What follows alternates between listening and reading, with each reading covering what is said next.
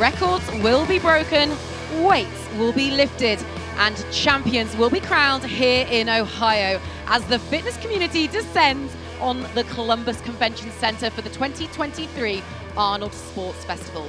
History is going to be made here this week, only on Rogue Iron Game.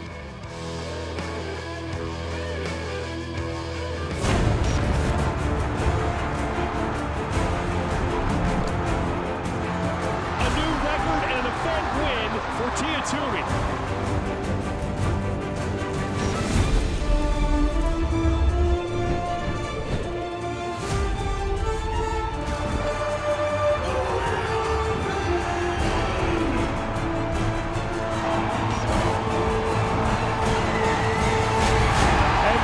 Has done it. He is your Rogue Invitational Champion.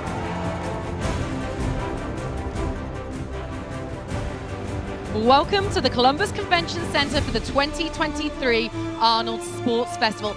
It's playing host to over 60 sports events across the weekend, and amongst them, the Arnold Strongman Classic.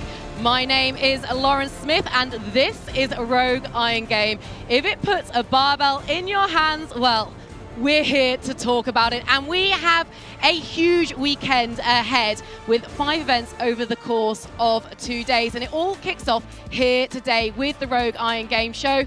We're going to be starting off with event 1, the Wheel of Pain, and closing out the day with the Austrian Oak log press before reviewing everything that happened on Friday on the show. Saturday, 3 events, and at the end of them, a new Strongman champion will be crowned. And then, of course, there's a Sunday, and we are going to be breaking some Rogue records. So a huge amount to look forward to. And I'm delighted to be joined by 2 men at the heart of the sport on the Rogue Iron Game desk. It is Strongman Oracle, Dr. Bill Crawford, and 8-time Arnold competitor, Jerry Pritchett. I mean, this is a special occasion, isn't it, Bill? What's the vibe like across the venue today? Well, this is an entire sports festival, but this is the pinnacle of strength. This is the high altar of strength. This is the Arnold. So we have bodybuilding, powerlifting, weightlifting. We have Strongman, the Arnold Strongman Classic. This year we have professional women, professional strongwoman. We're very excited about that. We're also excited to see Mateusz Kieliszkowski come back in a stacked field. How is this going to play out? It's so exciting, isn't it? Jerry, for the athletes, what does it mean to compete here? Oh, this is huge. Like Dr. Bill just said, this is the pinnacle of strength athletics. Everything in strength athletics is happening here this weekend. And what makes the Arnold Strongman Classic so big is only 10 men and 10 women are invited to compete here. So all the top strong men and women in the world, only 10 in each class are here. Only 20 are here. That makes it huge. It's a huge honor just to be here and get invited here. And a huge honor for us as well. Well, we are going to park Strongman, but only for a little bit because the CrossFit season is underway. And a little bit earlier on, I caught up with analyst Adrian Conway to take us through it. Adrian, thank you so much for joining us here on Rogue Iron Game. Well, the season is well and truly underway, isn't it? How excited are you for what 2023 has in store? Oh, I'm terribly excited. I think it's going to be one of our more exciting seasons yet. Notable athletes are out, have already announced that they won't be competing at the CrossFit Games. We've got teams that are going to be vying for a top spot on the podium that have made their announced presence. And of course, I think on the women's side, we're probably going to see one of the tightest races that we've seen in perhaps the history of our sport. What were the main storylines coming in with the eyes on the men's competition? You know, I think that some of the top storylines that really stand out to me is that we've got this young, promising individual in Justin Medeiros who's already shown his dominance on the podium at the CrossFit Games, on large competition floors like the Rogue Invitational itself. And the question is, how does he deal with this repetitive success? Are these men like Jeff Adler, Noah Olson, Pat Vellner, Brent Fikowski, all with their focus on attacking the podium? How is he going to deal and manage with that pressure and his performance as we lead into this 2023 season? Obviously, we did our final open announcement yesterday, 23.3. But after 23.2 and 3 scored events, this is how your men's top 10 stack up. And what's really interesting is actually, Adrian, most of the names that you've just mentioned aren't on that list. But Jeffrey Adler is there right at the top. He won the Open back in 2021, and he looks dead set to do it all over again in 23. Yeah, and I got to say about Jeff Adler, he historically is a stronger athlete within our sport, not a ton of in-person competition experience. So he spent years developing his aerobic capacity. His team is supporting him in that way, and he's made great progress. This is a good place for him to show that. So I'd expect him to finish the Open strong here in 2023. But I also have to mention that a lot of these top contenders that I did mention previously that aren't necessarily in the top 10 now, the question is, are they having their priority and focus on the latter parts of the season, which of course they're going to deem more important? Or is this something of a charge from a new group of men that are going to be making a charge at the CrossFit Games or at the podium at the CrossFit Games this year? Talking about groups making a charge, on the women's side, this could be one of the open seasons that we've ever seen. Lots of athletes saying that they're not going to be competing this year. And at the top of that list, Tia-Clair Toomey. What does that mean for the field? Well, I mean, for me personally, it breaks my heart, right? For the field, I think that it means very clearly that for the first time in 6 years, we are going to be crowning a new champ. And by new, in quotations, I mean, we could still have the likes of Annie Thorstadter gracing the competition floor, Katrin Davidsdottir, who are both previous champions. But ultimately, from the women's field, it's opportunity. And I think it's an opportunity for someone to start a new storyline. It's an opportunity for many of these newcomers to actually see how they're going to stack up while the GOAT herself isn't present there, perhaps skewing a lot of other scores. So we're going to get some great head-to-head matchups this year in 2023. Yeah, and you know what? They're already doing a really good job. After 23.2, this is your current top 10. And those top 3, all former teen division athletes. Adrian, is this the youth revolution in practice? This is the youth revolution in practice. This is the next gen rising through the ranks. Mal O'Brien at 19 years old. We've got several other athletes that have all come through the teen ranks themselves with that previous competition experience. I think the big thing for us to take note is they're focused and they're mature. Their age isn't actually something that we can just judge them by because of the way they execute on the competition floor. And then for me, as a coach and analyst within the space, it makes me consider, is this next generation paving the way? Is this something that we're going to see continually? Or is this specifically a unique class of young women that are going to now have their grasp within the competition stage for years to come? So that's something that we're going to see, and I think it'll start to play out this year. And of course, it was only yesterday that we had the announcement for 23.3, where we saw Mal O'Brien go up against Danielle Brandon. And she didn't just come to take part, did she? She laid down a marker. How impressed were you of that performance?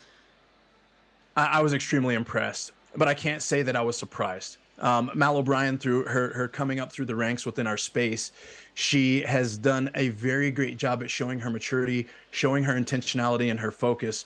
I think that, of course, she's got great potential, which is awesome. There are a lot of young women that have great potential in this space, but with the team that she's surrounded herself with and their wisdom that they bring to the table, a coach like Matt Fraser that's going to be able to keep her longevity in consideration and not just allow her to burn it down to be maybe the champ in 2023 or only have hindsight as 2024. But to have the big picture in mind, I think really makes her a threat. For her to execute the way that she did with only about 15 to 20 minutes to notice before 23.3, and I think there's potential for her to still go out with the best score in this workout, should be tremendously scary to the rest of the women's field, because someone with the ability to pace that way and show that capacity, it's a scary thing to witness. A scary but exciting thing. Adrian, thank you so much for taking the time to join us on Rogue Iron Game. Enjoy your day. We'll catch you a little later. Thank you. Well, another massive thank you to Adrian Conway, but we are going to turn our attention back to Strongman. And of course, I'm joined by Dr. Bill and Jerry Pritchett. Guys, in the build-up to this competition, there was a huge amount of news breaking across the Strongman circuit. You have Mark Felix announcing that his retirement or potential retirement is going to come after World's Strongest Man in April. And also Brian Shaw saying that this could be his last Shaw Classic as well. And as athletes are curtailing careers, well, one's announced that he might come back. Hathor Bjornsson, what does that mean to the sport of strongman? Well, I think it's great for the sport because Hathor is very popular. He's got the pedigree. World's Strongest Man, 3-time Arnold champion, Icelandic champion many, many times, 5-time Europe's Strongest Man. That's a huge accomplishment. talking to Hafthor about this, he likes the process. He's going to do some powerlifting this year, and he loves training. Can he come back and be the complete strongman that he was before? He got his static events up. He was always explosive and dynamic, but that's hard to pull all those things together. Can he do it? I think he can. And he's coming back to an exceptionally exciting field. 10 of them here today to take on the Arnold Strongman Classic. Let's meet our competitors. If you want to feel like a celebrity as a strongman, you come compete at the Arnold Classic. This is the show everybody wants to get that invite to. There's a lot of hype behind it. The Austrian Oak, the Wheel of Pain, the timber frame carry, the elephant bar deadlift, the stone throw. These are iconic events. It's going to be a tough one. There's going to be a lot of battling it out. It's 10 people. Top 10 guys here in the world, so it's going to be hard. Tom, Luke Stoltman, Trey Mitchell, of course. Kevin Ferris. Mateusz. And I'm really happy to be here. Mitchell Hooper, the Canadian warrior. Pavlo, his deadlift is looking really strong. My best exercise is deadlift. You've obviously got Bobby Thompson. You've got 4 of your top dogs in this contest staring at it. You're like, I really don't know how this is going to go. I think the biggest rival for me will be myself, because I haven't competed almost 2 years. Based on the events and how training is going, I think I can podium. Every competition, my goals is first place. I'm ready to kind of battle and get on top of that podium. All of us want to win when everybody's at their best.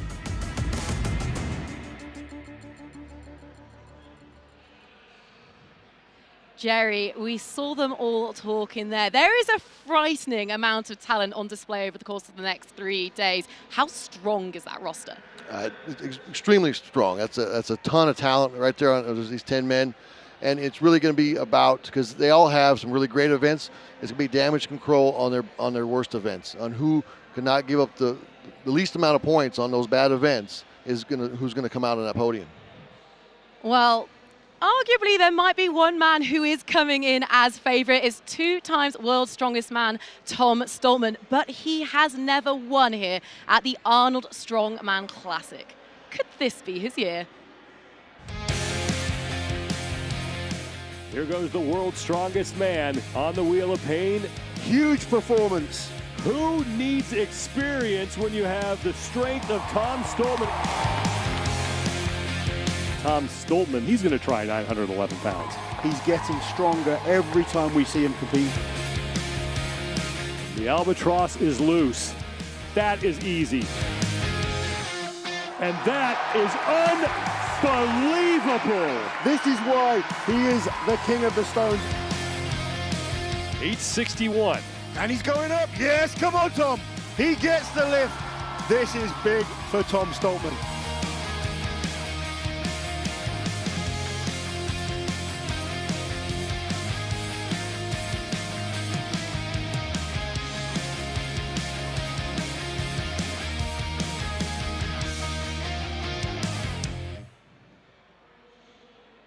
Dr. Bill, I assume we shouldn't read too much into his finished position from this time last year. 7th place probably doesn't do him justice. What should we expect from him this year?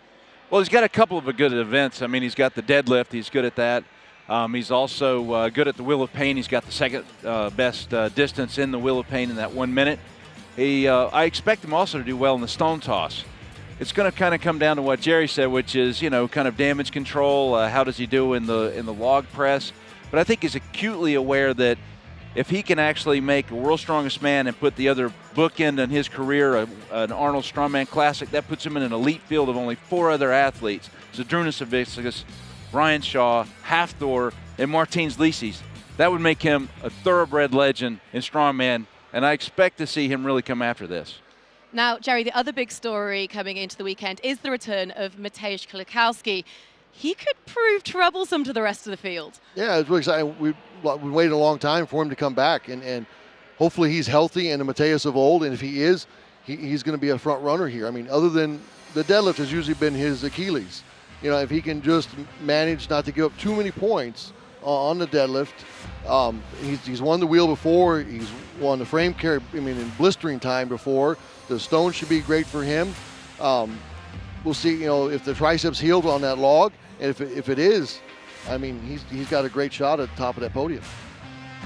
Tom Stoltman and Mateusz, obviously 2 key competitors, but they're not the only ones. Mitchell Hooper, Trey Mitchell, Luke Stoltman, there are a number of people who could really take a claim to this title. Yeah, you can't sleep on Luke Stoltman. You know, if Luke has a good push on that wheel today and comes, he will know he's going to be top on that log, potentially win the log.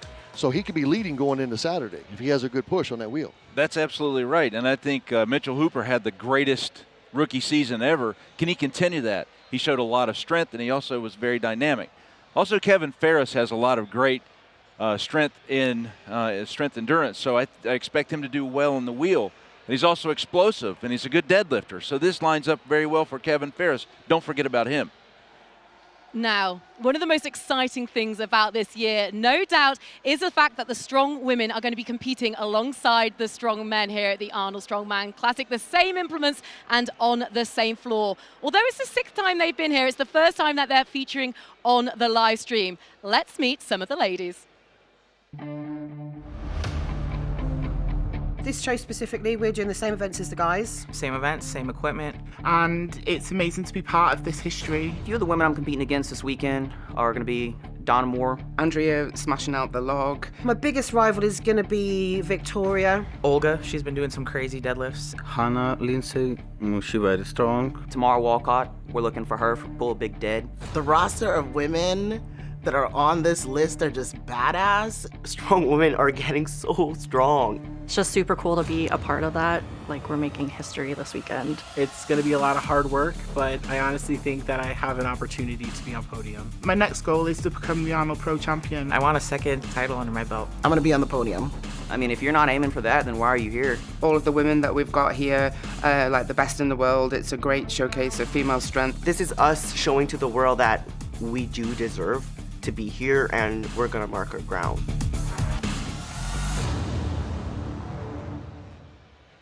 Jerry, 6 of last year's Arnold Strongman Classic finishers out of 10 are here this weekend. Just how impressive is this women's field? Oh, this has got to be the greatest women's lineup ever. I mean, we've got over half the field that's pulling over 600 pounds, and some of those in the mid to higher 600 pounds range, almost 700 pounds. And they're starting at their heavy log is 270 pounds. I mean, it's insane what the weights have went to. And the women, you think back, 20 years what they were doing, even 8 years ago, this is insane. It's exciting to see them on the same stage as the men and the same weight or same events and on the same platform as the men.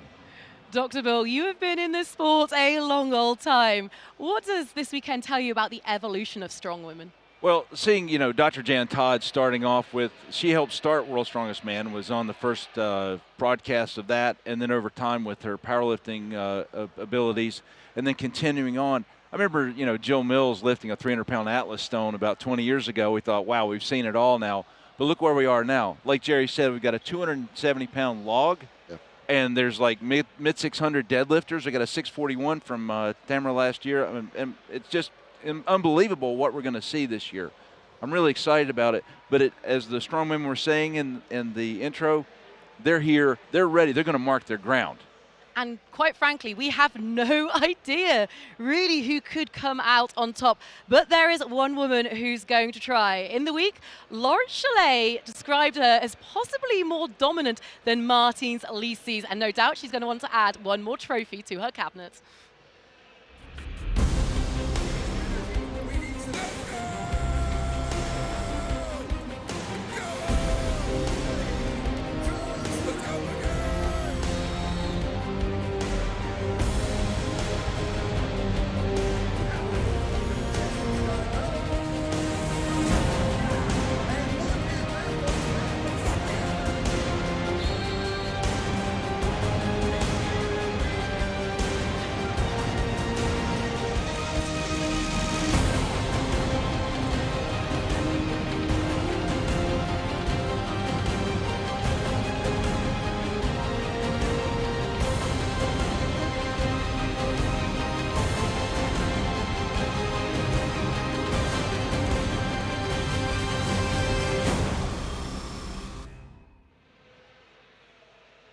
Jerry, Victoria Long is on a 4-event unbeaten run.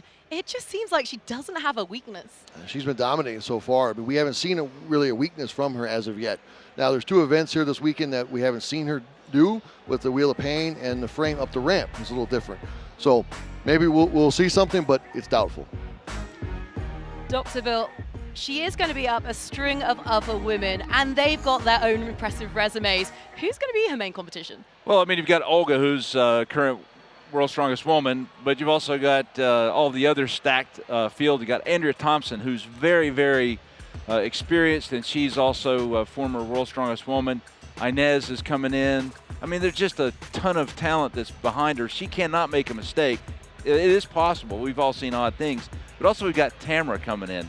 And Tamara Walcott's going to have to basically learn how to do Strongwoman right here on the platform in front of us. But she's got that huge deadlift, so she's going to push everybody in that event and see what she's got in the other events. That was a really exciting surprise, wasn't it? But of course, all of the ladies kick things off with the Wheel of Pain. It's an implement they have never put their hands on before, apart from briefly yesterday as part of the warm-up. It is 60 seconds, all out hell, as Jerry says, as far as you can go on this 2,000-pound implement. You can choose where you'll put your hands. You're not allowed to place your shoulder. You're not allowed to put it on your neck. And you have got to drive this as far as you can in 60 seconds. Jerry, what do you make of this as an opening event? This is a tough opening event. This is an absolute killer. I mean, your cardio, everything, your muscle endurance, everything is pushed to the max with this event. And so for this to be the start of our competition is really going to change things. So, I mean, you know, what you might thought you saw in numbers, you know, if guys were and girls were fresh going in the log, is going to be different after this. You know, so it's going to be who has the best conditioning to not only get through the wheel, but to recover in time to have a good performance on the log. Bill, what are your keys to this event? Well, first you've got to have leverage. Where do you put your hands and how do you place your hips so that you can drive the implement and keep that momentum going? And that's the second one, is to keep that momentum going, because once it stops, and Jerry can tell you, that sand starts to shift backwards and it almost stops on you. So being able to keep it going forward, and as soon as you lose steam, you've got to almost restart, which is almost impossible sometimes. Well, in terms of athletes to watch in event number 1, we know that Tom Stoltman and Mateusz Kieliszkowski are going to do some damage because they've both won on this implement in the past. But who else? Well, we talked about Kevin Ferris because he's got fantastic leg strength and some great endurance strength. We saw him last year carry the Denny Stone replicas for a record, which is a great feat of endurance strength. But also think that there are other athletes that have pretty big motors too. You put a big body like Luke Stoltman on this implement, and you also have the motivation of, you know, Trey to come in and show that he belongs on that platform. And then you've got Mitchell. I mean, you know, Mitchell hasn't, you know, seen this, and see what he can do with this implement also. It is the greatest implement in strongman, strongwoman history. And it looks incredible. Jerry, what about on the women's side? The women's side, there's a ton of strong women there, and they're going to be very athletic. I think very good performances on the wheel. But I tell you, I was standing next to Hannah Linzay's husband yesterday. After she got her hands on the wheel, she walked over with her eyes that big and said, "I'm going to crush that tomorrow." So I look for her to be the dark horse. I'm going to name her the Iron Horse because of her job, and I think she's going to come out and surprise a lot of these other women today. Yeah, so Olga's going to, you know, give a good account of herself in this event, and I expect to see the other women to also really be able to push this. They seem pretty comfortable when I saw them yesterday. Yeah, I think Donna Moore as well. She's a little leaner and a little more fit maybe than she was in past years. So I think an event like this is really going to suit her really well now. It's so much about adaptability, isn't it? Let's take a little reminder of what we've got coming up over the rest of the day. Obviously, kicking things off with the Women's Wheel of Pain, followed immediately by the men. We're going to come right back at you with the Rogue Iron Game show to preview and review, and then the American Oak log press to close out the day. It's an exciting day coming up, isn't it?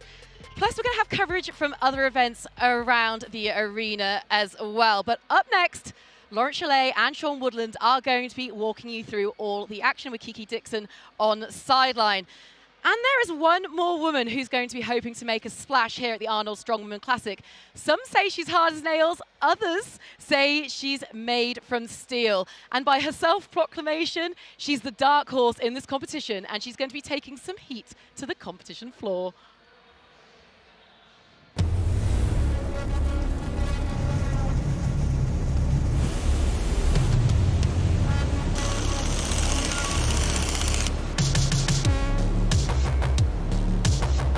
I've worked in a steel mill for 3 years. We're a sheet metal group. We're basically taking liquid steel and turning it to a solid bar.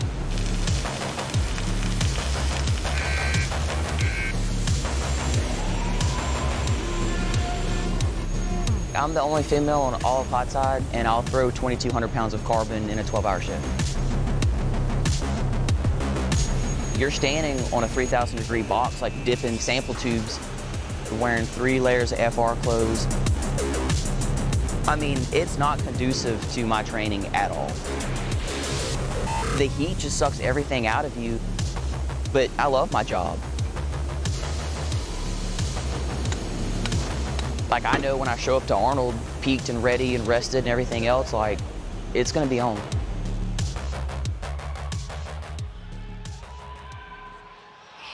Very close. She's got 5 seconds. Can she do it? Gonna try and give it a throw. Oh, the buzzer beater! Hannah Linzay! I did the bag toss in 2020, and I broke that record with like 5 seconds to go. That was really cool. Probably the coolest thing I've done so far. Leif has started calling me Swampy and Swamp Monster and everything that can be termed from that. She's my coach, and no one's ever nicknamed me before. And, you know, I'm from Louisiana, so it kind of plays into a huge part of that. But really, a lot of people see me when I compete being very intense. I mean, I'm into it.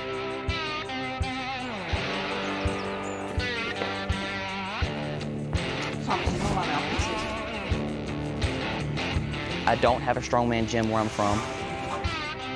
And I went home for Christmas. I brought over 1,000 pounds of plates and equipment to my dad's house, and I was like deadlifting. You know, he came outside and he was like, "Are you almost done? Because you're shaking my house." Been competitive my whole life. I started playing soccer at 7. Ended up getting a scholarship at LSU. Been doing strongman since 2017, and kind of went up the ropes fairly quick. Why do I do what I do?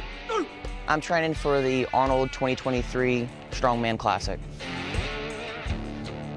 I like to push limits and boundaries.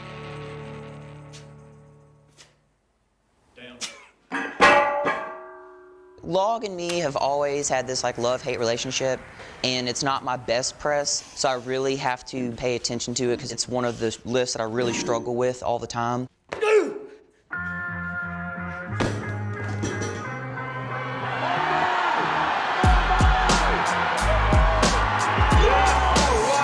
This is the first year that Rogue has actually taken over the Strongman Classic for the women.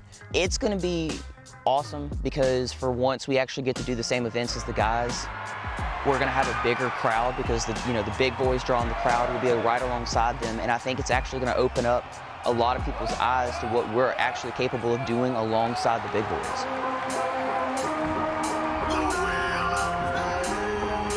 I mean, when they dropped that Wheel of Pain, like, what, 3 years ago? That was sick. And it's like, man, if I could just push it, then like, here we are, we're gonna be pushing it, you know?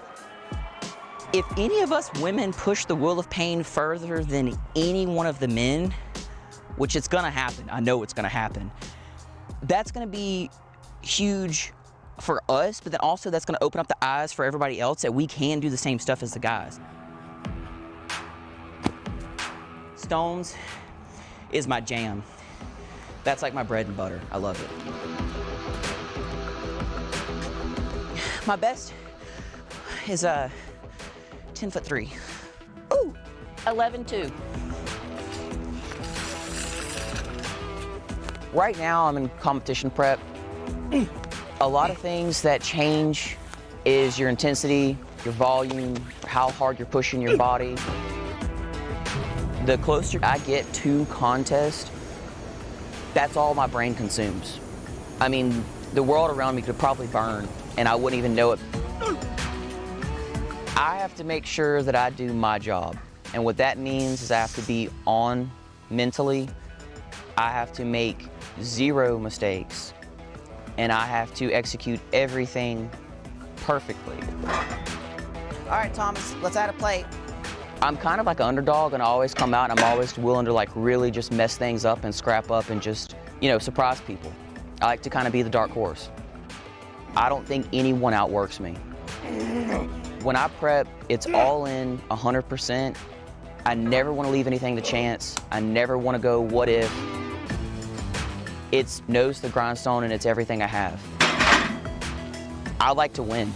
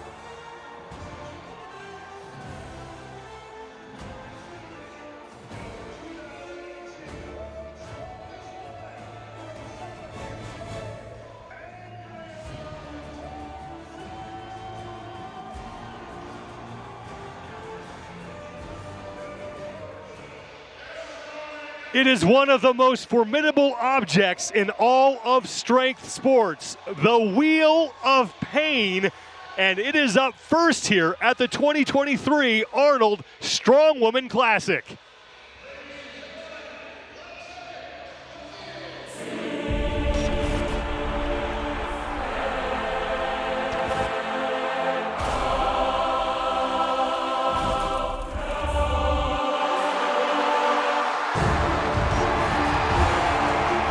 Has done it. He is your Rogue Invitational Champion.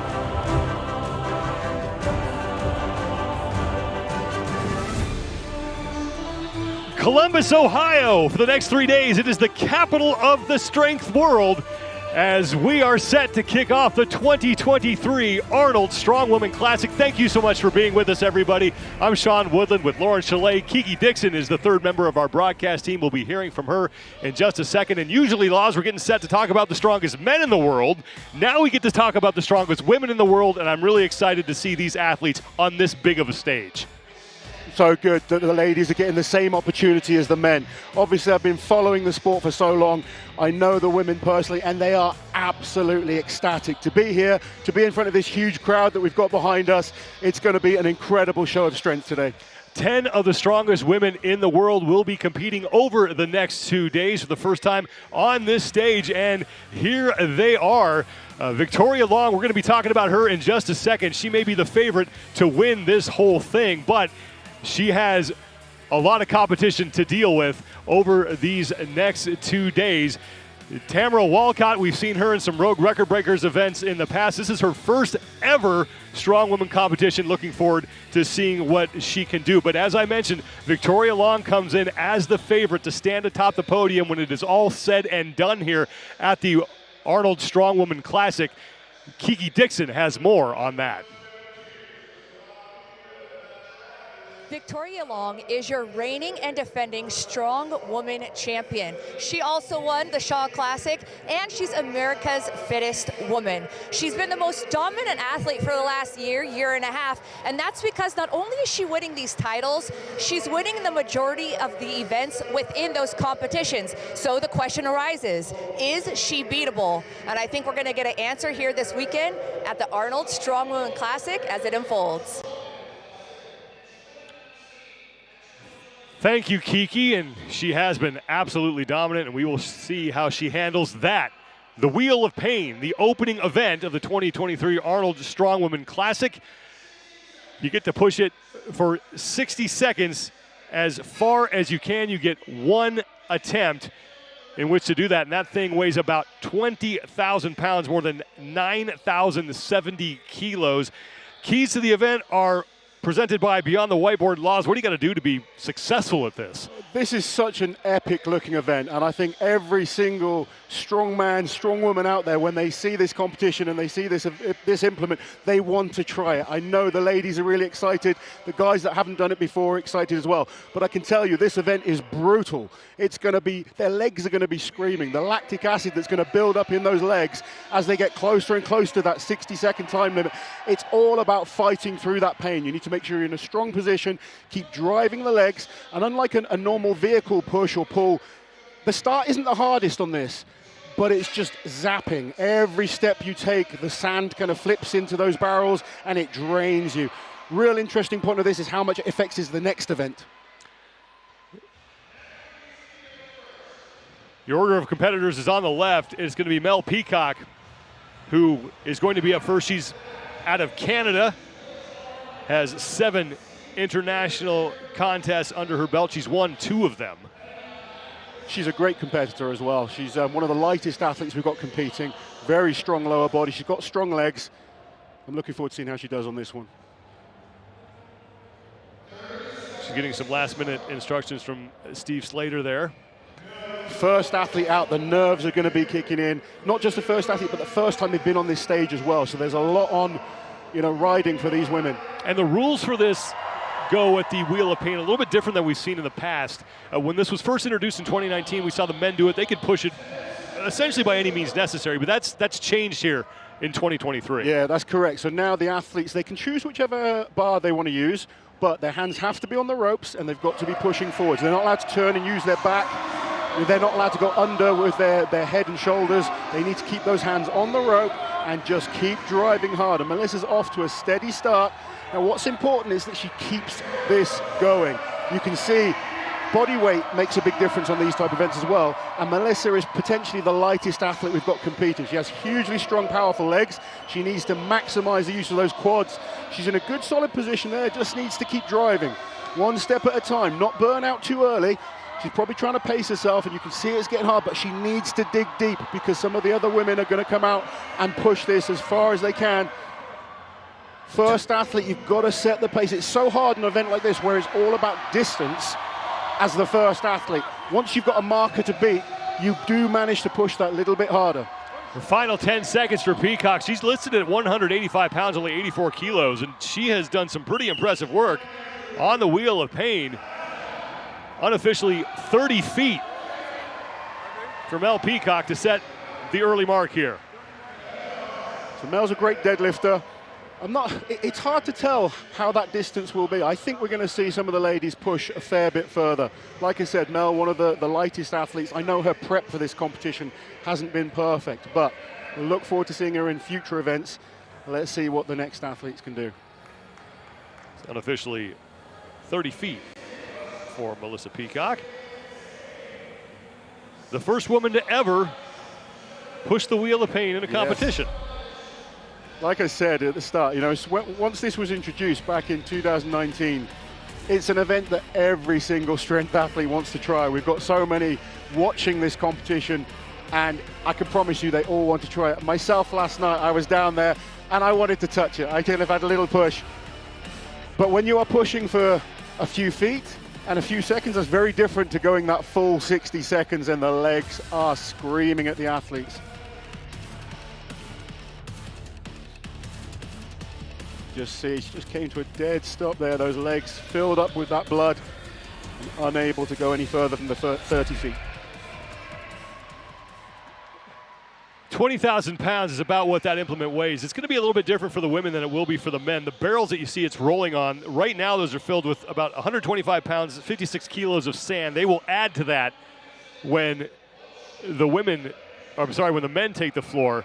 And what the sand does, it's just hard to get any momentum on that thing. Absolutely, like I said, you know, people can compare it to like a vehicle push or pull, but a vehicle, once you break that initial inertia, it can get a little bit easier for a while. Whereas this is just the same all the time. You kind of go a few feet and it's like restarting once again. Our next athlete, Victoria Long, last year's champion. This will show us what a good distance is.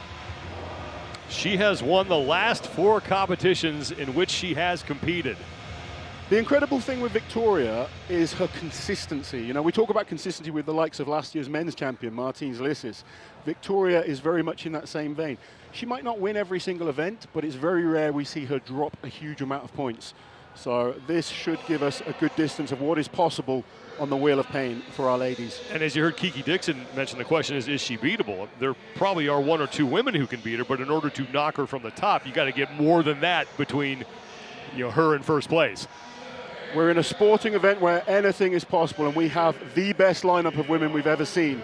But yeah, if I was a betting man, Victoria would be the one I'd be parting with my money on at the start of the competition. Let's see how it plays out.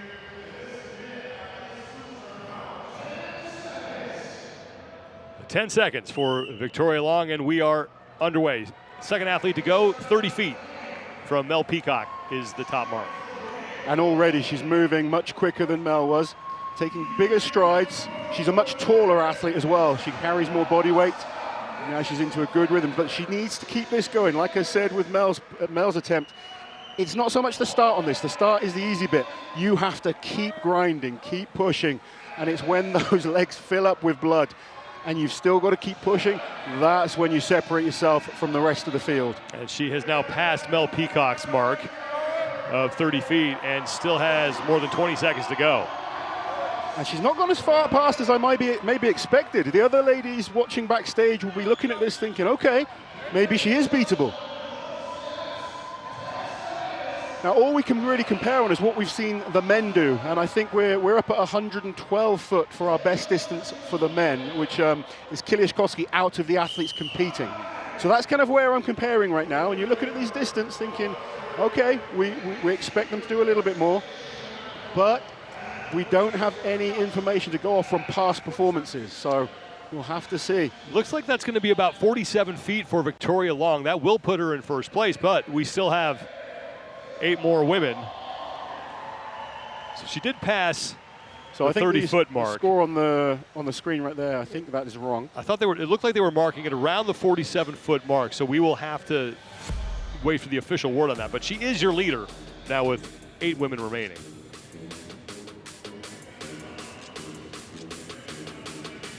Again, started well, good driving, interesting footwear choices, and that's an important thing on this type of event, is getting the right footwear. Normally, if you're outdoors, athletes would use a rock climbing type shoe to kind of grip against the floor. In here on the mats, I think maybe like a walking shoe or something like that would be my personal choice. You kind of want to create good grip.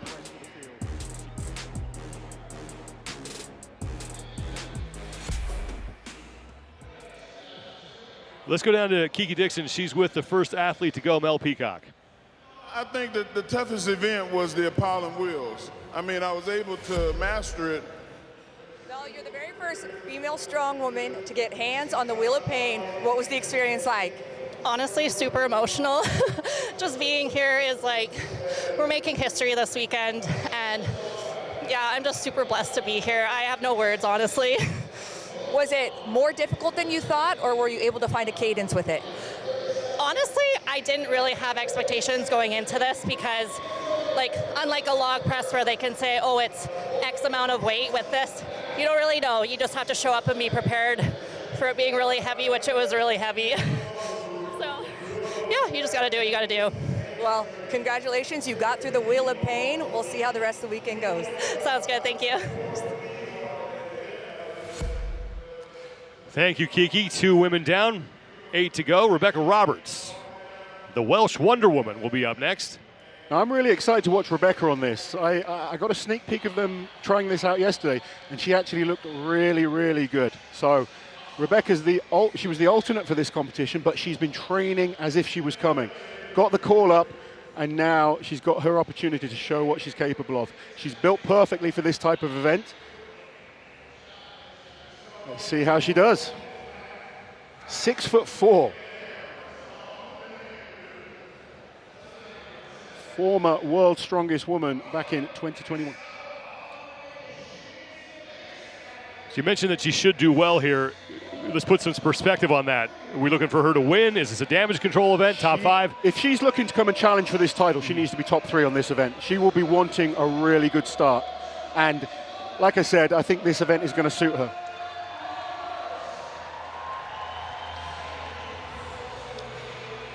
Rebecca Roberts will need to beat about 47 feet in order to take the top mark away from Victoria Long.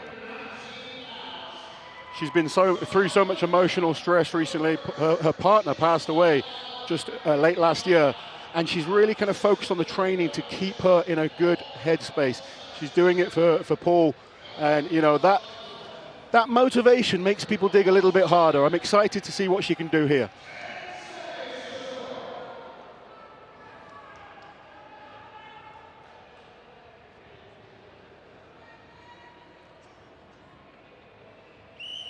And here goes Rebecca Roberts. And she's moving this well.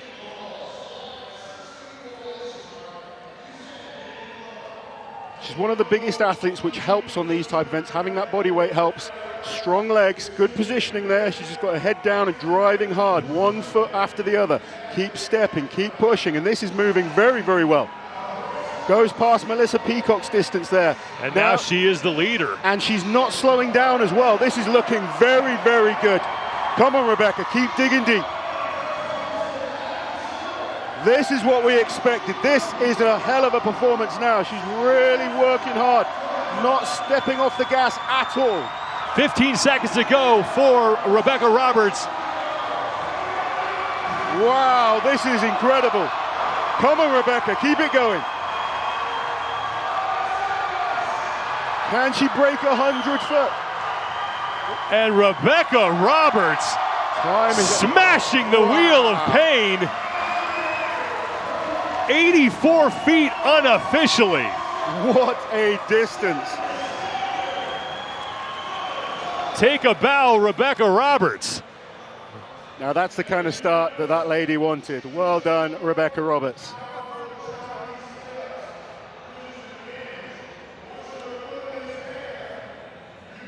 Let's take another look at that impressive effort from the Welsh Wonder Woman. Look at this. You could tell right from the start she was moving really, really comfortably. She's one of the biggest athletes with just short, powerful steps, using those quads well, pushing hard with the arms. And the impressive thing, she just didn't slow down. She just kept driving and driving and driving all the way through that 60-second time limit. Great performance there by Rebecca Roberts. And with 7 athletes to go, Rebecca Roberts putting up an impressive mark, looking to possibly win the opening event here of the 2023 Arnold Strongwoman Classic. And we were talking about this earlier.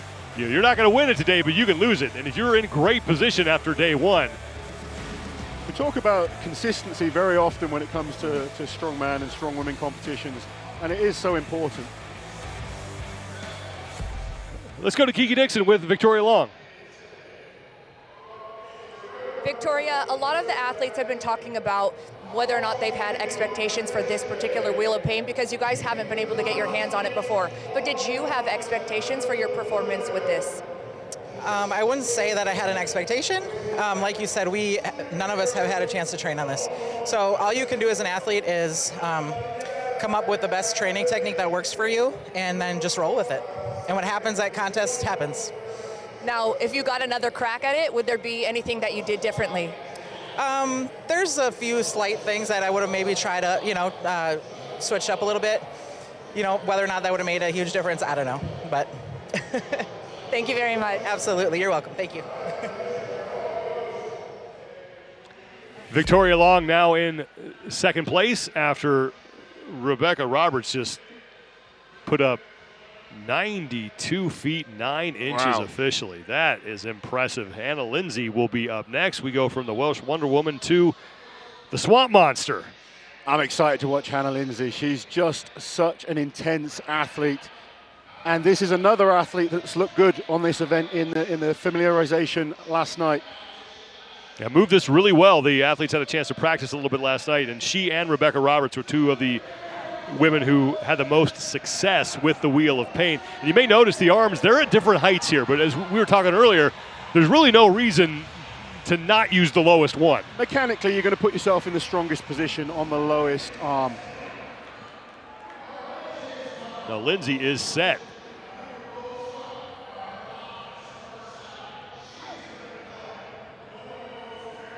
I don't know if the Wheel of Pain has ever been afraid, but it might be now. I'm actually a little bit afraid myself, stood here watching. But Hannah's such a fierce competitor, but a lovely athlete away from competition. But she wants to win. She loves to prove to everyone what she's capable of. Third place at last year's Arnold Strongwoman competition. She wants to improve on that. 92 feet, 9 inches is the mark that she will be shooting for here.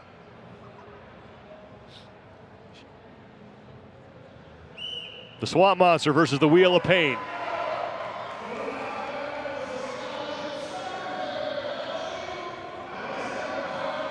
She's not moving as well as Rebecca was at the start.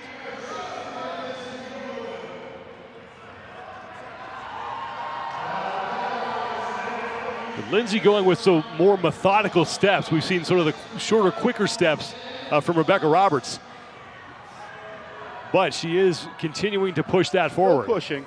One thing you have to be careful with as an athlete on these type of events that are going to last the full 60 seconds, you don't want to burn up too much energy beforehand, and that potentially could be something we're seeing here. She's such an intense athlete. When you're psyching yourself up that much, has she perhaps burnt out a little bit more energy early on because she looked better than this warming up last night? But it all comes down to what you do on the day. All about performance on the day, not what we do 2 weeks before or the night before. And unfortunately, I don't think she's going to be too happy with that. Well, Linzay will be in third place with that mark of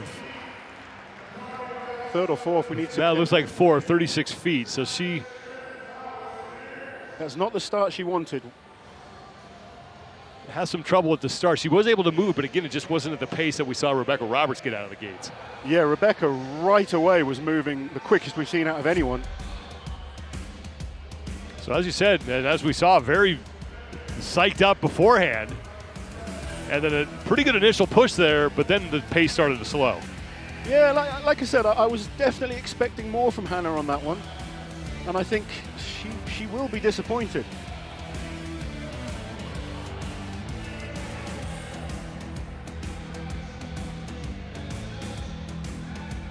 And this is when she really started to labor. It's interesting footwear choice again.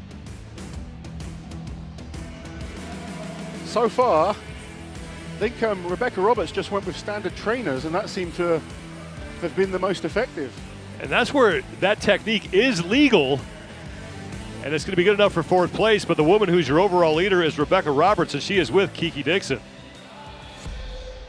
Rebecca, you had an incredible performance at your go at the Wheel of Pain. It looked like you were doing short and steady steps. Is that what just ended up happening, or is that intentional in your approach to this?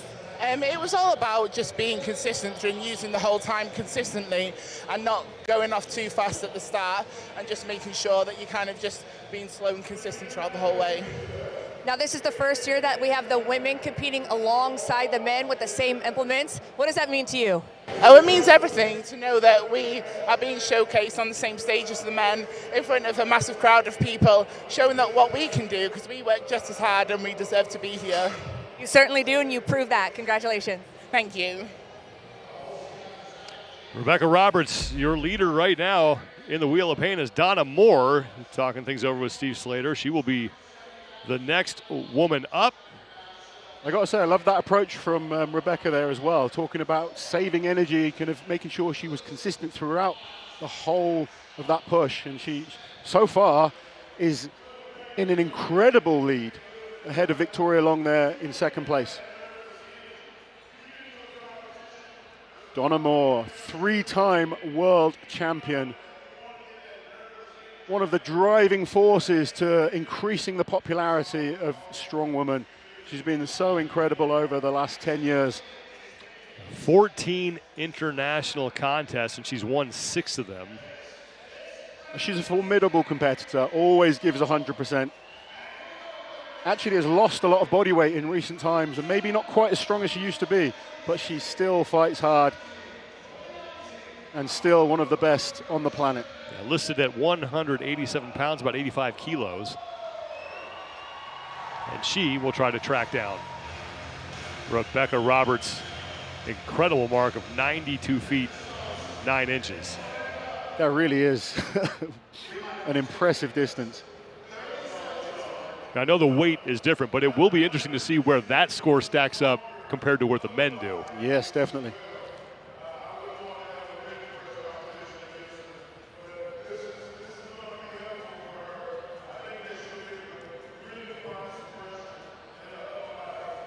We will be halfway through the field after Donna Moore's attempt.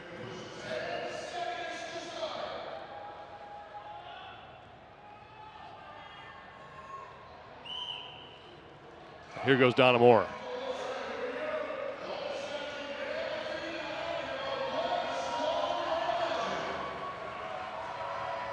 There we go. So Donna going for the more steady approach. And you can see how that thing kind of rocked back on her when she first pushed it. And that's what that stand does in those tumblers. You just cannot get any real momentum on this. She's into a better rhythm now, and she's got some markers that she'll be aiming to go past. So she knows every little name she goes past is good points. This is good, solid work by the former 3-time world's strongest woman. Donna's already moved herself into third place. I think she possibly and now that should be second place now. This is a really 10 good... seconds left. Yes, come on, Donna, keep working now. I don't think she's going to catch Rebecca, but there's still some formidable strong women to come. She needs to keep pushing as hard as she can. Donna Moore will be in second place with 5 women remaining, about 54 feet unofficially for her. And that is a solid effort for Donna Moore.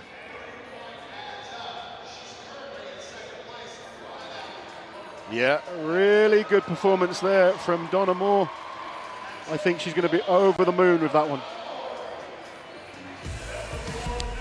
Let's take another look. Donna Moore moves herself into second place with 5 women to go.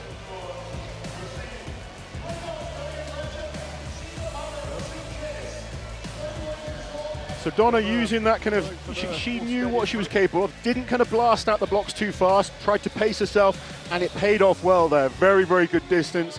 Worked hard throughout the full 60 seconds. Good positioning there, driving hard with every single step. You really can't kind of cruise on this type of event. You've got to keep working with every single drive of the foot. And Donna did that very effectively there. 54 feet for Donna Moore, puts her into second place so far.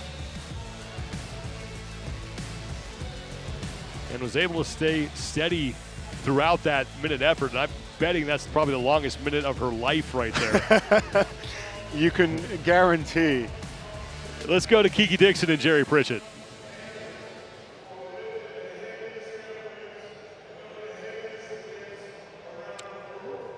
Let's send it to Kiki Dixon and Jerry Pritchett. Jerry, you've been able to watch, keep a close eye, I should say, on what these athletes have been doing as they've been coming through. What techniques are you seeing that's working and what's not so much so far? Sort of the biggest difference is the athletes are taking those big strides. They get it moving and they continue with the big strides. It's just taking too much energy, too much power to put in those big strides. Or like the 2 best times we've had are short, choppy steps. Just keep it moving, kind of like a truck pull. And the other key is to keep the shoulders in a locked out position with your head through, where you kind of get your hands out in front of you like you're almost like having to constantly push on it. It's too taxing on the shoulders, just wears you out too fast. And you would certainly know because you have pushed this twice? I believe 3 times. Or 3 times. 3rd time's a charm, perhaps. Were you reliving through your journey while you were watching the Wheel of Pain happen here? Yeah, definitely. A couple of athletes asked backstage. Donna just asked, some short, choppy steps. Just learn from my own experiences. And you can see the difference on the ones that, they're just wasting too much power on those big strides. Thanks, Jerry. Appreciate your insight. Thank you, Kiki and Jerry. Inez Carrasquillo is up next. Great insight there from Jerry Pritchett, a man that's done this a number of times. And yeah, he's talking about those smaller steps, they save energy. You go for those bigger steps, you're requiring too much power, too much energy is being burnt up when you try and do that. It's like doing like a deep squat versus a quarter squat, basically. You're going to be able to handle more weight in that shorter range of motion. Inez here, another fantastic athlete, someone that's really burst on the scene over the last few years. Interested to see how she does on this one. Such an unknown, this event. It's exciting for me watching. I know what they can do on the deadlifts, I know what they can do on the log lifts, but this is so new to all these athletes.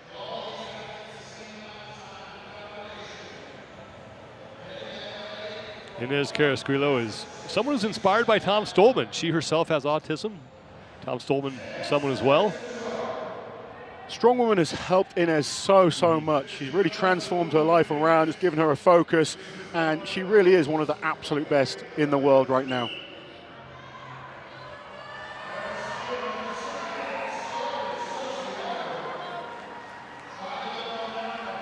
And she has that moving pretty well now. Moving really well now. Look at the arm positioning, the head is through, nicely locked out like Jerry was mentioning earlier. Driving hard with every step. This is moving very well. Those shorter steps that Jerry was talking about also being employed by Carrasquillo, and now she has already moved past 3 competitors. Halfway. So 4th place, now 3rd place. And creeping up on Donna Moore's mark. Needs to keep working. She's got about 20 seconds to go. Needs to keep pushing, just burning that energy out a little bit too much now. And look at that, how that sand makes it rock back when you stop pushing.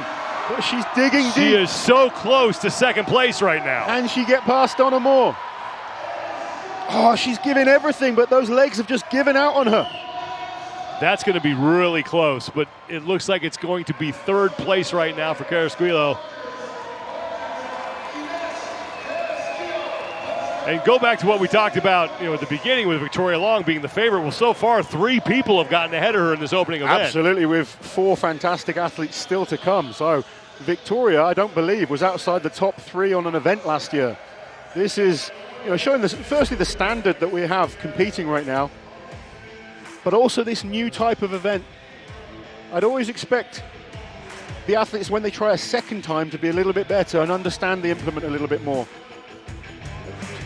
Inez started really well, but you can see there are quite big steps, which in the end just burnt up a little bit too much. But still, very solid performance, I think, finishing in 3rd place there. Such a cool looking piece of kit. When you go out onto the stage and you realize how big it is. It is massive. Let's go to Kiki Dixon, who is with Donna Moore.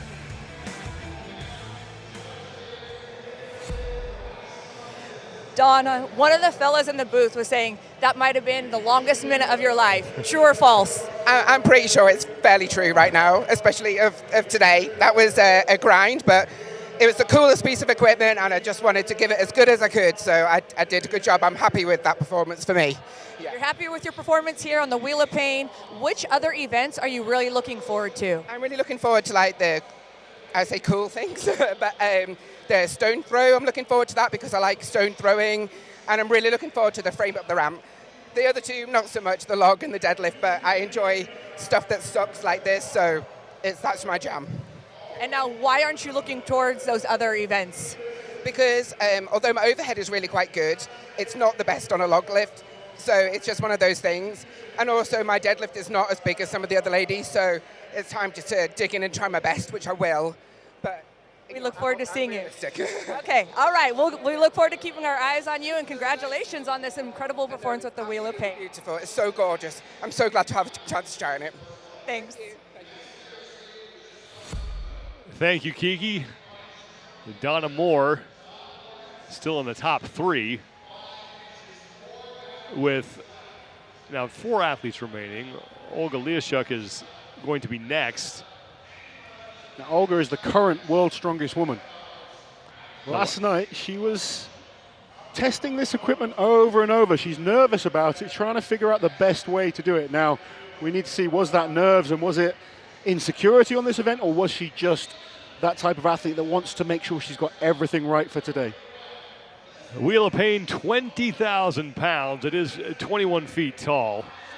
And it looks a lot like the one in the Arnold Schwarzenegger movie Conan. The biggest difference is just the height. They had to make it smaller in order to make it fit into the building. Olga Liaschuck, current world's strongest woman. She's also a former champion here at the Arnolds. Real determined athlete. Let's see how she does on the Wheel of Pain. Well, you mentioned last night that she was the one athlete that really messed around with this the most. Is this a damage control event for her, given what you saw from practice, or do you think she has a chance to put up a really good score here? One thing with these Ukrainian athletes, they're very smart, and they often we see it with Novak quite often. He's methodical. He's thinking about how to do things, and sometimes you watch him in training, and then suddenly he doesn't look so good, and then in competition he's good. Will we see that with Olga right now? She's a very determined athlete, and already she's looking better than she did last night. Not fast, but she's driving slow and steady, making sure each step keeps moving.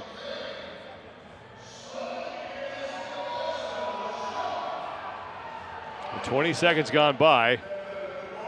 And she's clearly not going to beat the likes of Rebecca Roberts here, but she will be looking at some of those names on the floor and thinking, right, I need to pick up points now.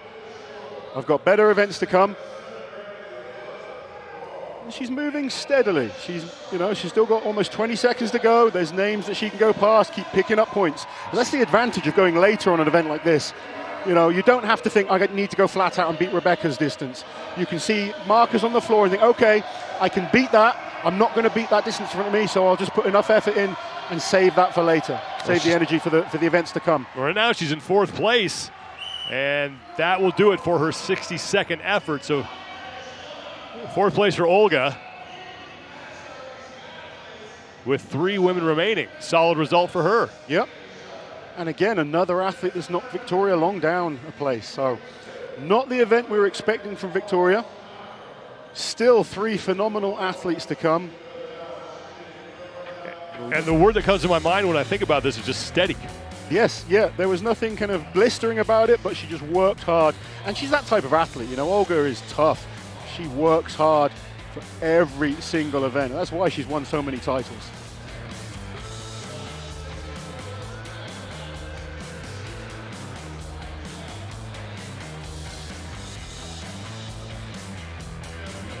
So Olga Liaschuck is in 4th place right now, but let's send it down to Kiki Dixon, who is with Inez Carrasquillo. You've completed your first event here at the Arnold Strongwoman Classic. What are the emotions? Where are the emotions at now that you've got your first one under your belt and you've got several more events to go? So I feel really good. This was the event I was most worried about, really, besides the deadlift. So, because you can't really practice this at home. So we didn't really know how it was going to play out. I'm feeling happy. 2nd place is a good place to start right now. So hopefully I keep my position. And yeah, I had a lot of fun. It showed. Congratulations. Thank you so much. Inez Carrasquillo right now in 2nd place, as we have 3 athletes remaining, and Tamara Walcott will be up next, making her first appearance in a competition. Yeah, it's incredible. We've seen Tamara here at the Arnolds before, taking part in the Rogue Record Breakers. Unbelievable deadlifter. She is the powerlifting world champion, so we know she has the static strength. The interesting thing for me now is watching how she can do in a full strongwoman competition. Her first ever strongwoman competition is the Arnold Strongwoman Classic. What a contest to take part in. Last year, she deadlifted 641 pounds at the Rogue Record Breakers during the Arnold Sports Festival. We got to watch that. So this will really show us. If she puts in a big performance on this event, I think the other girls are going to take notice, because we know she's going to be good at the deadlift. You'd expect that kind of bench pressing power that she has to be able to transition into the overhead. And I think watching her deadlift last year, where she did the deadlift without straps, I think she's going to be good at the frame carry as well. So this is the one. She's used to power. She's like 1 rep, heavy weights. This is more endurance based. Let's see how she can transition to this type of event. She's a real unknown in the strongwoman world. We know she's a great power lifter. She's got this regalness about her. She's a mother of 2 sons and works as a property manager when she's not slinging around heavy weight.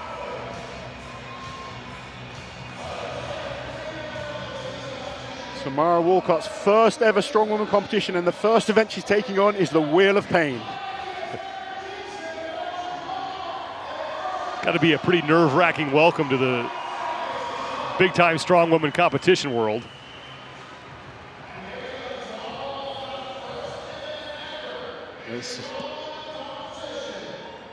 I like that she's staying nice and calm.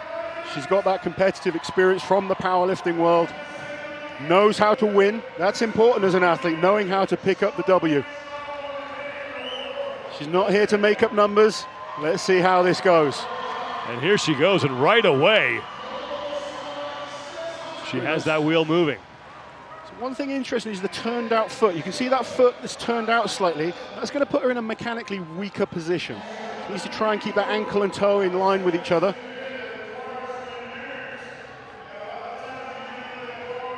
Moving steadily, not as quick as I think she'd like, but she's still moving, and she knows there'll be targets to beat. I can't see her challenging some of the top distances on this. Now, this was always the worry with someone like Tamara, who has incredible 1 rep strength in the gym. We know her legs are strong, but that's for 1 repetition. Strongman, strongwoman competitions, you've got to go through that lactic acid kind of territory. And she's struggling here, currently in last position. Walcott is trying to track down. There we go. She's getting up. Can she go past? Is it Hannah Linzay's distance? Hannah Linzay for 7th, and she is right there, but it looks like time is going to run out. Don't think she's managed to do it. And doesn't look like she's going to get there. So Walcott will be in 8th place with just 2 athletes remaining.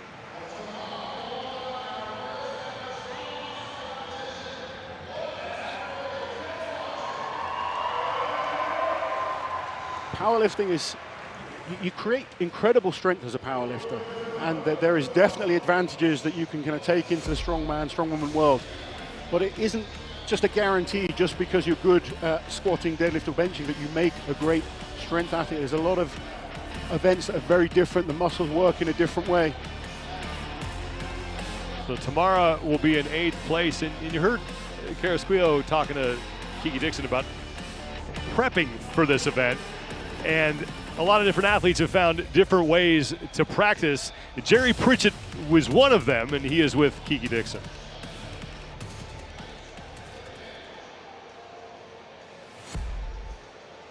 Jerry, you've pushed this wheel of pain 3 times previously. What did you do to prepare for that? I did a variation. I was pushing a yoke in the gym, almost using it like a sled. I pushed truck with hooking a tire. I think one of the last times we did with the Conan's wheel, where I put wheels on my Conan's wheel in the carriage and then hooked a tire to it. We put a sandbag in the tire. That way I could push in the arc of this, because it's a little bit different than pushing straight.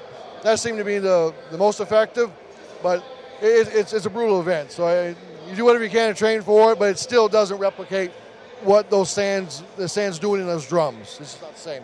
Yeah, I was going to say, how surprising the first time that you approached the wheel of pain, even with all the training that you did, how surprising was the actual event itself?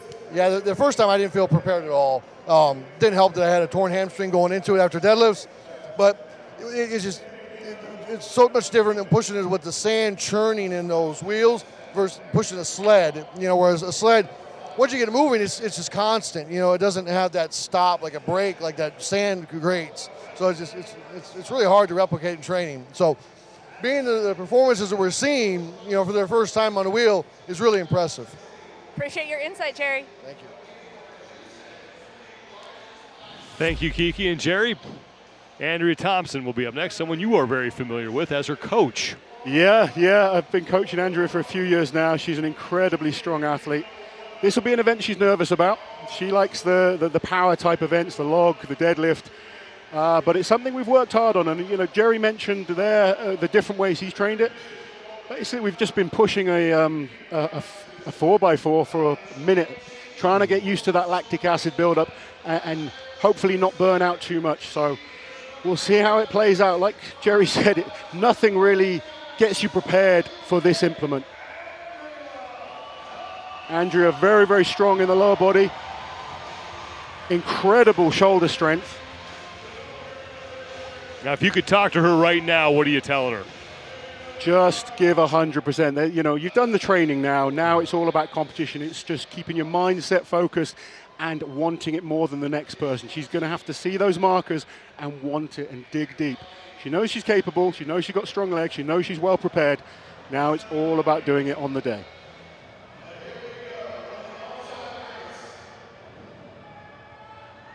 Every single one of these athletes at the start here, they're going to be super nervous. Not just for the competition itself, the events, but the pressure of having this huge crowd watching them. They're not used to that. The guys we know are used to that kind of bigger crowd now, but for a lot of them, they're not used to this size of crowd. So nerves are going through. Here goes Andrea Thompson. So Andrea off to a steady start as well. Not as quick as the likes of Rebecca that we've already seen, who's blistering distance. Andrea needs to be very similar to Tamara and some of the others and just keep pushing as hard as she can.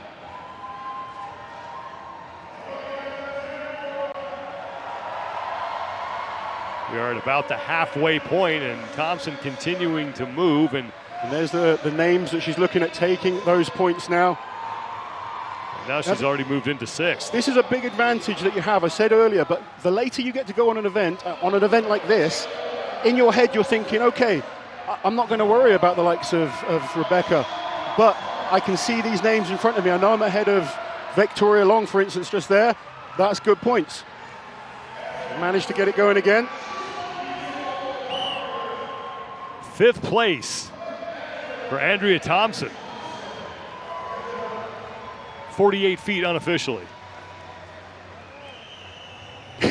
Got to be happy with that as her coach. As long as she's happy, I'm happy. You know, she knows she's got some great events coming up, and I think she'll be happy enough with that.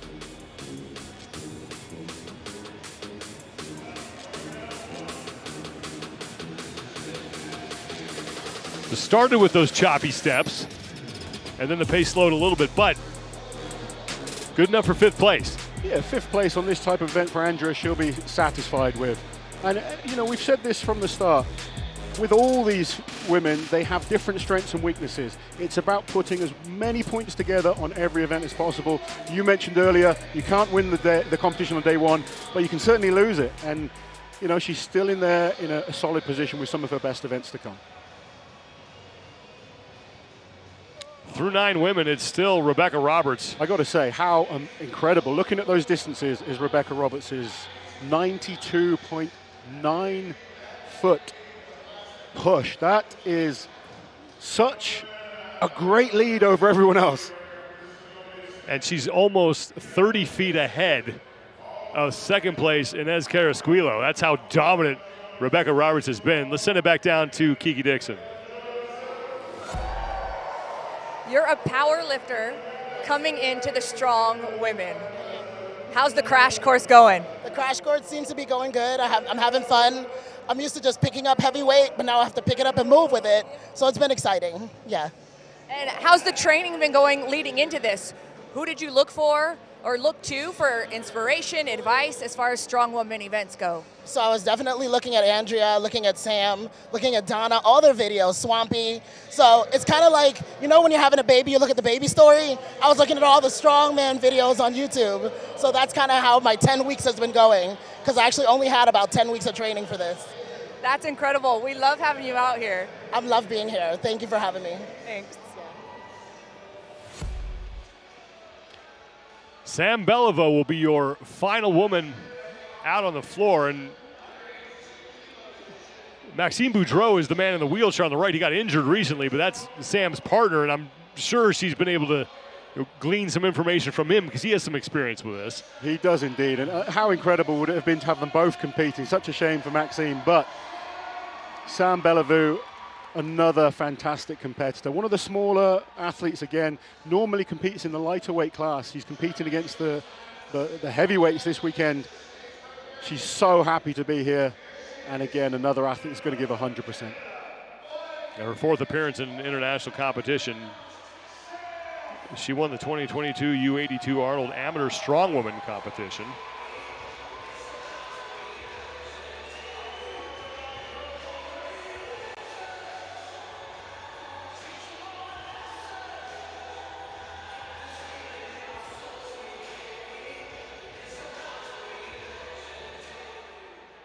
Let's see what Sam Beliveau can do with her 62nd effort. 92 feet, 9 inches is the mark to beat. And then we have a whole cluster of athletes about 13 feet apart in 2nd through 5th.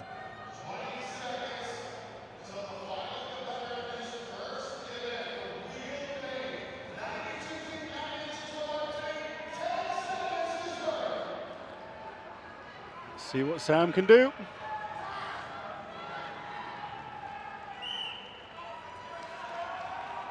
"60 seconds for Sam Beliveau.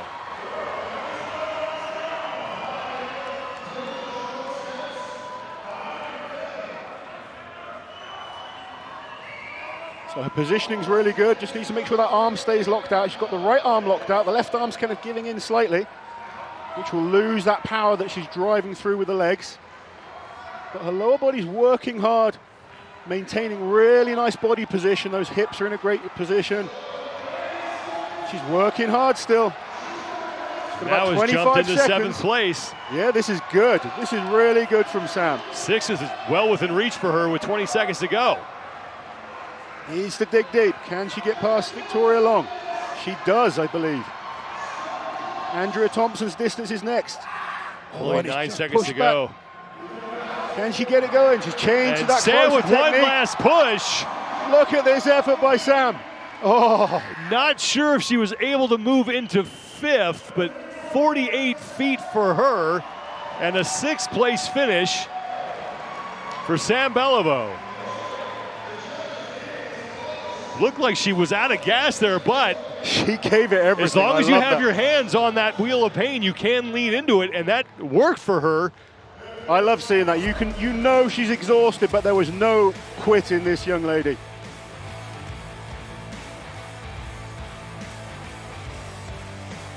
So as you mentioned early on, Laws, that left arm just buckling a little bit in the initial phases of this push. It's just little things like that that you take small percentages.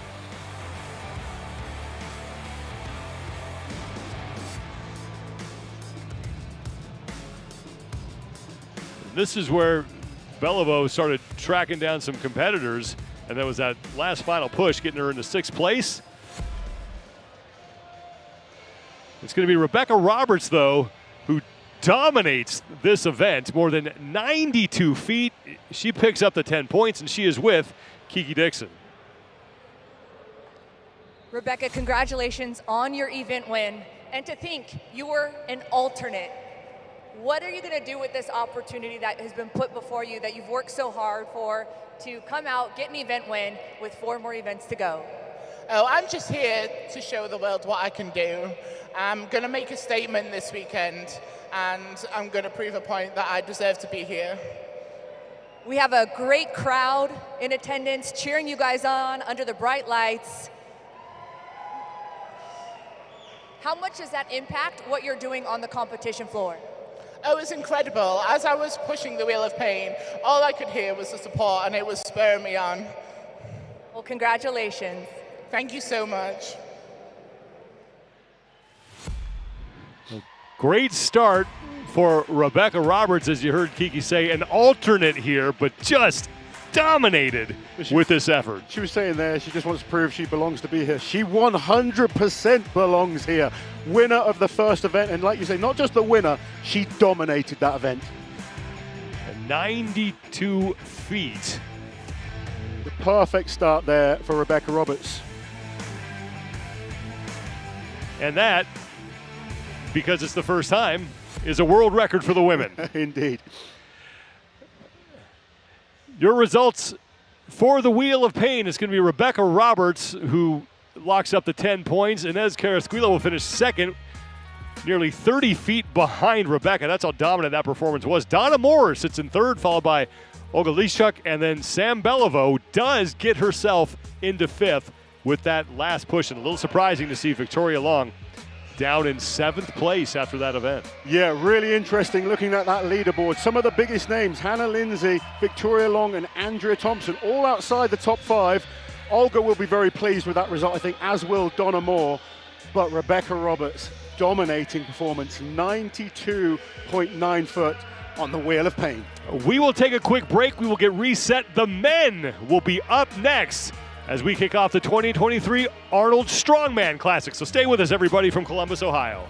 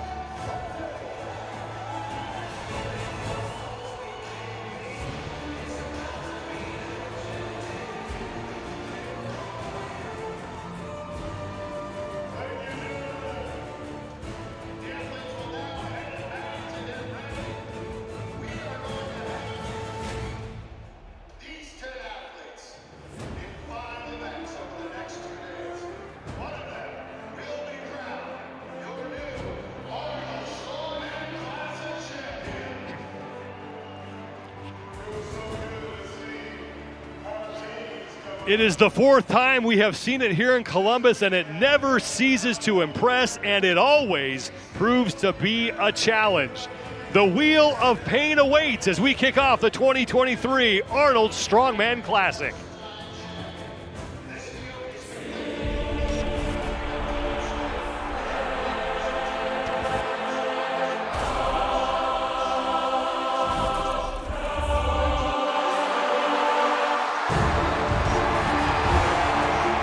Has done it. He is your Rogue Invitational Champion.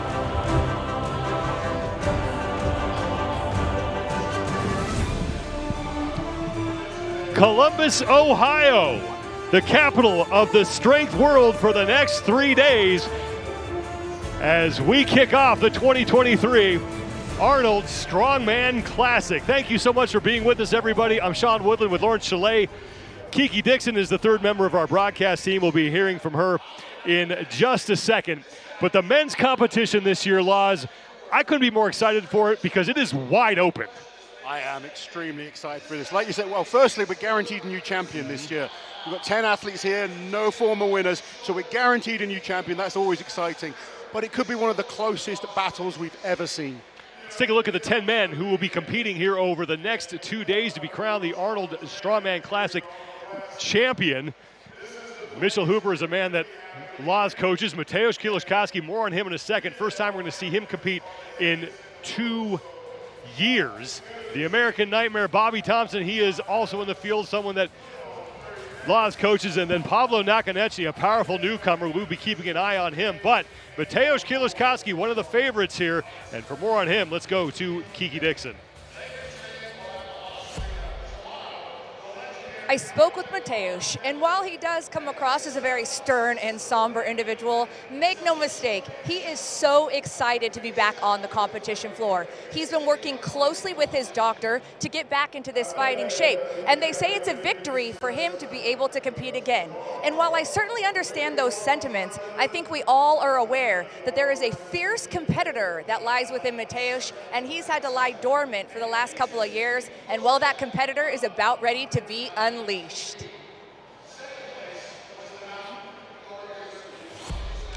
Thank you, Kiki. Really looking forward to seeing Mateusz Kieliszkowski compete. It has been a while since we have seen him on the competition floor. The Wheel of Pain is event number 1. You got to push that thing as far as you can in 60 seconds.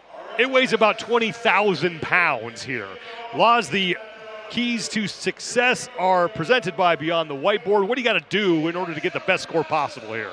Such an important event, this. Obviously, it's going to lay the foundation for the whole competition. But we are talking endurance and leg strength. They need to be capable of working hard for the full 60 seconds. And that is very, very draining. We've got some incredible athletes, though. The likes of Tom Stoltman and Kieliszkowski both have won this event in the past. Tom Evans will be the first man out. He's a strength coach at the University of Delaware. He played college football at the University of Richmond. And in 2013, he got to live every offensive lineman's dream. The guy caught a 2-point conversion in his team's win over Albany. So actually got to catch the football as an offensive lineman. And he's used to pushing things around here, and we'll see how he does with the Wheel of Pain. I've been super impressed watching Tom over the last few years, really establishing himself very, very well on the strongman circuit. This is a big step up now, though. So let's see what Tom Evans can do with the Wheel of Pain. And already he's pushing hard on that implement. This is a good pace already. Now, the key here, as I mentioned earlier, is that he can maintain this for the 60 seconds. You don't want to go too hard at the start and burn all your energy halfway through. 60 seconds is a long time, especially when you're doing an event called the Wheel of Pain. Very excruciating event. Halfway through, and Evans is knocked out about 50 feet here and counting, continuing to move. He's going very well here. Starting to slow a little bit, but he's digging deep now. Just coming up to 15 seconds left. Every step that he gets, he knows is important. So hard being the first athlete out on an event like this. The final seconds for Tom Evans. And he's able to gut another couple feet out of that thing. And that's not a bad distance at all there. 84 feet unofficially to start things off for the men.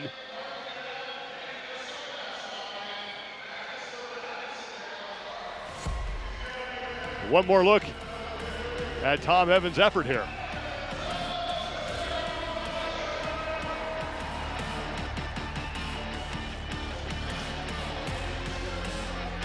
So, Thomas Evans, our first athlete out. He's put in a very solid distance there, approximately 84 feet. Now, if we kind of compare that to Tom Stoltman's best at the Rogue Invitational 2021, Tom won with a distance of 89 feet. I have a personal feeling that doing it indoors is slightly easier, so I'm expecting bigger distances than that.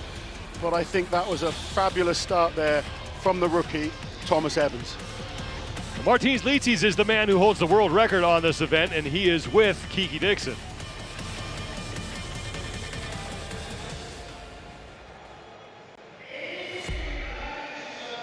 Martins, you are the world record holder for this event. You know better how to win at it than anybody else. So what's the secret to success? Well, first of all, you need work capacity. You need to be able to go for a minute without stopping, without slowing down. So all the training has to be done as such. Another thing is footwork. Constantly driving both feet into the ground, not letting one foot be up in the air too long. Not only do you hold the world record for this event, you're also the reigning champ at the Arnold Strongman Classic. How different is it to be on the sidelines this year? It feels really good to be on the sidelines because, I just needed a break. So to be a fan again, it's wonderful, but I can't help but feel that, like, while I'm sitting there, I'm like, oh, let me at him, put me back in. Put me in, coach. Now you're taking a break. So what does that look like for you? How long? What's the, process look until you get back into competition? For me, I'm going to just take this year off completely. He'll do a lot of YouTube videos. My goal is to do Strength Unknown, which is where I get to travel the world looking for obscure strength feats and just document them. And of course, just heal my body, and then next year, hopefully, stronger than ever. Thanks for joining us, Martin. Thank you for having me.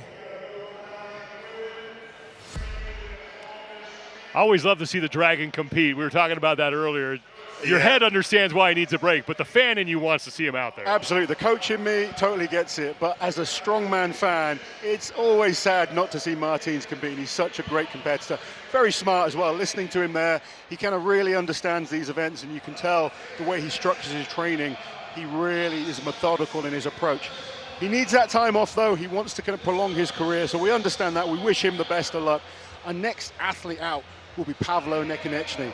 This guy is a mutant. I can't wait to watch him on the deadlift tomorrow. But let's see what his endurance is like. Huge, huge man, carries so much muscle. Very, very powerful. What's the endurance like? Last time we saw him compete was at the Rogue Invitational, and he was really impressed. There's the raw power that this guy possesses. Yeah. I believe he's the youngest athlete we've got competing as well, only 25 years old.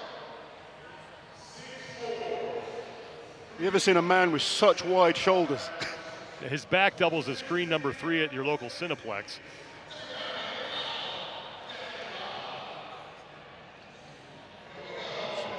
Pavlo Nakonechnyy starting his bid. He's a newbie to the Arnold Strongman Classic. He knows he's got the power. Does he have the skill and the endurance to become the Arnold Strongman champion? He starts his quest with the Wheel of Pain. Looking to track down 80 feet 8 inches from Tom Evans, who's the first man to go, and Nakonechnyy off to a great start here. Yeah, and he looks to be pacing himself well. Nice, short, powerful steps, good arm positioning, good head positioning. He's got his head down, he's not looking up, not wasting any pressing power. Using, what they're trying to do is kind of make sure the bone on bone. So you're trying to use your skeletal system to be in a strong position to allow all the power from those legs to drive into that bar. And this is very good from Nakonechnyy. He's still working hard. You can see that distance of Thomas Evans, and he's about to go past it. Nakonechnyy has now moved himself into the lead with 10 seconds remaining. And I'll tell you what, if Nakonechnyy puts in a big performance on this event, people are going to be worried about him. The other athletes will be watching this thinking this man has turned up in shape. And there's the 60-second cap, so Nakonechnyy at 90 feet. So if we look at the best distances we've ever seen from the athletes competing, Kieliszkowski in 2020 went 112 foot. So that's kind of like, you know, the numbers we've got to base off. Very good performance there from Nakonechnyy. And actually the second furthest distance we've seen from any athlete is 89 foot from Tom Stoltman at the Rogue Invitational. So a different area to compete on. They still work on the same mats. I have a theory that being on the grass just makes it a little bit harder. A little more give on that. So I'm looking forward to seeing what Tom can do today, but that was a very, very solid start from Nakonechnyy. In 40 seconds, he went extremely consistent, had a little adjustment that you just saw, but was able to get himself into the lead. Now let's send it down to Kiki Dixon, who is with the first man to go, Tom Evans.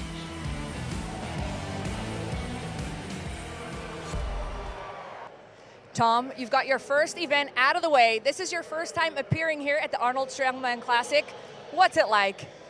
Truly an honorable experience. You know, you grow up kind of dreaming one day you get on the stage, and sometimes that becomes reality. It's a for real moment to take in, and I'm extremely honored to be a part of it. Thank you so much. Absolutely, thank you.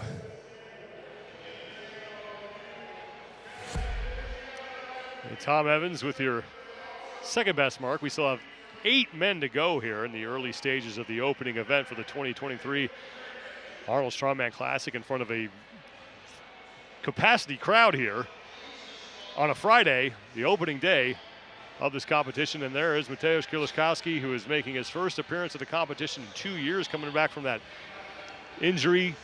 Physically, he's good. Mentally is the question now. This is the question, is what state is that mental capacity in? He is without question one of the greatest strength athletes we've ever seen. The last few years he has been plagued with injuries. And I've seen that when he's tried to come back, you've seen the nerves. If he has got past those mental demons and is back to his best, Strongman is going to be exciting. This weekend is going to be exciting. He's won this event before in competition. So this is an important one for him. Even at his best, we know the deadlift always is a weakness. So he needs big performances in these other 4 events. And quite frankly, I think he will be trying to win this one.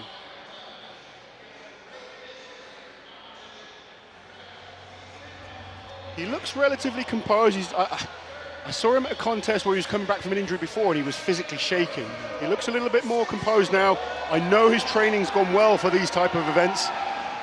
He's going to get a huge reaction from the crowd. He's a fan favorite. Looking to win the Arnold Classic for the first time in his career. He's been inside the top 4 every time he's competed here, and his last appearance was in 2020 when he finished second. 2020, we saw him do 112 foot on this very implement. Can he equal or better that today?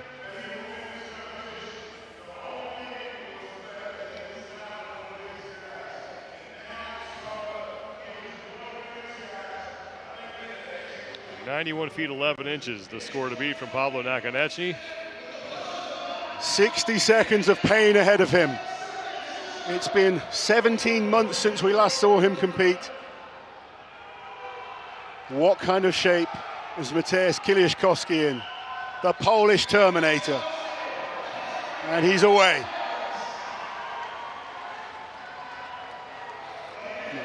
You'd expect a good solid start from him. Judge is trying to move his hand inside. The right hand is almost outside the rope. It has to be on that rope portion. That's correct. Every athlete needs to maintain their hands on the rope. They're not allowed to touch the head of the arm. And Mateusz Kieliszkowski is handling this extremely well. 30 seconds remaining. Listen to this crowd respond to this effort from Kieliszkowski. He's already passed Evans. He's starting to feel that lactic acid, but he's still pumping those legs, one step at a time. How much does he want it? And now he is moving himself into the lead.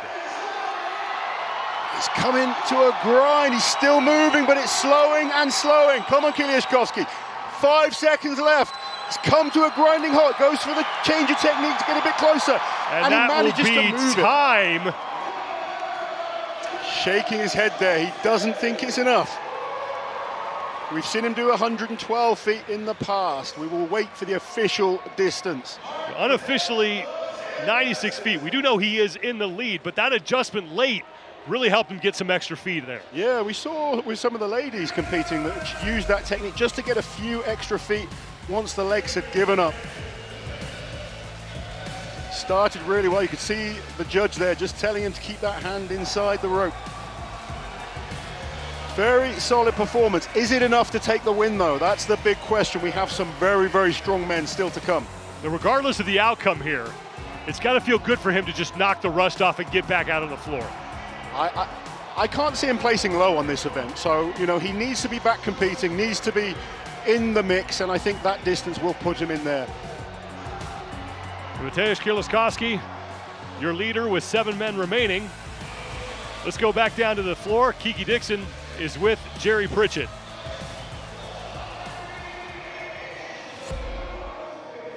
Jerry, we just saw Mateusz push the wheel of pain. What did you see performance-wise with his technique? Those short, choppy steps really seems to be the key to this. Those long strides just take too much out of you. So, you know, by the first quarter of the push, they're wore out.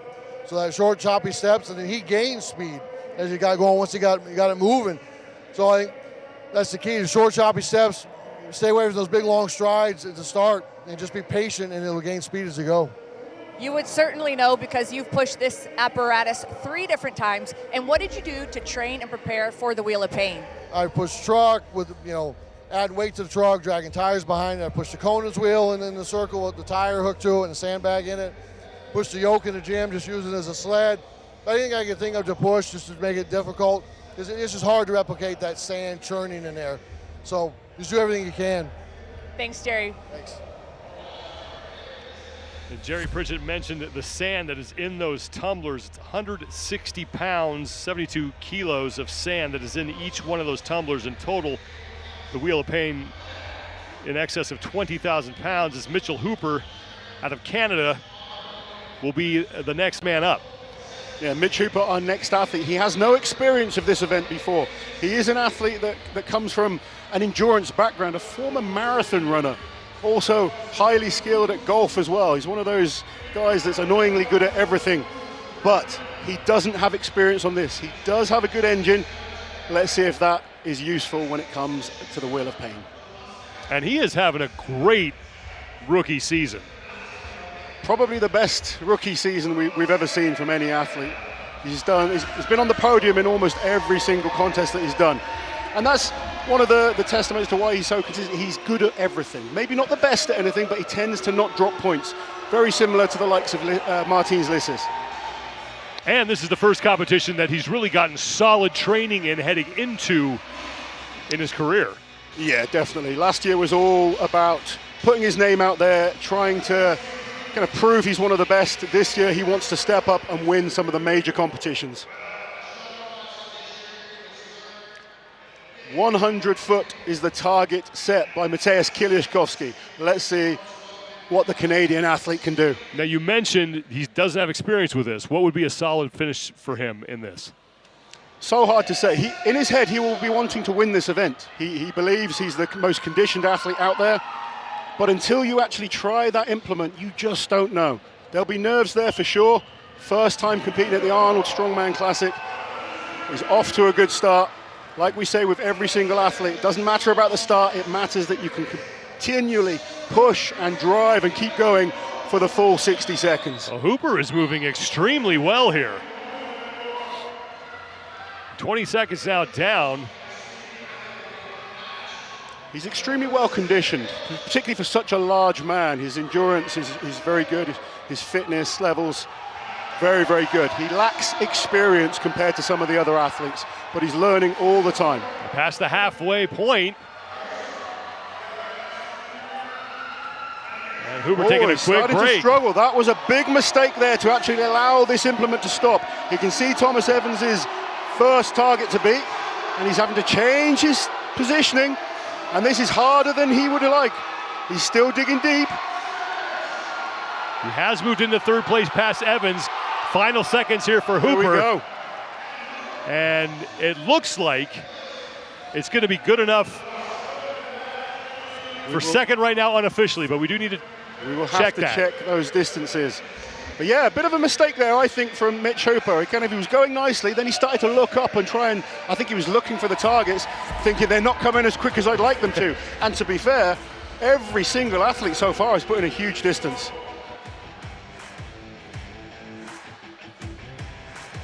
Really, ideally, what you want to see. So this was good. This is good positioning here. He's working hard. And then for some reason, he just stops. Round about here. There we go. Maybe just the legs were just blowing up too much. He felt he needed to take that little break. But really, when you're doing an event like this where you've only got 60 seconds, you're not going to recover. You need to push to the very final second. And the standard this year is a little different than it has been in the past. You have to have two hands on it at the all time. When this implement was first introduced in 2019, it was move it however you could. And we saw, Martins Licis and Hafthor, the two guys who were 1 and 2 in that event, they actually got their shoulders on it and were driving it that way. Yeah, they've changed the rules so that you always have to continually push forwards. You can't turn your body around or go underneath the bar. 20,000 pounds of the Wheel of Pain. It's 21 feet tall. It took 3 months to design and manufacture, and they really paid close attention to the detail on this thing to make it look as close as they possibly could to the one in the movie Conan the Barbarian. Let's go down to Kiki Dixon, who is with Mateusz Kieliszkowski. Mateusz, welcome back to the competition floor. What's it like to be under the bright lights of the Arnold Strongman Classic again? Oh, hello. I'm really nervous because I haven't competed almost 2 years, and firstly, I have to fight with my mind more than with my rivals. But I will try. I will do my best. I hope no one will beat me in this event, and I will get good points. Are you happy with your performance on the Wheel of Pain? Maybe not so much, because 2 years ago I had better results. But we'll see. Everything can happen. Maybe no one beat me and I will be first. I hope. Thank you, Mateusz. Thank you. Well, right now, Mateusz Kieliszkowski with the top arc as Kevin Ferris is set to take the floor. So interesting listening to Kieliszkowski. He's so competitive against himself. He always wants to be better than he's been in the past. But this is a different competition, and so far, 100 foot has put himself into the lead. Kevin Ferris, our next athlete. First time competing here at the Arnold Classic out of American Fork, Utah. We always see him in record breaker events do very well in the grip stuff. Unbelievable grip. I'm going to look forward to watching him on the frame carry tomorrow. This one is an unknown once again for Kevin. Be interesting to see how he does. One of the lighter athletes, but fit and strong. Let's see if it suits him. Yeah, listed at 286 pounds, 130 kilos, 6'2", and he will be the 5th man to take on the Wheel of Pain.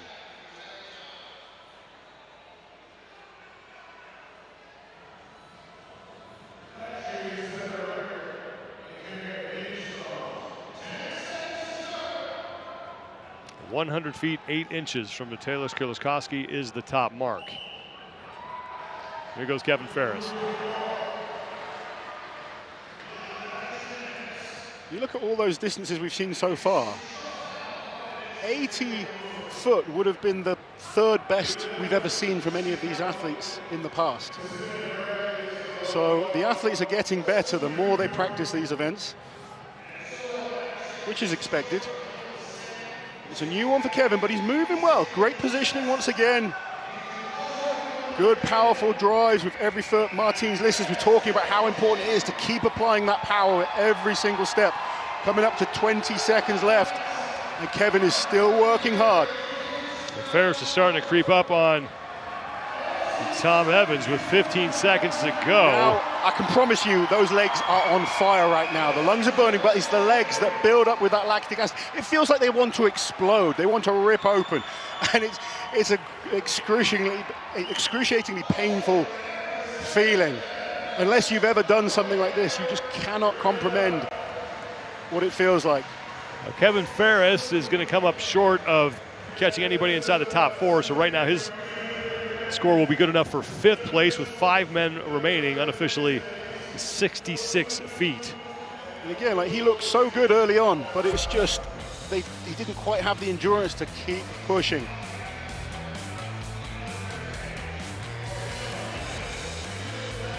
Technique on point. Technique was good. Positioning is good. Getting good power into his drive, just burnt up too much energy. Let's go down to the competition floor, back to Kiki Dixon. Mitch, you have conquered an incredible amount of feats, right? Marathons, the golf, strongmen. Where does the wheel of pain stack up in difficulty against all of those other things? Well, I think you have to dissociate difficult and complicated. It's the least complicated thing in the world, but it's heavier than I thought it would be. I think I should have worn my mountain climbing shoes. I'm kicking myself for that, but that's something Coach Laz and I will work on moving forward. But conditioning's there, and I think if I had rock climbing shoes, I think I could have got well closer past Mateusz, but that's just part of doing this stuff for the first time. Speaking of doing it for the first time, your first appearance at the Arnold Strongman Classic, what's that like? It's cool. Like, the best part is that people who aren't fans of strongman stumble upon it. And that's sort of the best thing we can ask for. If we want bigger crowds, we want more money, we want more exposure, this is the place to do it, entertain people and show them what the sport's about. Well, we have definitely been entertained. Thank you, Mitch. Good. Thanks, Kiki. 5 men down, 5 remaining, and Tom Stoltman is going to be up next. So this is someone I've been looking forward to seeing back competing. The 2-time World's Strongest Man winner. He's had a little bit of a break. Training videos have not looked the best, but Tom Stoltman is a phenom. He's just incredibly genetically gifted when it comes to the strongman world, and he's won this type of event before. I'm excited to see how he can do. Let's see what kind of shape Tom Stoltman is in. Finished 7th at the 2022 Arnold Classic and looking to improve on that here. And you're not going to win it today. Oh, no. But you do not want to start in a deep hole. Tom, anything other than top 3 will be a big disappointment for Tom. He is more than capable of winning this type of event.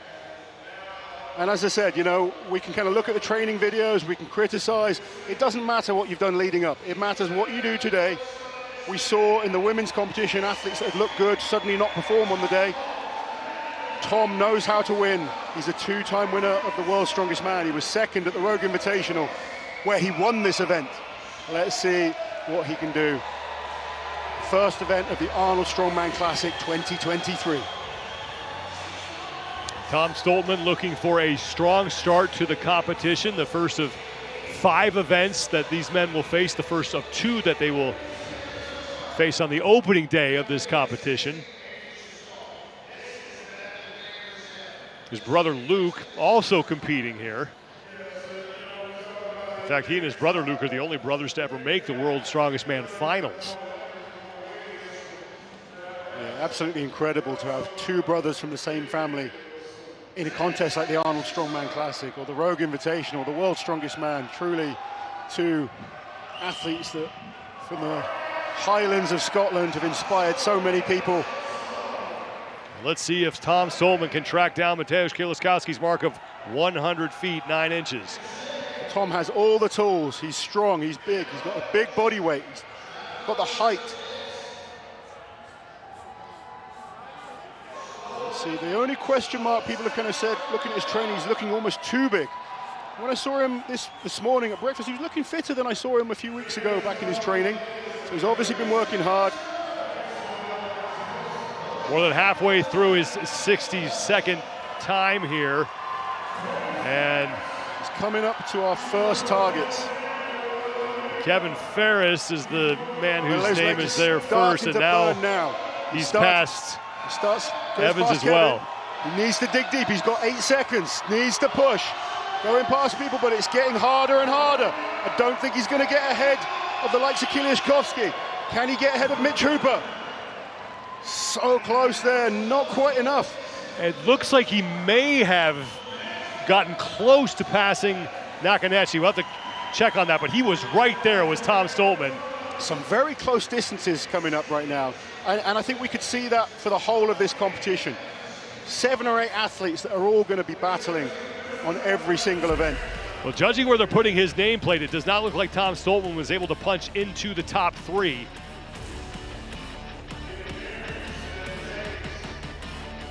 So if he's not in the top 3 there, that's bad for Tom. He would have needed a top 3 finish on this type of event. This event is built for Tom Stoltman. Maybe just not back to his best like he would have been hoping for. It's hard to have those breaks and get yourself back to your best for every single show.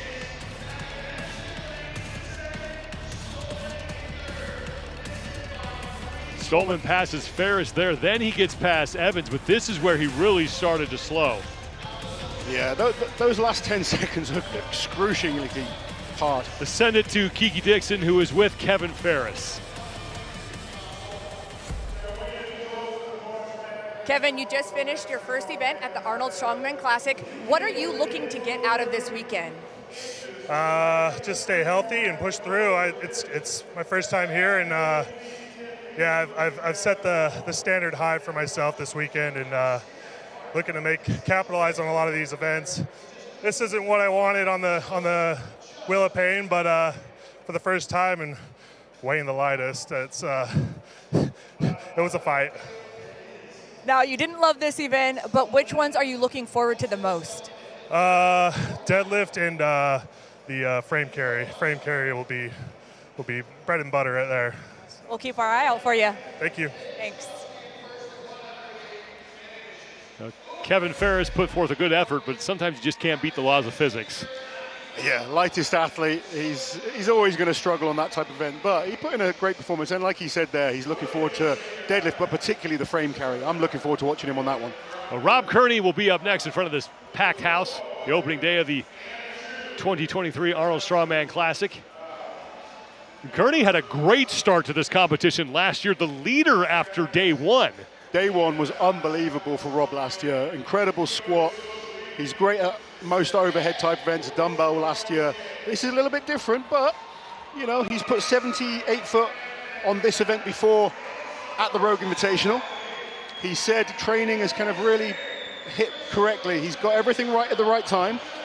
So now he needs to perform. Another one of the smaller athletes, but we know from last year watching him, he's got powerful legs. All comes down to that endurance. Has some experience with this implement as well.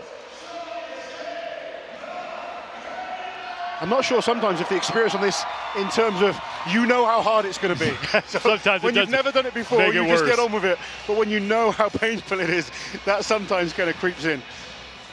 But yeah, he's got the experience. He's a great athlete. He says training has gone well. Let's see what kind of shape Rob Kearney is in this year.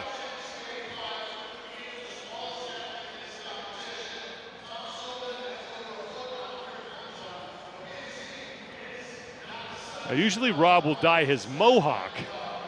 Yeah, he's changed it up a little bit this year, gone with the beard.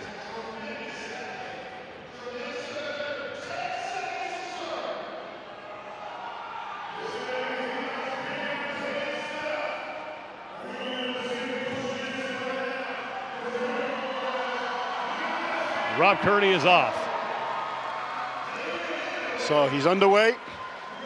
So as I said earlier, 78 foot Rob Kearney did at the Rogue Invitational in 2021. That has to be his target to be. In his head, he's thinking, I need to improve on that.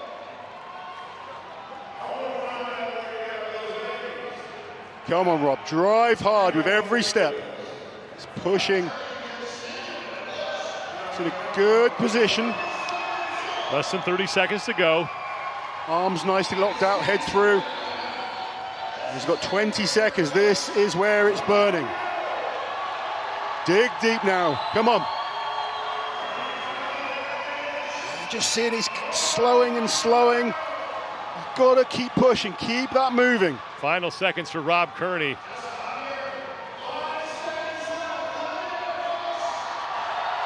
How close can he get?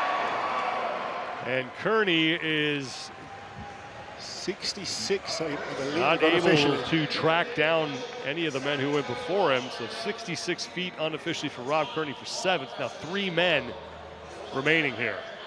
So did not improve on his prior mark.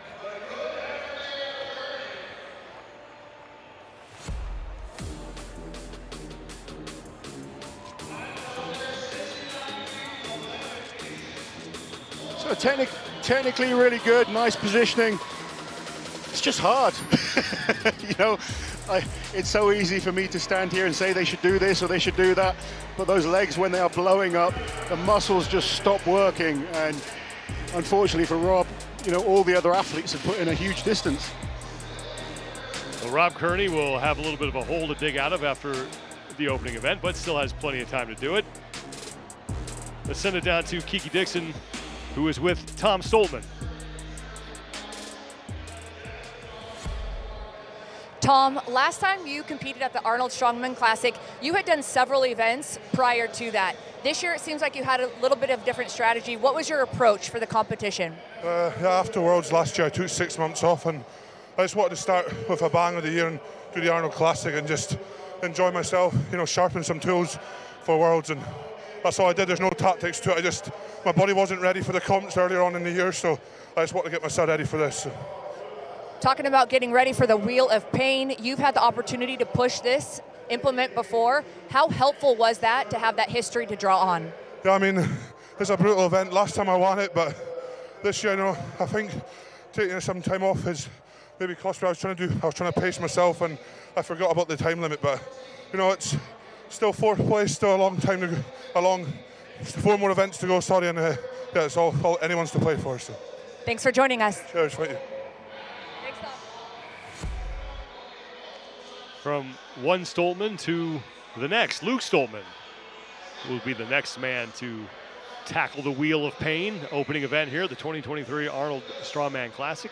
And I have to say, if we're just basing things off training videos, Luke has looked very, very good recently in his training. Both of them had some time off, but Luke seems to have responded a little bit quicker in terms of getting back to his best. Looking forward to seeing him on the log later on today. That's something he'll really want to try and win. But he's done this event before. He's been training hard on it. Let's see how the Highland Oak does in event number 1. 370 pounds, 168 kilos is the weight Luke Stoltman comes in at. 3rd place at last year's Arnold's.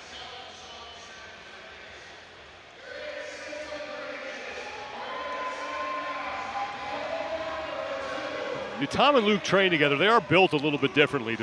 How does that affect their training together? They're both different physiques. So, you know, mechanically, certain lifters have an advantage. Like, we know how great Luke is when it comes to pressing. He has shorter leverages in terms of the arms, so pressing comes more natural to him. Deadlift comes a bit more natural to Tom. But there's always strengths and weaknesses, and, you know, between them, they would make a formidable force. Quite strange to see 2 brothers in such different shapes as well, but what a legendary strength family they already are. They've got another brother as well, Harry, who's getting stronger all the time. So who knows, we may see 3 Stoltmans at a competition in the future. Luke Stoltman, he's got powerful legs. Didn't perform as well as I expected on the squat last year, but those legs are huge. Let's see how the endurance is. Keep mentioning it because it's so vitally important. They can start off great at this phase, but once we hit that 40-second marker, that's when it hurts, and that's when they need to push and dig that little bit deeper.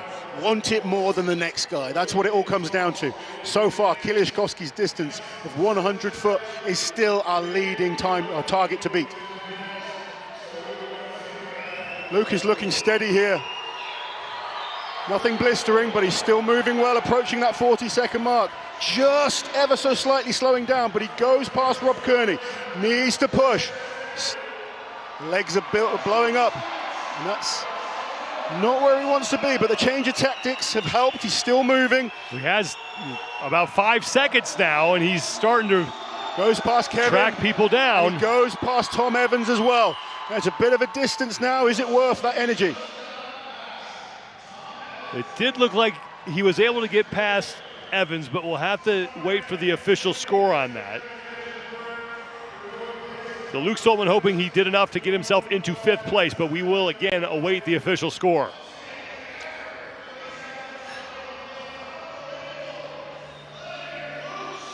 Luke has such big, huge legs, and that sometimes can be a factor with endurance. They blow up quickly when there's that much muscle mass.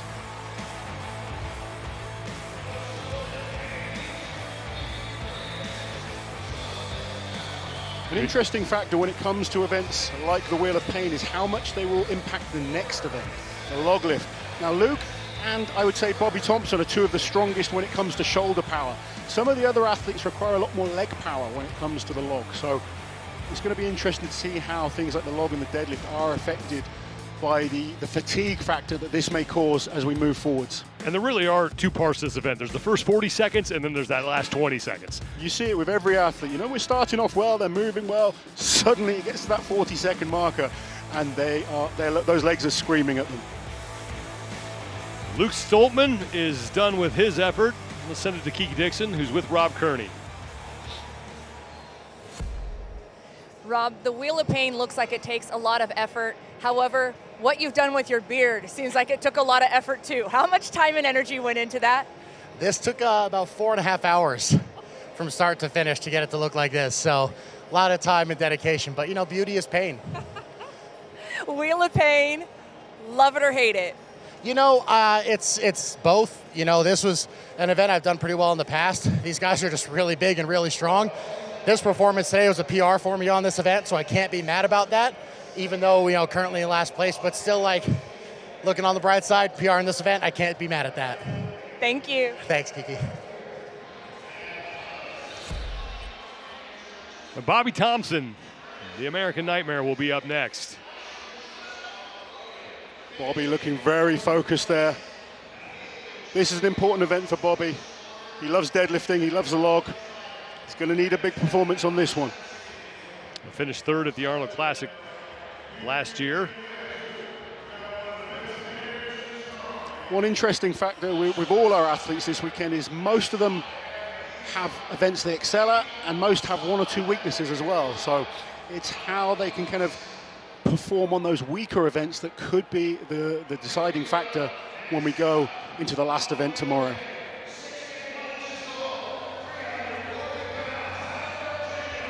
Big advantage when you get to go towards the end. And one of the reasons I say it's a big advantage, he may look at the likes of Kieliszkowski and say, I can't touch that. But he might be looking at like the 18 foot of Thomas Evans, thinking, okay, that's possible. I need to focus on beating that. You know, this crowd, this setting, this event, you're standing back there, you're getting all hyped up, you get out here. How do you best manage the nerves here?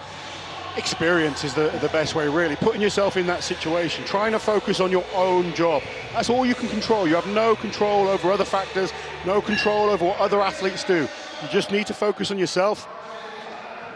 And it's so much easier to do that when you are one of the later athletes to go. When you're one of the first, it's much, much harder because those nerves kick in and you just think, I've just got to keep pushing, I've just got to keep pushing, because you're panicking.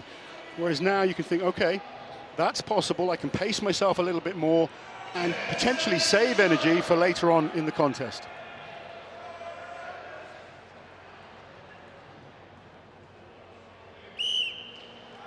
Here goes Bobby Thompson trying to track down Mateusz Kieliszkowski's top mark of 100 feet, 8 inches.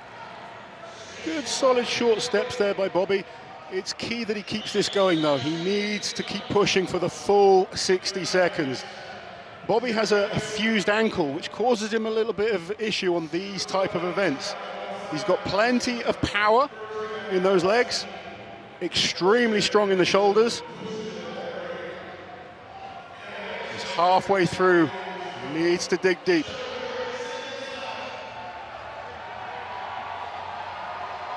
Now 20 seconds, and this is where we really start to see the fatigue set in, and as I say that, those legs he takes a break. Up.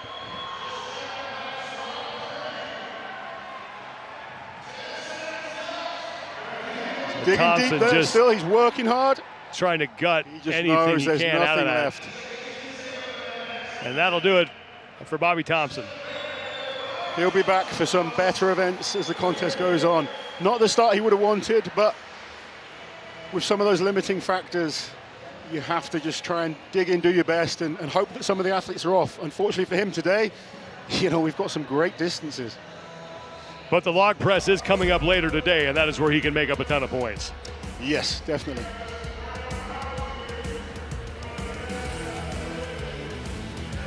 So you can see those ankles don't work normally. He's limited in how he can flex the ankle, and reduces the ability to drive as hard as you'd normally like to.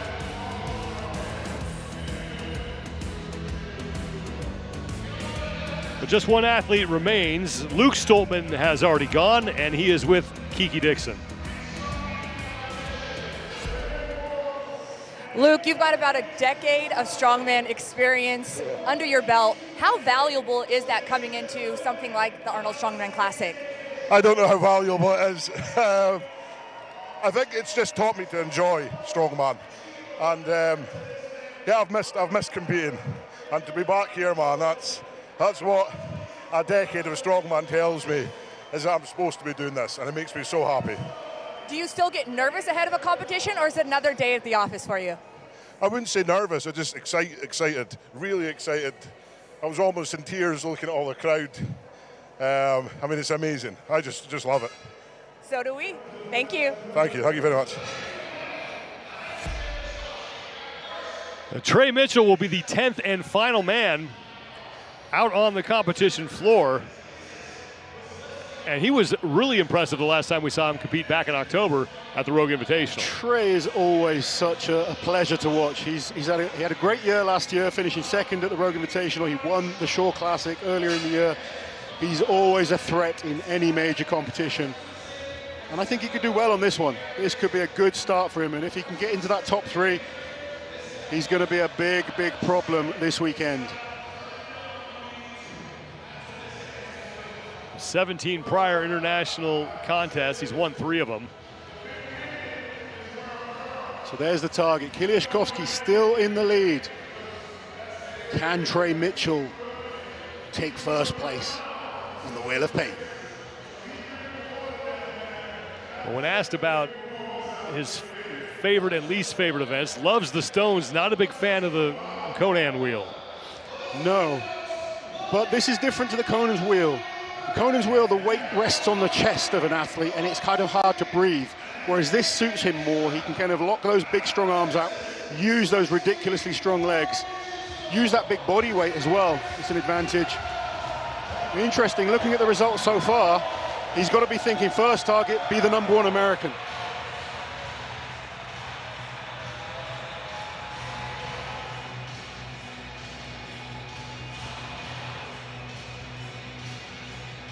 You can just see the detail that this implement was crafted with. They spent a lot of time making sure it looks as close as possible to the one that is in the Conan the Barbarian movie. The biggest difference is just the height. They couldn't make it as tall as the one in the movie because they couldn't fit it in the building. Not the easiest implement to move around. Weighs in excess of 20,000 pounds, and Trey Mitchell has 60 seconds to move it as far as he can. A final athlete, Trey Mitchell. It's always so exciting waiting for that first event, seeing what kind of shape athletes turn up in. Let's see what shape Trey is in. Trey off to a solid really start well here. He's got the wide barefoot style shoes on. Good for people with bigger, wider feet. They don't constrict your feet at all, so you can really kind of spread the toes out, maximum power through each digit in the foot. Look at this, he's pushing already past hard, Bobby Thompson, and he's through. now just hit the 30-second mark. If Trey can keep this up, he has a chance of going into first place. He's got lots of names to go past now, and he's going, oh, what's happened there? 40-second mark. Suddenly comes to a stop.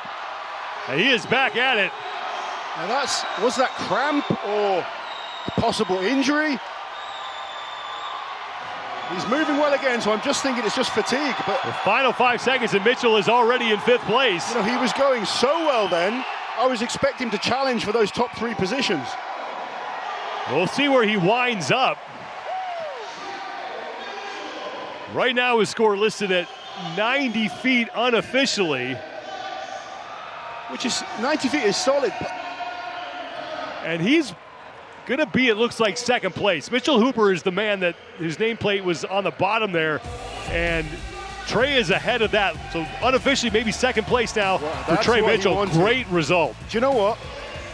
Potentially could have been 1st then as well.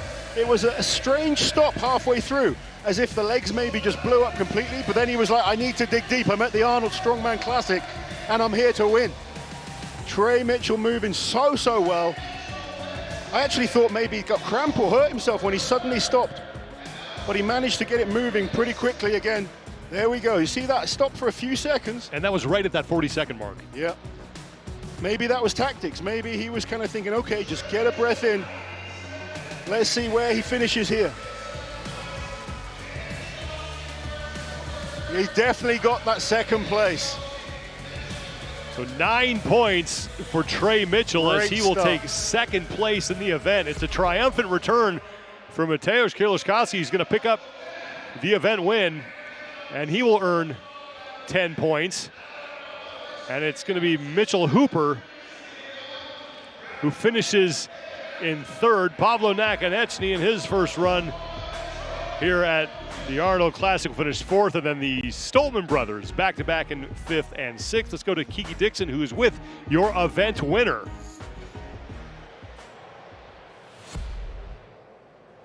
Mateusz, you had to sit on the sidelines for a couple of years due to injury. How difficult was that? Oh, I was really sad, disappointed and frustrated because I haven't competed with this competition. I know last year events was perfect for me and I could do it easy, but 1 week before competition I got injured and I pulled out from this competition, and it was a really bad time for me. I'm sure. Now you are back in action. You're starting the Arnold Strongman Classic with an event win. You talked about the mentality of the situation. What does that do for your confidence? I try fight with my mind now, because I don't fight with rivals, because I am return and I have to give 100%, and I try doing like my training result. I'm not happy from this because last time I did better, so it's time to return to gym and improve. Well, you still took an event win. I know, though, you're always hungry and always chasing those event records and everything along that comes with this Arnold Strongman Classic. Congratulations, though, on your event win. Thank you, thank you. Well, Arnold Schwarzenegger's Terminator said he'd be back. Mateusz Kieliszkowski, the Polish Terminator, is back. It's so good to see him back, and he's someone that's still disappointed even though he won the event. It shows the type of athlete he is, but how good is it to see Kieliszkowski winning events once again at the Arnold Strongman Classic? Trying to win the Arnold for his first time in his career, and he is off to a great start. 10 points after the event win. Trey Mitchell and Mitchell Hooper in 2nd and 3rd, followed by Nakonechnyy and then the Stoltman brothers. One event down here at the 2023 Arnold Strongman Classic. We're going to take a break, but stay with us. The Rogue Iron Game coming up next.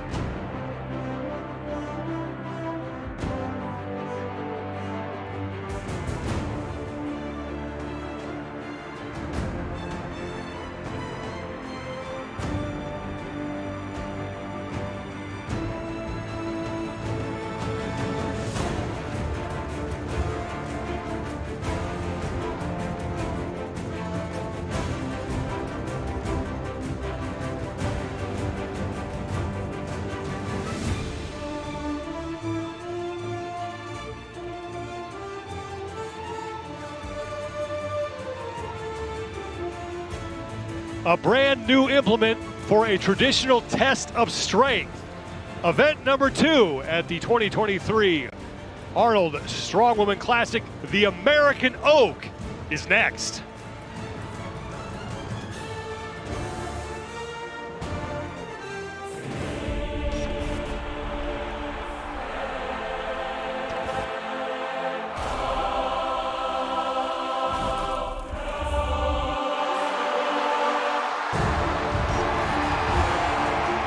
Has done it. He is your Rogue Invitational Champion.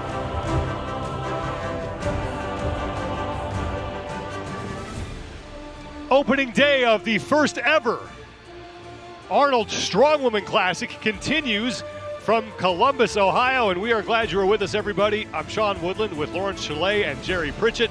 Kiki Dixon is also out there on the competition floor. We'll be hearing from her in just a second, but as we head into event 2 now, it's the final event of the day. We still have 4 events remaining. You're not going to win the competition here, but you have got to put yourself in position to possibly win it in this event.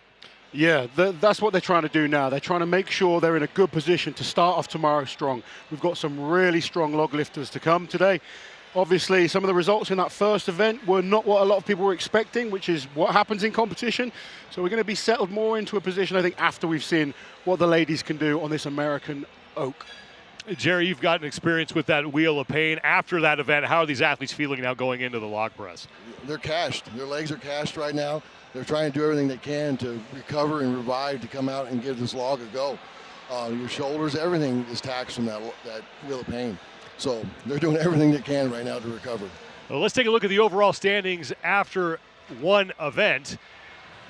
And it's Rebecca Roberts, who is your overall leader. She scored 10 points with that impressive effort on the wheel of pain. Inez Carrasquillo is in second, followed by Donna Moore in third. Send it down to Kiki Dixon as we get set for event number 2. Andrea Thompson is one of the favorites to win this particular event, and rightfully so, because she holds the 1 rep max world record. She said that she's feeling pretty good. It's obviously her favorite event, but her upper body is a little bit more taxed than she expected from that wheel of pain. The name of the game for her is pacing, because as she said, 90 seconds is a long time. Thank you, Kiki. Event number 2 is the American Oak, and it is for max reps. 270 pounds is what that implement weighs, 122 kilos, and you just get 1 90-second window in which to lift. So yeah, there's 2 implements for the ladies to lift. So we're starting with a 270-pound Oak, which Tamara is going to attempt. If they don't manage to get a rep on this heavy implement, they do get the option to use the lighter log later. But 1 rep on the heavy log will beat any amount on the lighter log. The keys to success are presented by Beyond the Whiteboard. Yeah, so we've got some incredible log lifters today. This is such a beautiful new piece of equipment that's been made by Rogue for these ladies to compete alongside the men. 270 pounds.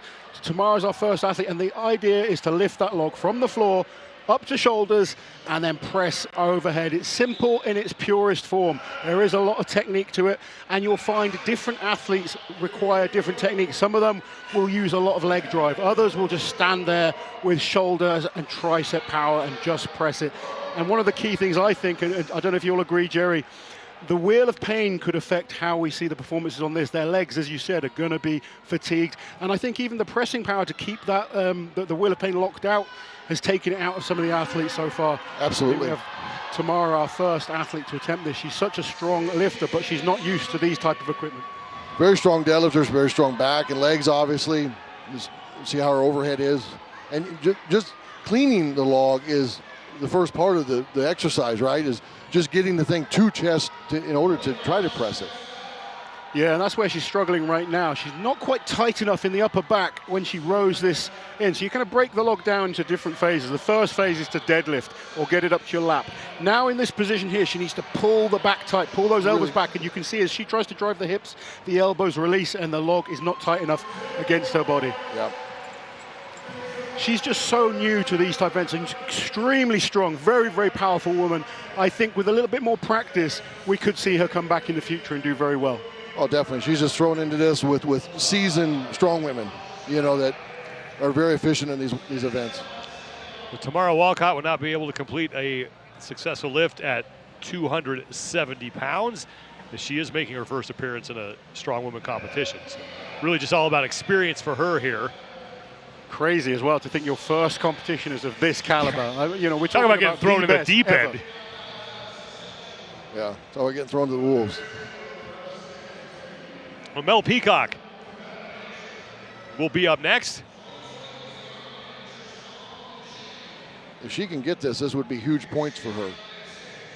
1 rep on this log is going to be big points, definitely. This is a huge weight that we're talking about.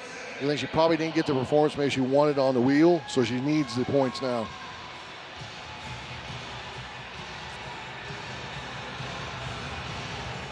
So she's just tightening up her wrist wraps there, just to keep the wrists in nice, solid, strong position. You find with these type of events, it puts a lot of strain on the joints, and the athletes are trying to wear equipment to protect their bodies as much as possible. Not just through the competition, but they'll do it in training. You know, they've got a lot of contests throughout the year. A lot of heavy lifting goes into being of this caliber, and it's important to look after the body. And if you're someone who's never watched log pressing before, there is a much different technique involved here than if you just had a barbell. Completely different, yes. I mean, those neutral handles and the log is so big and cumbersome. So, you know, half the battle is cleaning it, and once it's to the chest, having your elbows high, keeping the wrists locked, because if you, like Laws was saying when wearing the wrist wraps, if she loses her wrist and that handle rolls forward, there's no chance of pressing that heavy log. Mel is a much more experienced log lifter. So let's see, look at this, nice and tight in the back, good, effective clean there. Look how high those elbows are, nice and high, good positioning. This is just a monstrous weight. You notice when she pressed her, she lost her wrist though. Yeah, she did. But again, we are talking, this would be PB territory. Oh, that would have been massive for her to hit that. So Mel Peacock is going to call it after that one attempt. And look good until that final portion. Her clean was very effective. Just as she went for that drive, like Jerry said, the wrists kind of tilted forwards, couldn't quite keep it in position. But other than that, she pretty much had everything spot on. Sometimes you'll get to the point where technique is not the issue. You just need to get stronger. And, you know, we're challenging these athletes with ridiculously heavy weights. We're pushing their abilities. Let's just take one more look at Mel Peacock's attempt, and you can point out where you see that wrist. She's a great clean. She gets it to the chest, and watch right as she presses it. See how that, you see the logo on Austrian Oak tips forward? When it rolls forward and it goes out in front of you, there's no chance of pressing it. Not when you're going for max weight like that. There's no way to overcome that. Yeah, you can almost get away with it when it's a little bit lighter. You can have muscle weights up, but when you get to those PB territories or beyond, anything that's off, it's going to falter. Victoria Long is going to be up next, and we started the day by talking about her being a favorite. After one event, she's got to dig out of a hole here and put herself in position to be within striking distance of a podium spot come tomorrow. Absolutely, Sean. You know, Victoria is the heavy favorite on paper. The first event did not go to plan. Now she needs to start clawing those points back. And she's really in a position she hasn't been in before, because normally she comes out and dominates right away. So this will really determine, you know, see how good an athlete she is to be able to crawl out, put that event behind her, and crush this one and get the points going in tomorrow. Such an important factor. You know, as an athlete, you have to cope with many different situations. And we've seen her winning contests as a front runner. Now we need to see if she's got what it takes to dig deep and pull this back. The competition is not over by any means. Still 4 brutal events to go, but it's important that she scores big points now. She has won the last 4 competitions that she has entered.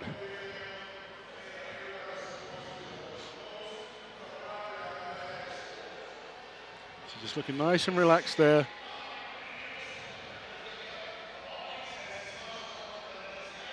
There's a couple of the results on the Wheel of Pain that we weren't expecting. Hannah Linzay, someone that actually looked really good warming up yesterday. Yeah. You just never know when it comes to comp day what might happen. I was very impressed with Donna Moore and Olga on the Wheel of Pain, both of them doing extremely well. And then Rebecca Roberts, what a start that was. Amazing performance by those top three to come out. Inez, yeah, she was unbelievable. And Inez is a great log lifter as well, so she could have a fantastic day one.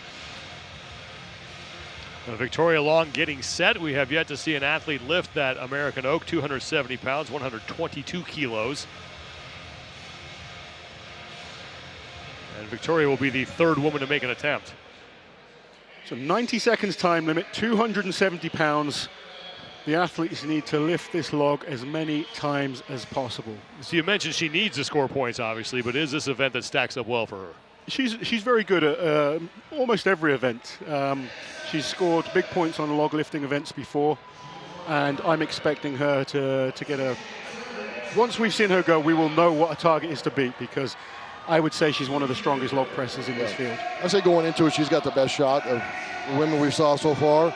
Very easy clean, elbows are high, keep the wrist locked. Oh, come on. The wrist kind of pulled her forward there, but come on, there you go.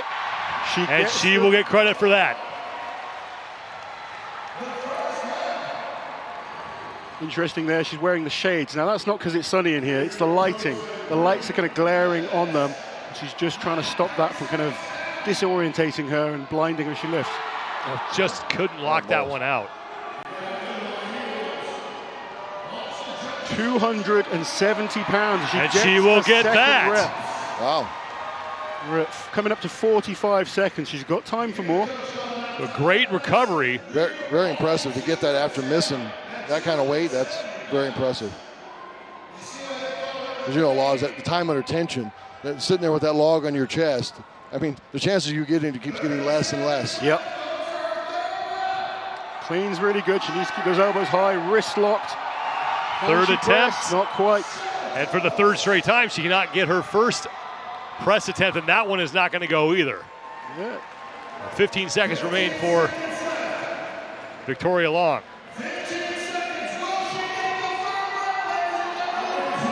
Pretty taxing. 90 seconds is a long time. The athletes don't need to blast out reps quickly. You can pace this. And she get it. And she timed it. Did she get that? It looked like she may have gotten the time cap there. The lift was not completed inside the 90 seconds.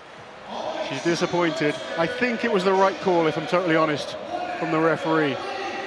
I think if you look back at some of her earlier lifts, they were maybe slightly soft in terms of lockouts.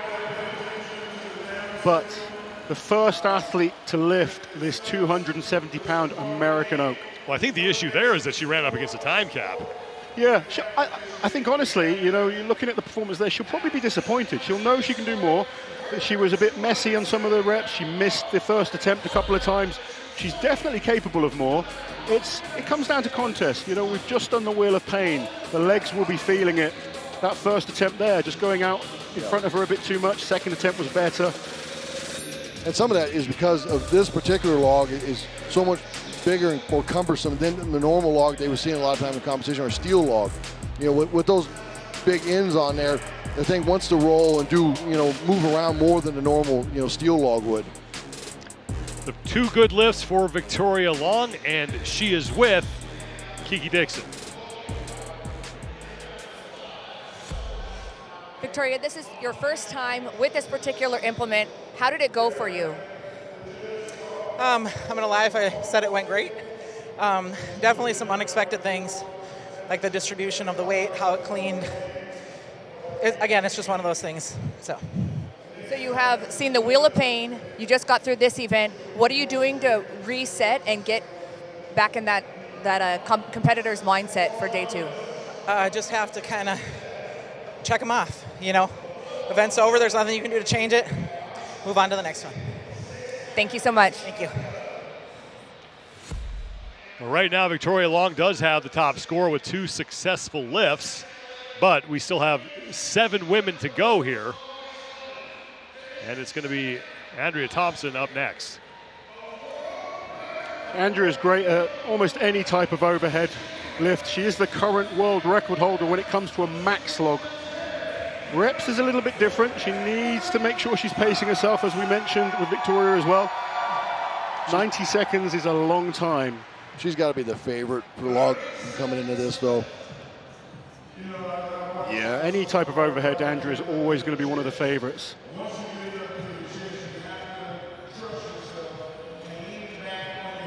For all the ladies, I will say that they've never used this implement before. It does throw them off. You can get used to your own equipment, can't you, Jerry? Oh, yeah. And you go to a competition, slightly different dimensions. This is a wooden log. A lot of them will train on a metal log. Well, we just heard from Victoria. It just threw her off.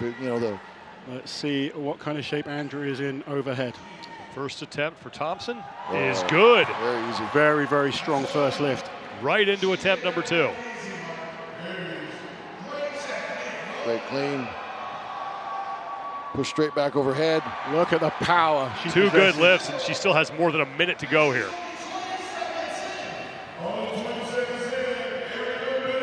So if she gets this, she'll go into the lead.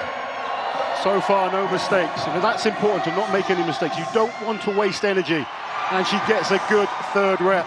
Thompson, now your leader. And you can see 100 points for every lift you get on the heavy log, and you only get 10 points for a lift on the light log. If you were going to break down log press, you would show this video right now. I mean, she's doing it perfectly. The clean, sitting, keep tight in the crease, rolling elbows high, and she shoots the log straight overhead. And there is 4 for Andrea Thompson. 30 seconds remaining. Going really well for Andrea.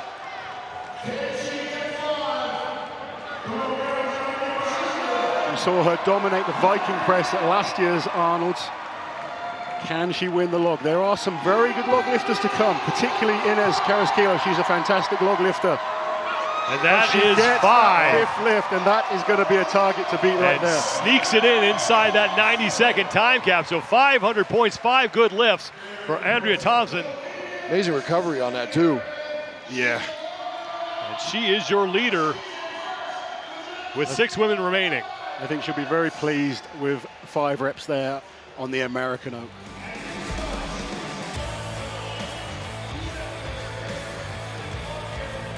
Look at the technique. She's got so much shoulder power, which is an advantage after doing an event like the Wheel of Pain, because she doesn't have to require quite as much leg drive as some athletes will. Yeah, the other athletes that are really going to be requiring that good push press or even a split jerk, it's going to be tough on really tired legs.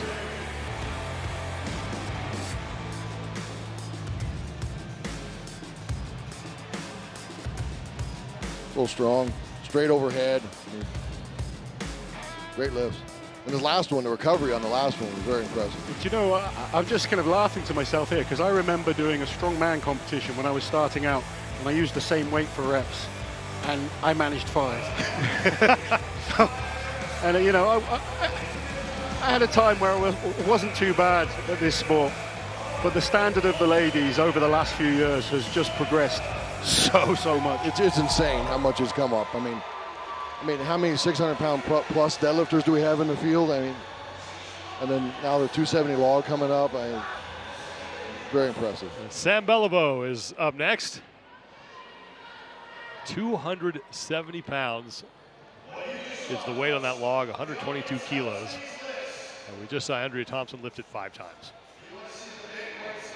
I'm not convinced we'll see Sam do 5, but if she can get a rep on this, it's going to get her big points. And as one of the smallest athletes in the field, that would be a huge achievement. Exceptionally good on dumbbell overhead. I've seen her do the dumbbell a number of times. Really explosive. Yeah. Pressed an 83 kilo dumbbell press over her head. A little more than 183 pounds. Here's her first attempt. Good clean. Great clean high. there. Nice positioning. Push it straight overhead. Now, she's one of those athletes that requires that leg power that we're kind of talking about. Her technique on the clean there was perfect. Rack position was perfect. She just doesn't quite have the leg power, particularly after doing the Wheel of Pain, to pop that weight up high enough and get under it. And I'm pretty sure that would have been a PR for her. Huge. So PR. to do that after the wheel, it's pretty tough.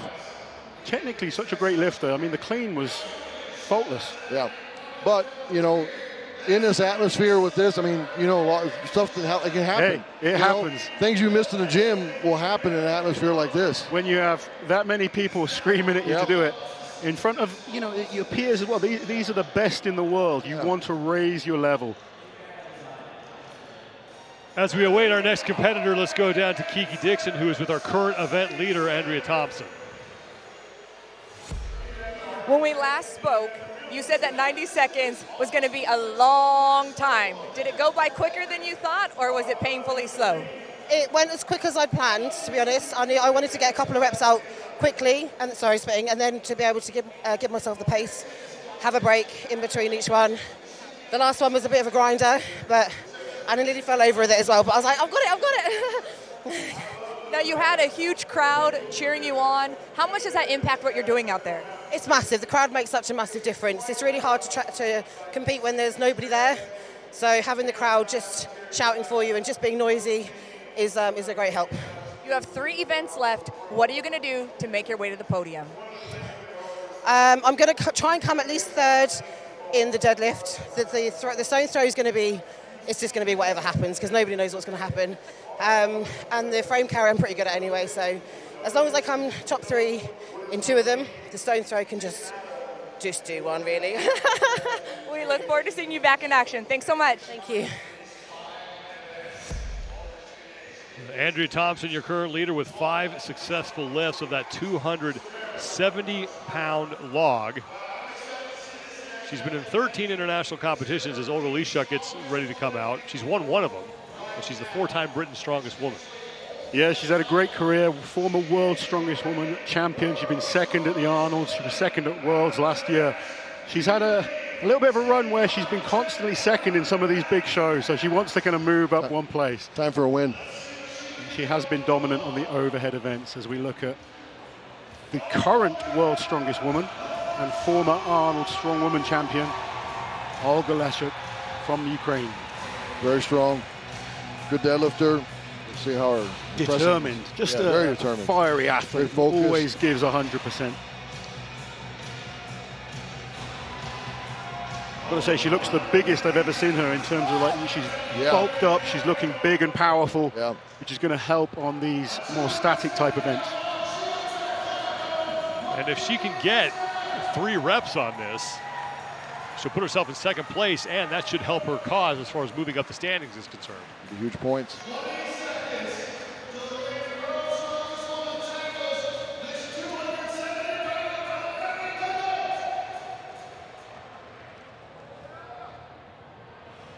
Ten seconds. We're just trying to get focused. Very intense athlete. First attempt. 270 pounds, 122 kilos. Easy clean. Whoa. And that'll do. Great lift there. She's looking strong.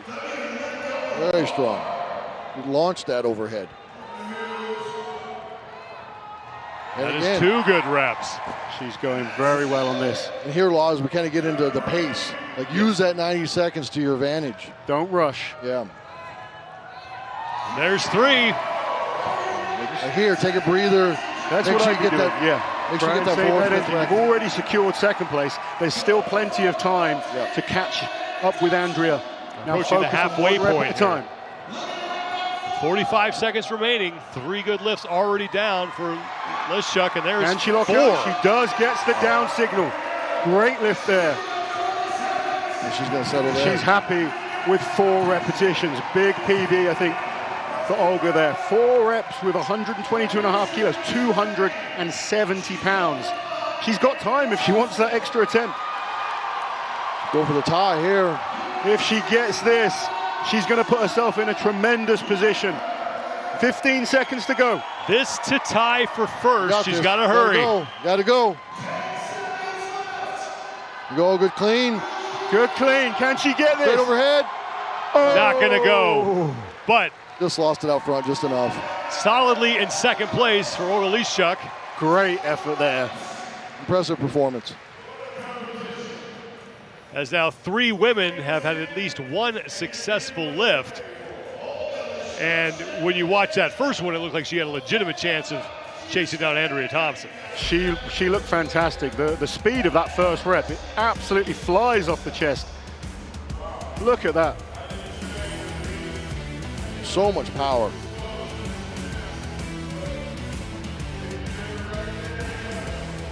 She has been training hard for this contest. I've seen some big lifts from her in the gym in training recently. Yeah. Her deadlift's looking stronger than ever. She's putting herself in a great position to be a contender for this year's contest. Potentially going in tomorrow with some really good points going into deadlift. And for what her training's shown, she should be the top of deadlift tomorrow. So. The American Oak, just another one of the beautiful implements here at the Arnold Strongwoman Classic, made by Steve Slater. 270 pounds, 122 kilos. They're like works of art. Yeah. That Slater creates.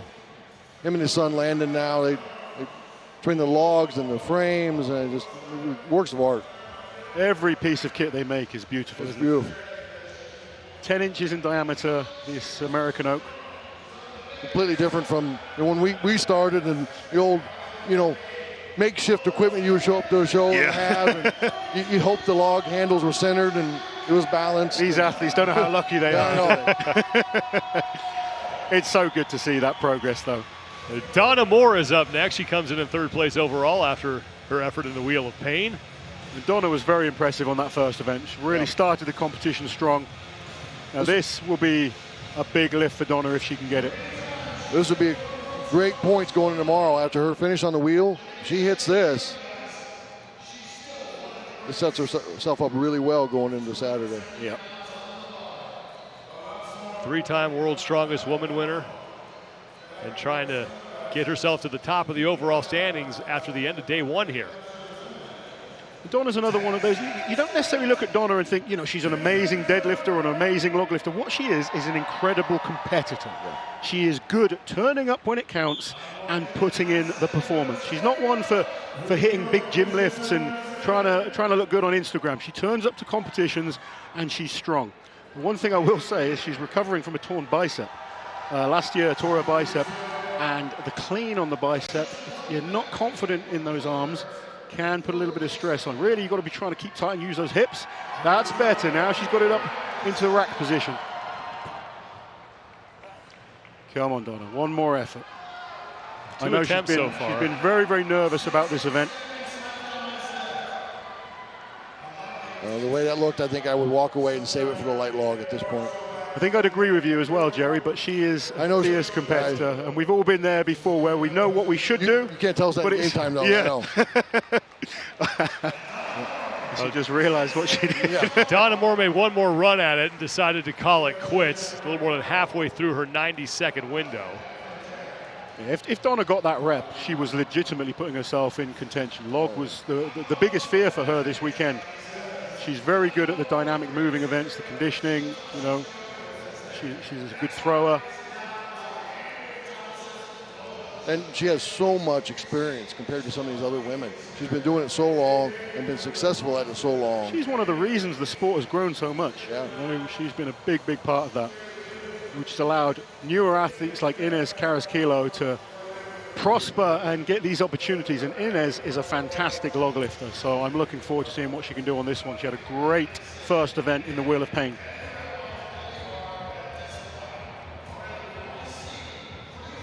So far, only 3 women have been able to lift the American Oak. As Inez Carrasquillo is up next.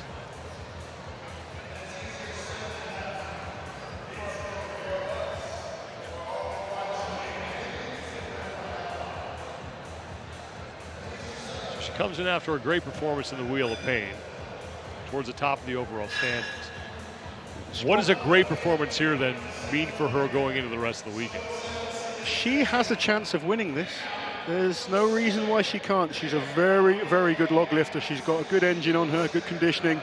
She's one of those athletes that requires a bit more leg drive on her overhead. She's a lot more explosive, a little more Olympic type style lifting. But if the legs are fresh, she's going to be pushing for the win. And regardless of that, even if she doesn't get the win, I think she's going to be in a great position after day one if she can get second or third. So she'll be wanting the win to really put herself in contention for tomorrow. Every time I've seen Inez do a log in any contest, she's really stood out.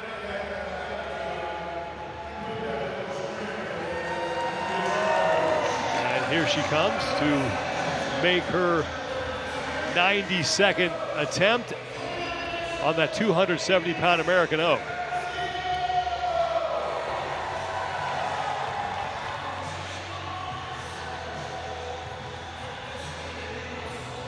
Get a little clarification from the judge there before she goes.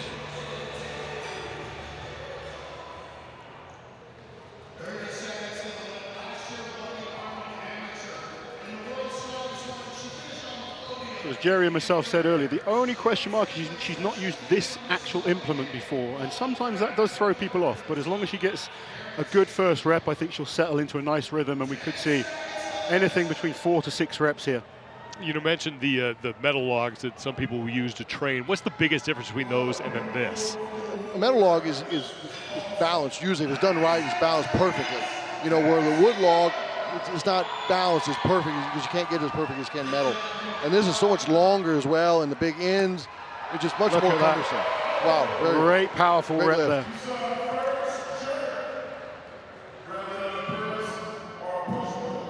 Good, strong, clean, straight over. Second attempt is good. She's looking strong here. Be on track here. Just a third of the way through her allotted time, 90 total seconds. Yeah, she needs to pace this well. Make sure every rep is perfect. Look at that power. And there's 3. I like that she's taking her time. She knows not to rush. She's only halfway through here.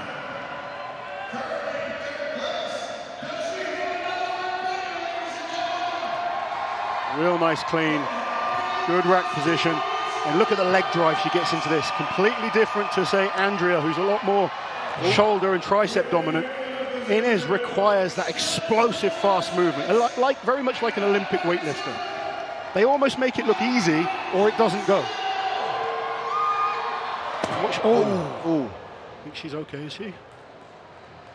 Not sure if they got her leg or not. Let's hope that she's okay. She was moving so well with those early reps. 3 reps, very, very effectively. The only issue, again, like when you require that leg drive, as those legs start to get wobbly and tired, you start to move around, and you saw that on that last rep. I hope she's okay. And something that, you know, if this was the first event, probably wouldn't have happened. But coming after that wheel, you know, the legs just aren't the same. You know, so even if you got them recovered to get a couple good reps, and after that they start fatiguing quicker than normal. But that's why those pads are as long as they are, is for instances like this to catch that log. Yeah. But judging by the crowd's reaction, that seems like she is okay. But see how she splits her legs, and as they start to tire and fatigue over reps, that's caused her a little problem there. But look at the power when she gets it right.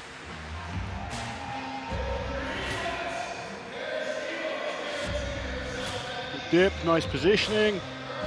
And that was her last successful lift, so 300 points. We put Kieliszkowski in 3rd place right now, and she is okay. Walked off on her own power and seems to be in good spirits, so that is all good news. Absolutely.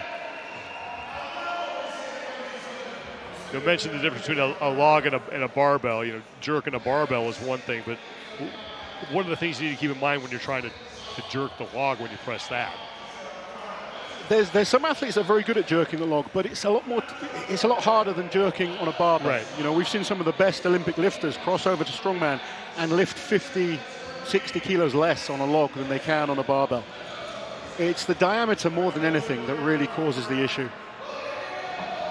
You can't keep your head in a neutral position on a log. You have to allow your head to kind of look straight up in the air to have the log high enough and racked. Otherwise, if you're kind of like you would be on a barbell, the log will slip down your chest and put you in a weaker position. Yeah, you have to have those hips rocked under so that log is over the hips. Overall leader Rebecca Roberts, who moved the Wheel of Pain more than 92 feet to take the opening event, will be the last woman on the American Oak. Another athlete going for the shades. Those lights can be blinding when you clean that log, you throw your head up, and all of a sudden you get blinded by the lights and you kind of get disoriented. We've seen it in a number of arena shows where, you know, we were expecting these big numbers from athletes and the lights kind of put them off. Yeah. And Rebecca Roberts, an alternate. Crazy. And she's, it's only one event, but she's in first place right now. It is. I was so pleased to see Rebecca get invited to this contest. I believed she was a worthy invite, even before being invited as the alternate. Certainly proved it so far. Yes, she's improving all the time, very powerful. This is potentially her worst event, but training's been going very well. If she can get it to the rack position, she needs to get the shoulders. A bit lower on that clean. She looked like she was a little high, kind of shortchanged that clean a little bit. She's a little bit lower. She'll really want to get a rep. Having that one rep with this will hold her in a good position. She won't have to then move to the lighter log. You can save energy. She just can't quite get it up to the rack position. Yeah, she was just kind of trying to yank that clean and not sit into it and let it roll up. Yeah, you're absolutely right, Jerry. She needs to kind of like deadlift the weight first, then sit down into the bar, pull it in tight with the back, and then drive those hips through. Use the shape of the log to roll it up the body. Yep. I'm sure if she can get it up to the shoulders, she can press this. Less than 30 seconds to go for Rebecca Roberts. One more effort. And how much experience does she have on a wood log? And definitely not one like this. It's different to clean. Just can't quite do it. Get that into a pressing position. So Rebecca Roberts will have to see what she can do on the light log. Only 4 of our athletes were able to get the American Oak. Now we're going to see the battle of the light log.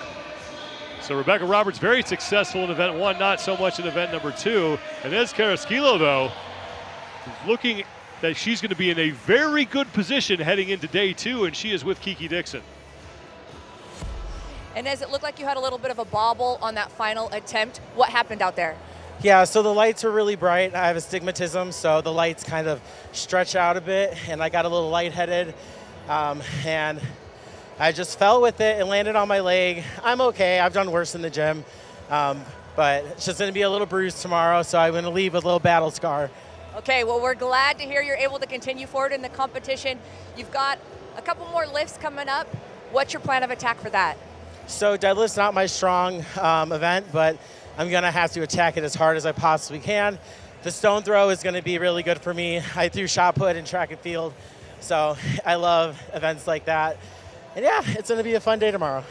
Thank you so much. We're glad you're okay. Thank you.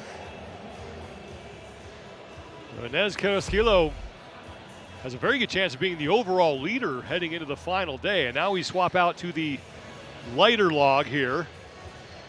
And the women who were unable to complete a lift on that 270-pound American Oak will now go for reps on this one. Yeah, good to see Inez is okay after the log there. She's talking about a few battle scars. I know Jerry Pritchett and myself are more than used to that. It's part of this sport, unfortunately. You're going to leave competition with a few marks and bruises, but overall, she's absolutely fine. This is a brutal sport. So Hannah Linzay coming out for the 220-pound log, 100 kilos.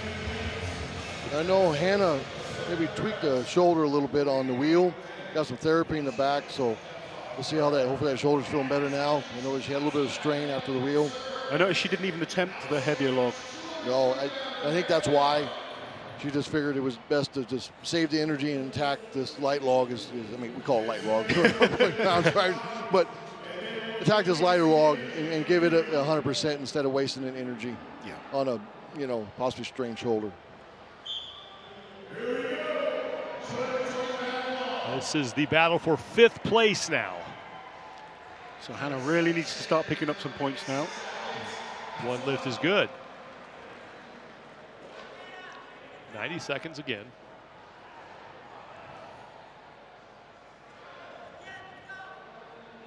Loved watching Hannah compete last year when I was here at the Arnolds. I got to watch some of the women last year. It's so good seeing them get this opportunity now for everyone to see what they can do. Oh, just pushed a little bit too far then, lost her balance. that could be, as Jerry mentioned, just if you have a shoulder issue, you kind of struggle then to fix a bar stably overhead. It might not be a huge injury, but if it's not functioning correctly, those smaller muscles affect that stability and that lockout. Oh. That's a better clean. That's a nice rack position as well. Oh. Better rep there. 2 reps so far for Linzay. Less than 30 seconds to go. The deceiving part of the wheel is you don't realize how much of a strain it is on the shoulders, pushing out on that. And if you kind of maybe start twisting a little bit, then you put one shoulder in a strain. It's not straight, is it? You can go around in that circle. Pushing one that side's arc. always working a little harder. Linzay is going to settle for 2 lifts at 220 for a total of 20 points. So whenever you did the Wheel of Pain beforehand at the Arnolds, did you find things like the deadlift and the log harder? Oh, absolutely. Yeah, we did it before with before log. Log was completely different when I had been hitting in training or passed on the Austrian Oak. I think the year we did that, I ended up on the lighter log because my legs were shot. Hannah Linzay is able to get through 2 successful lifts. Would have gotten 3 if she'd been able to just stabilize overhead on her second attempt.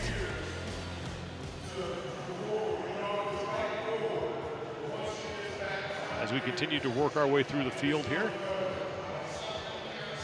And we do know that Andrea Thompson is going to win the event with 500 points. As we await our next competitor, let's go down to Kiki Dixon with Hannah Linzay. 5 seconds. Hannah, talk me through those lifts that just happened and fighting to get that stabilization on the last one, but it going back down. I mean, you're in front of a lot of people. Log is not my best lift by far. So that's something that, if you saw at the Wheel of Pain, I get really amped up. Log, I have to think, so I can't get as amped up. And then just, I've been having some knee issues. And that dip, it didn't feel great. I lost my balance when it went overhead. And instead of trying to fight it, I just bailed because I didn't want to mess my shoulders up. So just trying to get your breath calm, cool, collected, get your head right, and then just go at it. Thank you so much. Thanks. Hannah Linzay, the first woman to go after that lighter log, and now Tamara Walcott in her first competition appearance. We'll see what she can do on the 220-pound log. You know, she is looking forward to day 2 and the elephant bar deadlift. Current world record holder in that event. This is completely new to her. Very good bench presser, incredible squat, incredible deadlift. Let's see how she copes with a 220-pound log, which is still a monstrous weight. This would be a top weight, you know, on a normal women's competition. Yeah. At the Arnolds, we like to make things heavy, though, don't we? Like to push the envelope as far as we can.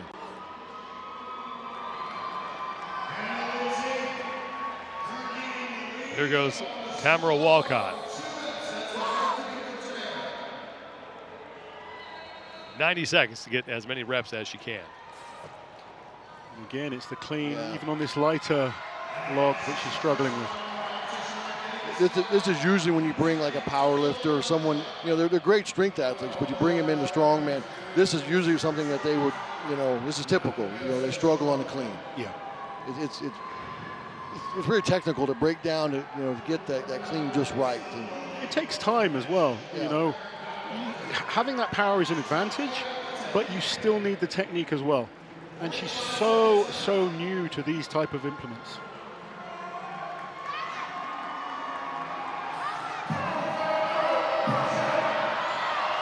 Crowd getting behind Walcott. She's just not able to figure out a way to get that thing to her shoulders. She's an extremely strong athlete. I think, you know, more time, some proper coaching, I think she'd be right there, you know. Oh, definitely. She's clearly got power. 10 seconds to go. Strong grip as well, and I'm looking forward to seeing if that helps her on the frame carry tomorrow. I think she could score points on there and surprise some of the more established strong women. Walcott used all 90 seconds, but unable to get a rep, which leaves Hannah Linzay in 5th place right now. I believe, correct me if I'm wrong, Sean, but I believe this year if an athlete zeros, they get 0 points. That is correct.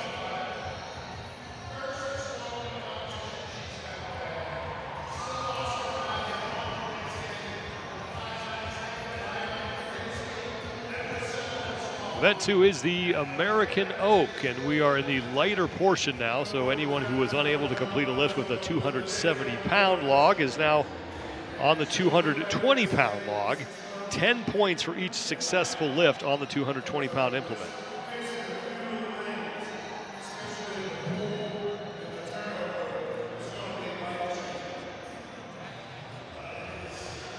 There is Mel Peacock.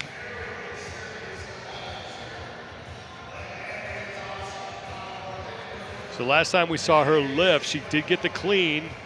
Looked like she was going to get the press, but it was that wrist issue. How does she correct that here? I mean, she's doing the wrist wraps again. It's just really keeping those wrists locked and back and keeping those handles, the back of them pointed to the ceiling, you know, and it's just squeezing that thing as tight as you can, not letting those wrists. And then when you that first press, you want to try to press over your head. So you want it to kind of come back over your head.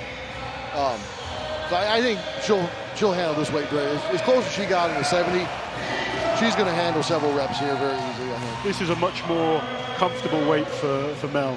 This is a weight she's pressed a number of times before. She'll be confident.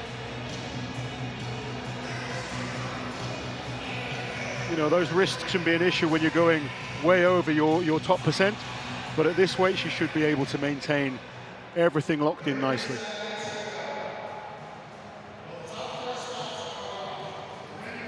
Mel Peacock in her 8th international contest here. She does have 2 prior victories already under her belt.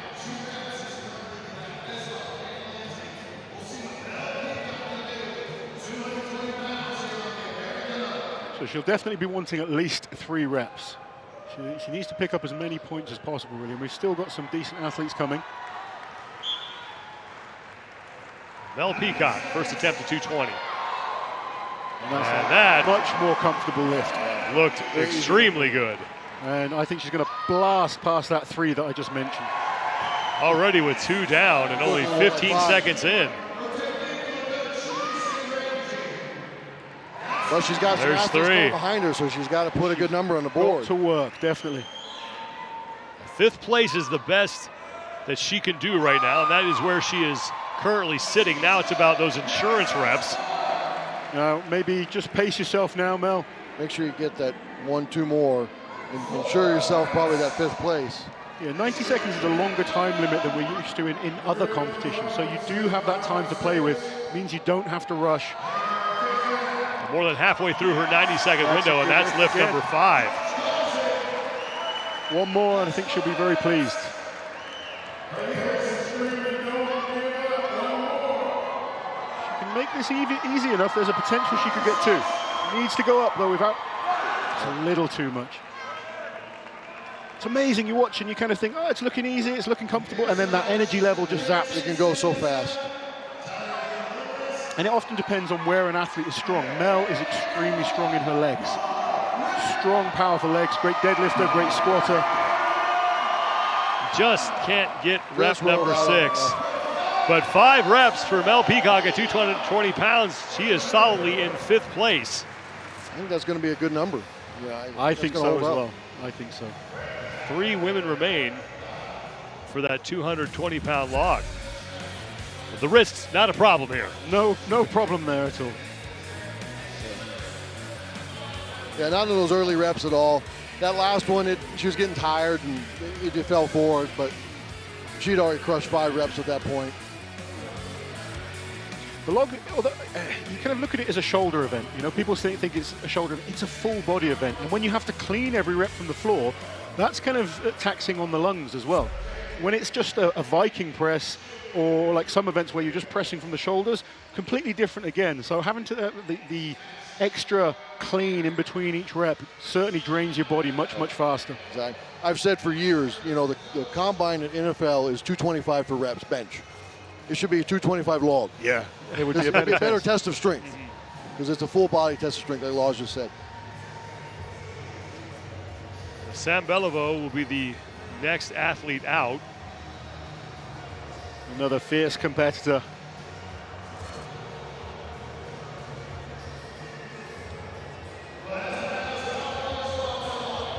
Such a shame that we didn't get to see Maxime competing as well. Imagine having the strongest couple on the planet competing in the Arnolds.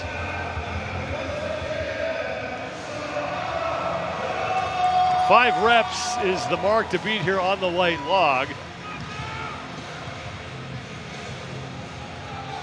She wants the crowd behind her. She wants that motivation.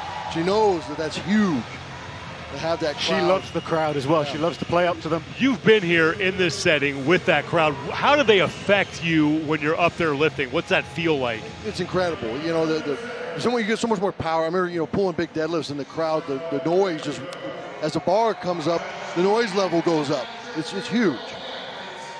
Did you find it would help you just do that little bit extra? Oh yeah. Yeah. Absolutely. Doesn't help everyone. You get some athletes that it can kind of, the pressure can get to them, whereas other athletes excel in that situation and they raise their level. And when you're talking about the best athletes on the planet, they tend to raise their level. Here goes Sam Beliveau, 90 seconds. Easy clean. Oh, wow. Bit of a push jerk for Beliveau there, and it works extremely well. Now into her second attempt. Nice. She punched those first two through the roof.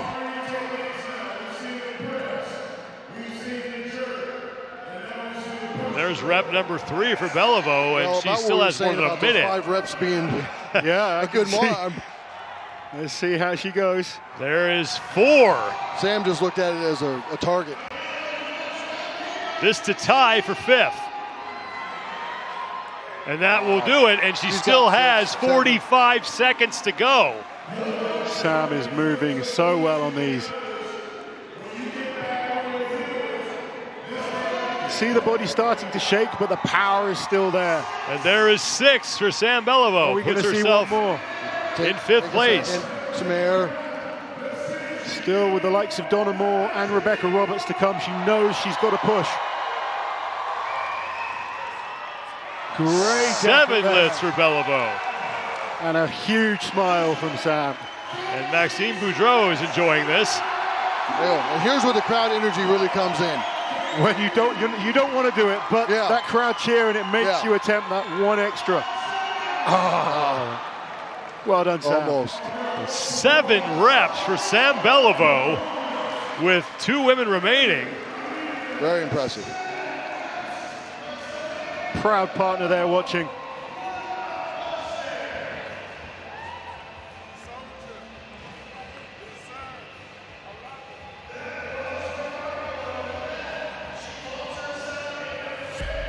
One more look at Sam Beliveau, and I mean, rep 1 and rep 5 pretty much looked exactly the same here. Yeah, it's a well-trained athlete right there. She has a technique that works for her.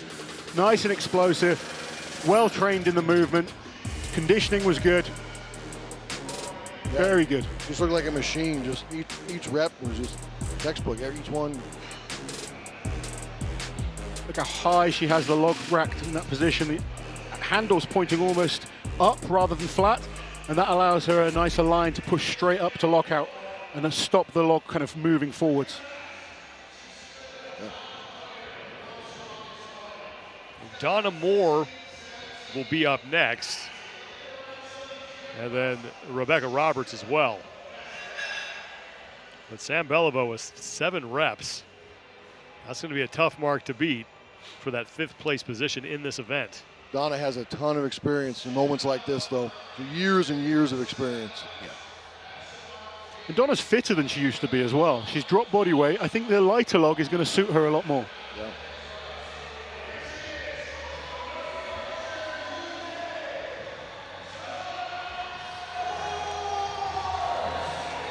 We will see what Donna Moore can now do on that 220-pound. Donna's got to be setting targets in her head. So the first target is beat Linzay, Hannah Linzay. Then you start thinking about Mel, and then you see how your energy levels are and whether you focus to try and push Sam's target of 7. You start chipping away at the points as you go. One target at a time. And that's where the experience comes in, right? Yeah. She needs to kind of think, okay, how did my 5th rep go? If you get to that point, have I got 2 or 3 potentially more reps in me? Yep. Let's see what she can do.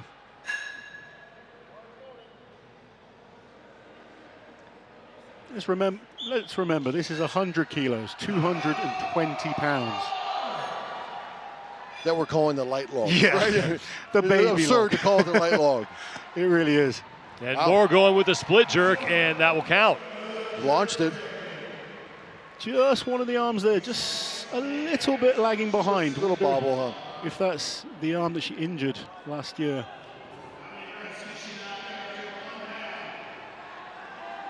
She wasted a lot of effort on that big log as well. Yes. You know, how much energy did she waste on that big log earlier that, you know, she could really use right now?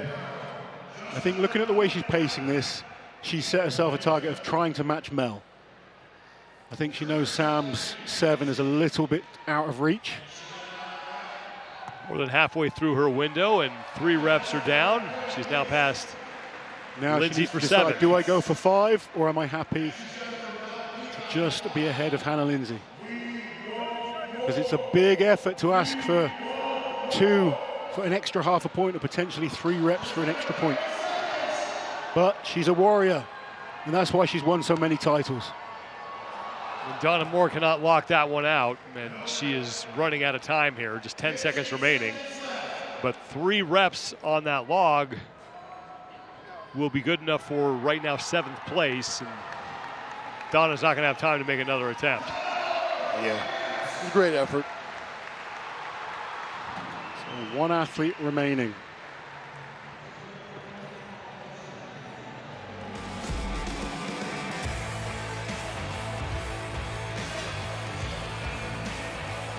Donna Moore going with the split jerk to start, and as you mentioned, that right arm a little bit soft there, but she's able to get that corrected. I got to say, watching Donna, I feel for her, and I'm sure Jerry does as well, because she's competed so many times. She's picked up a number of injuries over the years, and you can see the body doesn't function as well as it maybe did 10 years ago. And I can tell you from personal experience, it sucks when it doesn't work how it used to. Sam, you just completed it, several reps. How nice was it to be able to get out there and get a little redemption after that first log? It felt great, actually. Like, I knew that 220 for reps was something that I've been practicing in the gym. We were actually peaking for a 260 log, and then it ended up being a little heavier, but I was like, let's give her a go, and if it fall in front of this crowd, so I would have been like on cloud 9. I gave it my all. It didn't fall. I crushed that 220. I'm super happy to be here. Thank you so much. Thank you. Sam Beliveau has the top score on this lighter log at 220 pounds. She 7 successful reps as Rebecca Roberts, the Welsh Wonder Woman, will be up next. She will be the last woman to take on that lighter log. So watching Rebecca on the 270, it was the clean that was the issue. Let's see if she has the same problem here, because I'm convinced if she gets it to her shoulders, it's going up easy. Yeah, I believe it's going to go when she gets that clean. Hopefully she's taking some time in the back after, you know, maybe it was the first time on a wood log. Maybe she takes some time in the back after going to 270. Whatever she needs to adjust, you know, placement-wise, so she can nail these cleans, because she's going to need these points to get up, you know, close to that 5th, 6th spot. Yeah, she really does. It's such a great start in that first event. She doesn't want to let that slip. She wants to be going into day 2 in a top position. So she needs a solid performance here. 5 or more reps really would be ideal.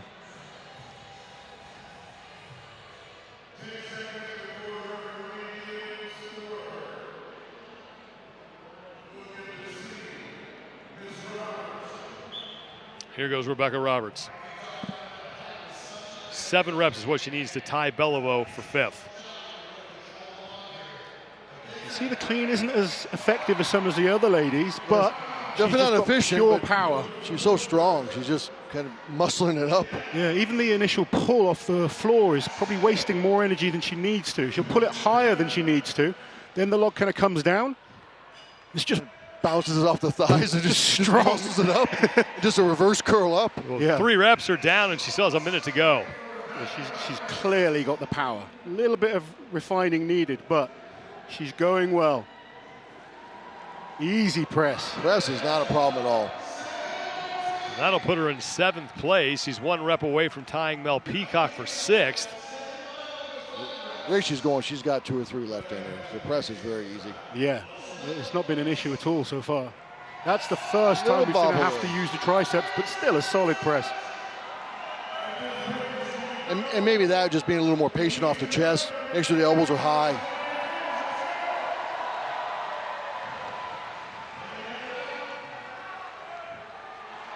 Good rep there from Rebecca. She moves up. Can she tie with Sam? She's got to hurry. Less than 10 seconds to go here. Needs to be quick. There we go. Not going to get there as Rebecca Roberts runs out of time and energy, but 6 successful reps, a 6th place finish to follow up her win in the Wheel of Pain. I think, you know, decent salvage on points to come in 6th after the event win. I think deadlift should be good for her tomorrow, and with her height, stone throw.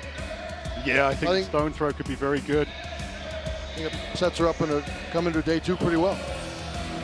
Yeah, the women's contest right now is really exciting. You know, it's hard to. It's really pretty open. I mean, what's a lot of athletes all going to be pretty close. And that's exactly what we want as fans, to be watching a close battle. As of right now, you cannot call it. No. And Roberts nearly paced that thing perfectly to tie Beliveau, but just ran out of time there and started to fatigue as well. So Andrea Thompson's going to get the win with 5 good lifts on the 270-pound log. And it's Inez Carrasquillo who finishes 3rd. She looks to be your overall leader heading into day number 2. But let's send it down to Kiki Dixon, who is with your event winner, Andrea Thompson. Congratulations on your event here. Thank you. You obviously handled the log quite well, the American Oak, but what surprises were there with it? The difference with this particular log, the handles are really small, so when you put your hands in there, there's not a great deal of range of motion to sort of adjust where you want your position to be. So you just literally have to put your hands in and lift. It's actually quite a shorter log as well than what I'm used to lifting on, but it's a gorgeous log. I want to take it home. Maybe they'll let you take it home as a prize here for winning this event. Thank you so much and congratulations. Thank you. Andrea Thompson with the event win picks up 10 points. Here are your overall standings now for the women after the first 2 events of this 5-event competition, and it's Inez Carrasquillo by 1 point over Olga Liaschuck. Andrea Thompson and Rebecca Roberts are tied with 15 points.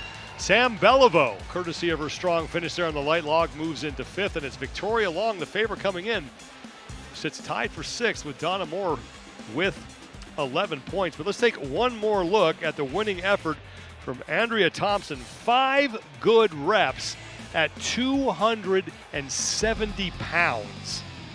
Yeah, Andrea, these are the events that she loves. She loves anything to do with pressing. And, you know, I've been lucky enough to press in training with her, and she scares everyone away when she comes and presses. She's unbelievably strong in the shoulders and triceps, and she really wanted this event. She paced it very, very well, didn't rush, and she's got to be happy with 5 reps there and the win on the American Oak. And with her deadlift, she's in a really good position going into tomorrow. How close is it? You know, was it 17, 16, 15, and 15 between the top 4 athletes? Well, the men are coming up next. Here are the overall standings after one event. It was Mateusz Kieliszkowski with the event win in the Wheel of Pain. He picks up 10 points. Trey Mitchell was the last man to go, and he wound up finishing 2nd. Mitchell Hooper continuing his amazing early part of his career here. He currently sits in 3rd place. The men facing the Austrian Oak. 430 pounds, 90 seconds to lift that thing as many times as you can. Each athlete will get 1 attempt, and then if they cannot get a successful lift at 430, they will move on to the lighter, and I'm going to put that in quotes, log at 385 pounds.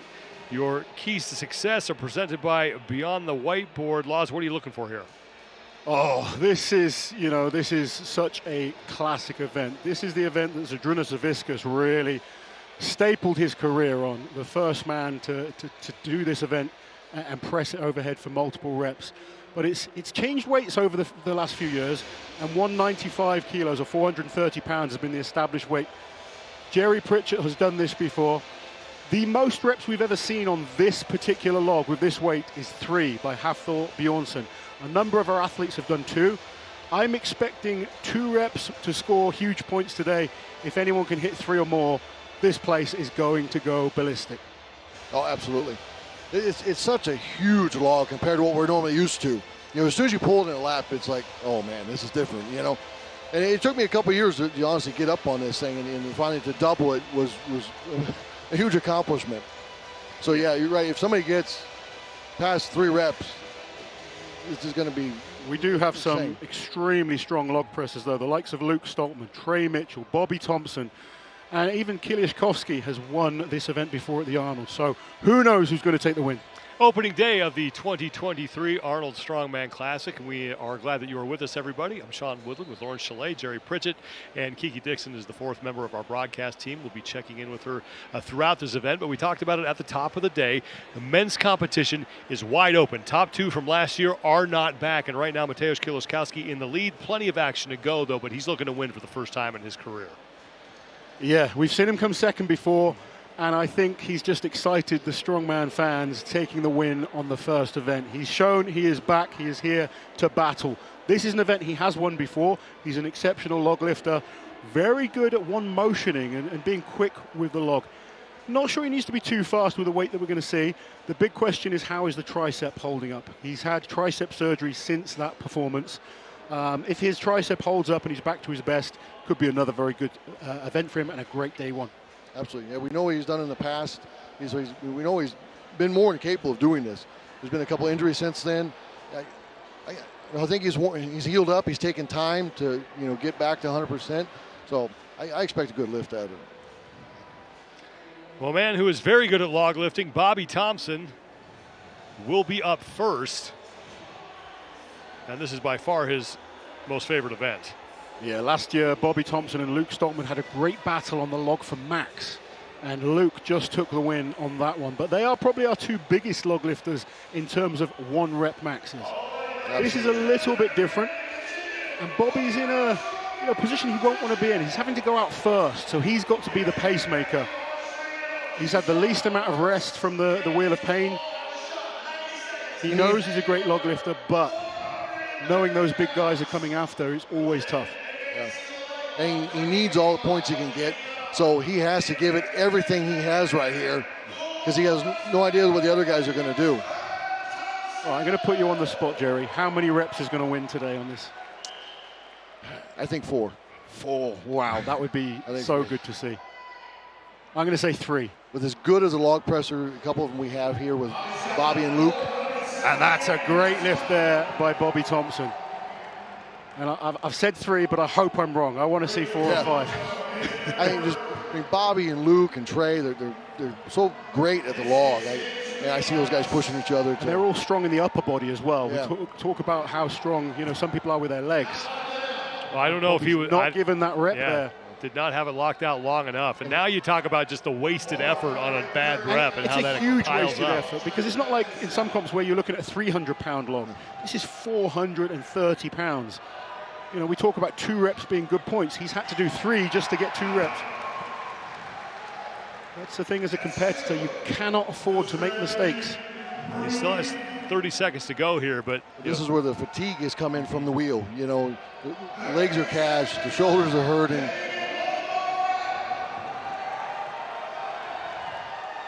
2 reps. Can he get a 3rd? 3 will be good points. And Thompson's going to get it. And you know what? It could have been 4. It could have been 4 right there. It could have been 4. He didn't get given the second rep. And that's why I was saying 4, because I know these guys are, this is a rep range for these guys because they're such great pressers. They press up to close to 500 pounds. So this is a rep range for them. Crazy to think, you know, athletes can get 4 or 5 reps on 430 pounds. 3 good lifts for Bobby Thompson, and he was just a fraction of a second away from having 4.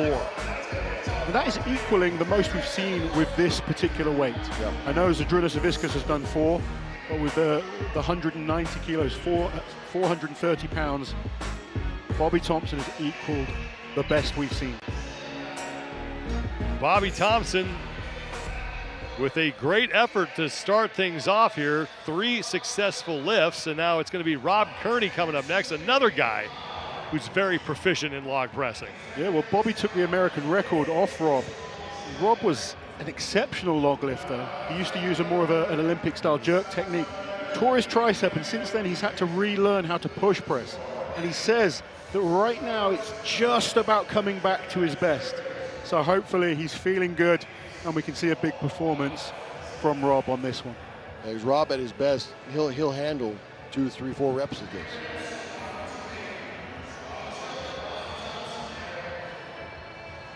Rob Kearney, who last year at this event got himself off to a great start. He was the overall leader after day number 1. And went on to finish 5th overall.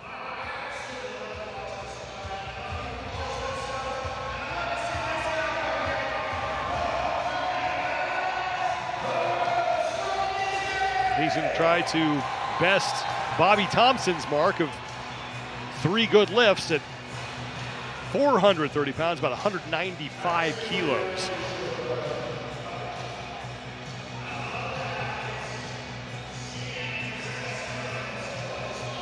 I think we all know the likes of Bobby Thompson and Luke Stoltman are probably the 2 favorites when it comes to this. The real battle, I think, is going to come down to Trey Mitchell and Kieliszkowski. Whoever can kind of come out on top of those 2 is going to leave us in an interesting position for the remainder of this contest. They both have the opportunity to set themselves up for a really good position going in tomorrow, which Mateusz needs it going into deadlift because traditionally not a great lifter him, so he has to have as many points as he can. Yeah. We've seen him in the past win multiple events at the Arnolds and lose out because of that deadlift. Yeah. Rob Kearney, second man up on the Austrian Oak. First attempt here for Kearney.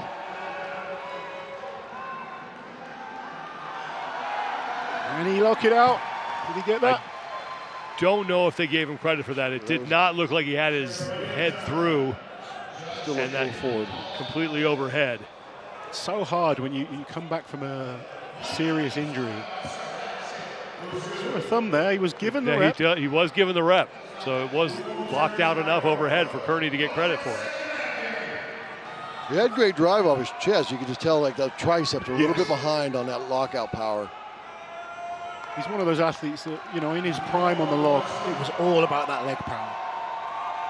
Now, that was a better lift. There it is to Rob Kearney. That's 2. Much better than the first attempt. And 30 seconds to tie. And now suddenly 3 reps seems possible.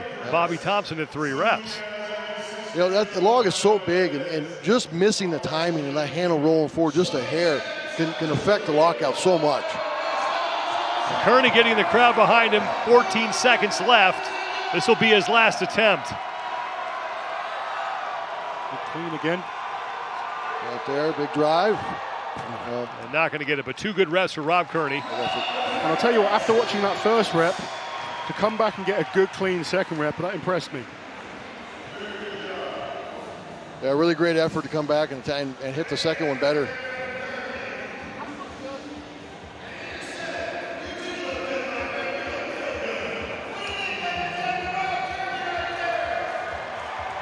Let's take another look at Rob Kearney. In that the first lift he did get credit for, but like you mentioned, the second one looked a lot better.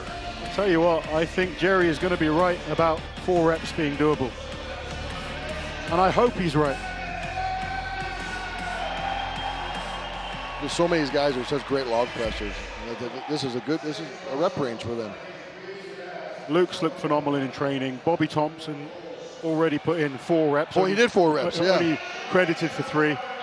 Trey Mitchell is a fantastic log lifter. Let's send it down to Kiki Dixon, who is with Rob Kearney. You had 2 successful lifts out there. Is that what you were going for? Yeah, the goal was at least 2. And honestly, I tore my tricep 2.5 years ago. So this event used to be one of my best. Coming back, it's been always in the back of my mind about that injury. But to come out here, hit 2 reps on this log today, huge win for me to end day 1. I'm psyched. Awesome, thank you so much. Thank you. Rob Kearney currently in second place with 2 good lifts, as Kevin Ferris will be up next. This will be a huge lift for Kevin if he gets this.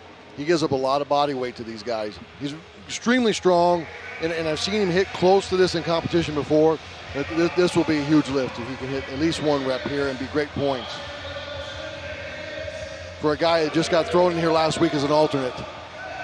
Oh, yeah. The Arnold's is not a show you want to be kind of turning up underprepared for. Not at all.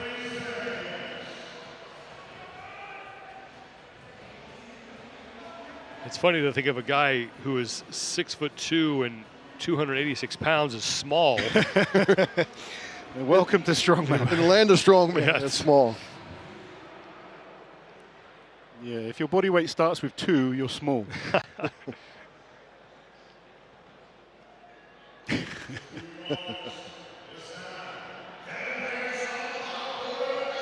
Here goes Kevin Ferris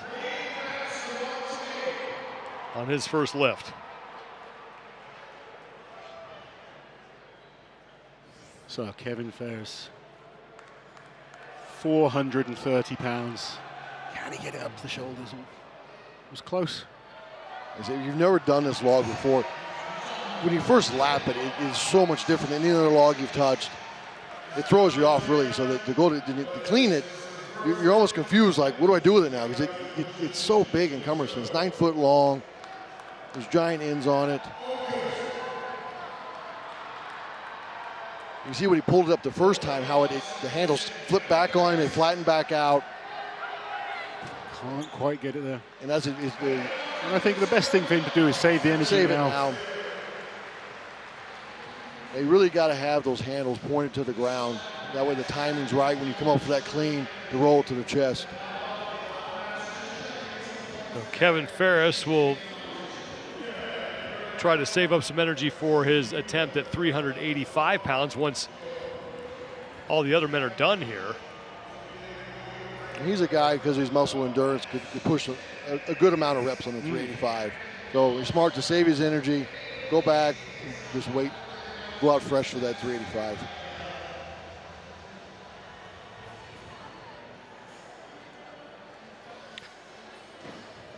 So far, 3 men have gone. 2 men have been able to lift that 430-pound implement. Rob Kearney got 2 lifts, and it's Bobby Thompson who was able to complete 3 lifts and was very close to having 4. One more look at his effort that has him on top of the standings for this event right now. Bobby loves the log press, one of his favorite events. He's extremely strong at it, obviously, and he showed that here. What does he do better than other people in this event? It's not that he does anything better. He's just very, very good at log lifting. And you'll find there's certain athletes, when they get good at something, they want to train it more often. They don't want to train the things they're not so good at. Leverage makes a big difference, but Bobby is strong in the shoulders. He's strong in the triceps, very similar to Andrea, who we saw earlier. Very similar to Luke Stoltman, who we'll see coming up shortly. You often find athletes are naturally better built for certain events. You know, someone like Pavlo Nakonechnyy, much longer in the arms. The log, although he's not bad at it, is a weaker event because those arms are longer on the log. He has to travel further.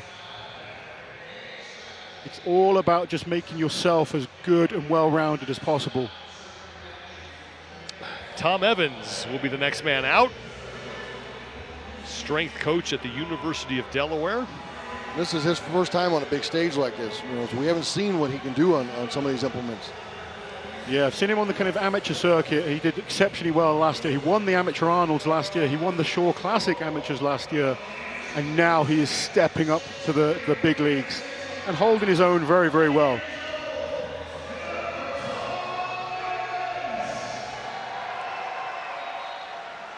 This will be a big lift. This is all about experience for Tom Evans this year. You know, he's an athlete on the up. He's not quite there in terms of challenging to win these titles yet, but he's so new to it. He's improving rapidly and gaining experience in every major show that he does. There's no pressure for an athlete like this. He's not expected to win, so he can come in, he can enjoy it, he can give 100% on every event. And, you know, not having that pressure is a nice position to be in. When you're one of the athletes that people are expecting you to win all the time, it's a different type of contest, there's a different type of pressure to cope with. And he'll get to that. Yep. But this year, it's all about experience. Come here and aim for some PBs. Was able to clean it pretty easily and just can't get the press. You're not allowed to touch your head as well. So even if that kind of went up, you can't put it on your head and then press up again. Has to go from the shoulders to a locked out position. John Paul ruined that for years ago, and he took that away. Yeah, we saw some of the older strongmen. They would try and put it on their head first, stop, and then whatever gives you a little bit of a rest, man. 9 years ago, when Log first came in, they would allow it because they didn't know, now it was more technical. Safety reasons as well. Yeah. And Evans will get that. Look what that means to him. Wow. A huge lift for Tom Evans. That's big. Absolutely massive lift there. It's going to be great points. And he's happy. Yeah, he's happy there with one. One's great points. I'll tell you what, it's a stacked lineup of log lifters that we've got today. Yeah. So one good lift for Tom Evans, and we still have quite a few athletes to go here, but given how difficult this implement is, that's going to serve him very well. Very well. And just so cool to see someone so happy. I love seeing the emotion. Yeah. And to come back from a miss, a bad miss too. And you love to see the reaction there. To hit it that well, second attempt. From a guy who's clearly happy to be here, making his first appearance at the Arnold, and has his moment there on the stage with the Austrian Oak. Let's go to Kiki Dixon, check in with her. She's got something on Luke Stoltman. Kiki? Luke Stoltman is a force to be reckoned with anything that comes along with the log. I spoke with him and I said, hey, what's the game plan here? He goes, you know what? Well, there is no game plan. I just kind of go out, feel the whole situation out. He does play to the crowd, and he feeds off the crowd, I should say. And he said the good news is he can finally feel his legs again after the wheel of pain, so that's helpful. That's probably something you don't want to take for granted if you cannot feel your legs after something, but make sure. I'll tell you what, Luke is an incredible log lifter. I love watching him lift. He's probably got the most efficient clean out of any of the athletes, and just he's rock solid in the press as well. He's certainly in contention to be seen as one of the best log lifters of all time. Yeah. Just 3 men have been able to lift that 430-pound log. We just saw Tom Evans get that one successful lift. Bobby Thompson still your leader with 3. Are we going to see 4 this time? I think this is our guy for 4. You know what? You've convinced me. Let's see it. Then Trey has to come out and match it or beat it. Yeah. Here comes Luke Stoltman, the Highland Oak. I talked to him earlier. I told him, I said, you're in a great position because you could potentially win log. You have a decent push on that wheel. And he's in a good spot right now to come in tomorrow with a good points. And he needs it because the deadlift is probably an event where it'll cost him a few points. He'll lose a little bit. But everything else is looking very solid for Luke right now. And this is an event he can win. Winner of the log last year at the Arnolds. That was for 1 rep for max. This is the Austrian Oak. 430 pounds for repetitions, 195 kilos. And I think this is one of the lifts laws that he prides himself in dominating. You do see that as well with athletes. They become good at an event, and then it is important to them that they win that one. Did you feel pressure when you go out to deadlift? Especially after it became a thing, too. Right. Like Law says, it becomes like pressure on you. Like, they look at you to dominate. Everyone's expecting you to do it then. Look how efficient this clean is. So easy for him. How are those legs feeling? That's the only question. Shaking the legs, maybe. Wow. So Luke has got to dump it. And he's just feeling a little bit dizzy there. Take a second. We've seen Luke manhandle these type of weights before. This is a big surprise for me. Oh, yeah. Luke just cannot get that pressed. You know what? Maybe it is just the fact that the Wheel of Pain has taken too much out of him. Kiki was just mentioning it there. Last year we saw Luke Stoltman smash much more than this overhead for a max weight. Well, it's not a lot of time if you're completely gassed from that event to recover for a top effort log like this. 30 seconds now for Luke. Come on, Luke. Come on, lock it out. Cannot get it locked out. There was a video of him training just last week doing 195, no problem at all.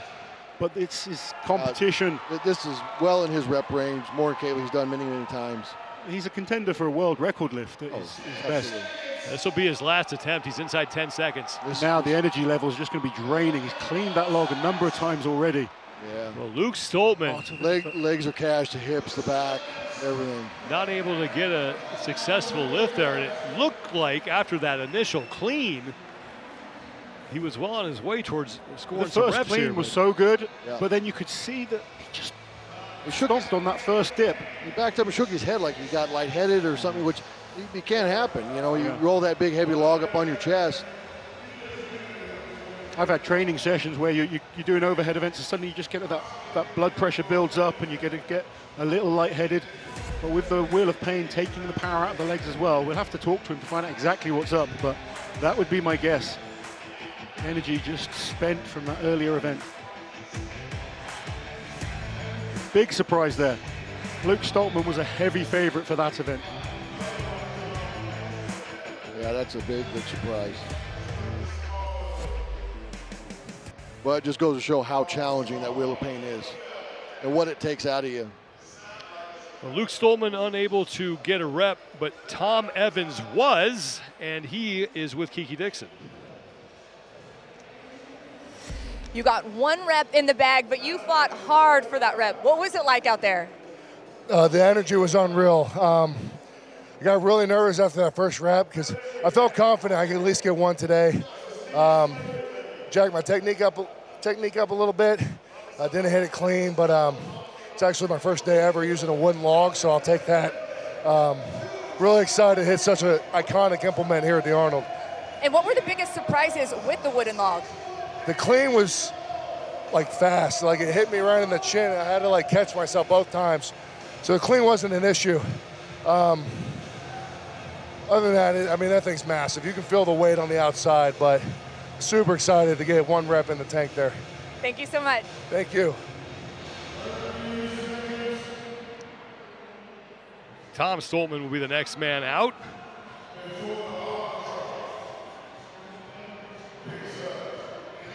Tom Stoltman, two-time world's strongest man.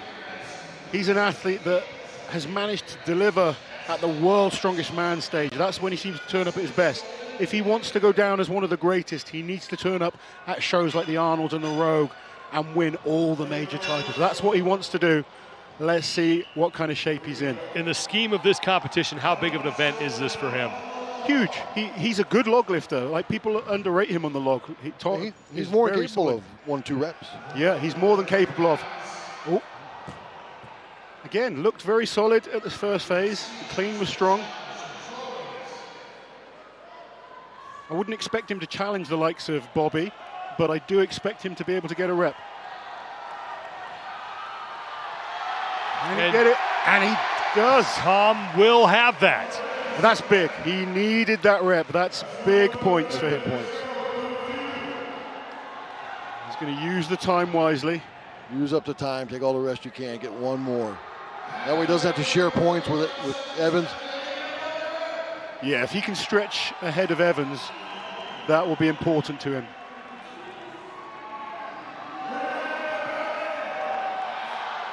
He's just not getting the leg drive like normal. It's like we mentioned, you know, it's just that Wheel of Pain, taking it out of them. As you can watch his dip there, his dip for that push press isn't near what it normally would be. I mean, the amount of times you clean, let's remember this is almost 440 pounds, 430 pounds it is exactly. Yeah. Every single time you have to clean that the energy that you're using up. But he got the important rep. Now he doesn't have to worry about coming back to the lighter log, because that's going to be more energy expended for a number of these athletes. Tom Stoltman steps away after one good rep. And we still have 4 men to go. 4 very strong men as well.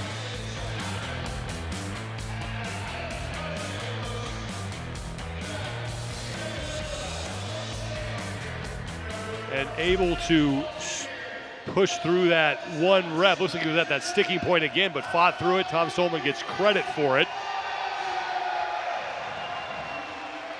We have a great crowd on hand here today, the opening day of the 2023 Arnold Strongman Classic, and a man who has won this event in the past, that is Hafthor Bjornsson, who is coming out of retirement to compete again. And I know the fans are going to enjoy seeing him back.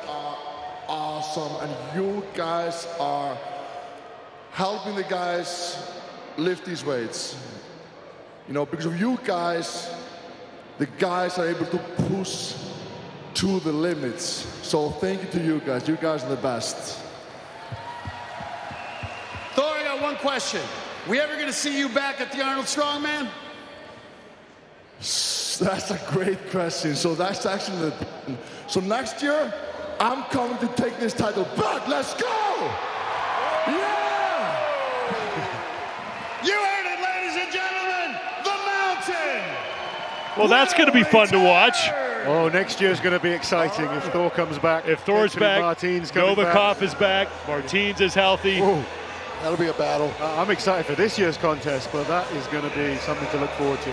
Here comes Pavlo Nakonechnyy, 4th place after event number 1. And this guy's been exciting revelation over the last few years. An absolutely incredible deadlifter. If he has a weaker event, you know, it's been the log or the overhead events in the competitions gone past. He's been working very hard at it. If he gets a rep with this, he has put himself in contention to battle for this contest. Oh, absolutely. We saw him at the Rogue Invitational struggle a little bit on the log, but that was a combo with the yoke. Yes. So just going at the log, we'll get a true take on where he's at on log press. You can see, like, the long arms. He's built for deadlifting, pressing. He's got so much further to press than some of the other athletes. Definitely much better levers for deadlift than log. But it's all about making progress. And if you get a rep, hugely strong legs. And look at that, it's going up, he gets a good rep. And look at him. It was pretty much a strict press. I mean, it was like a 2-part. Yeah. Like a dip and then a press. That was powerful. And Nakonechnyy getting warmed up for his second attempt. I'm not sure he really needed the dip. You mentioned the Rogue Invitational. The last time we saw him, it was very clear technique was an issue with him. He needed to clean that up. It looked like he has done that here. I think he can tidy it up a lot more still. Yeah. The power is clearly there. There was just more power there. I mean, his timing is really off on that push press, but he's got so much shoulder power that he really strict pressed that up. What Jerry noticed then was that if you watch the way he presses, he dips and he drives with the leg, but then it's almost like he stops before then pressing with the shoulders and triceps. Not able to get number 2, but I'll tell you tie what, for 3rd right now. 1 rep, that's big points for him.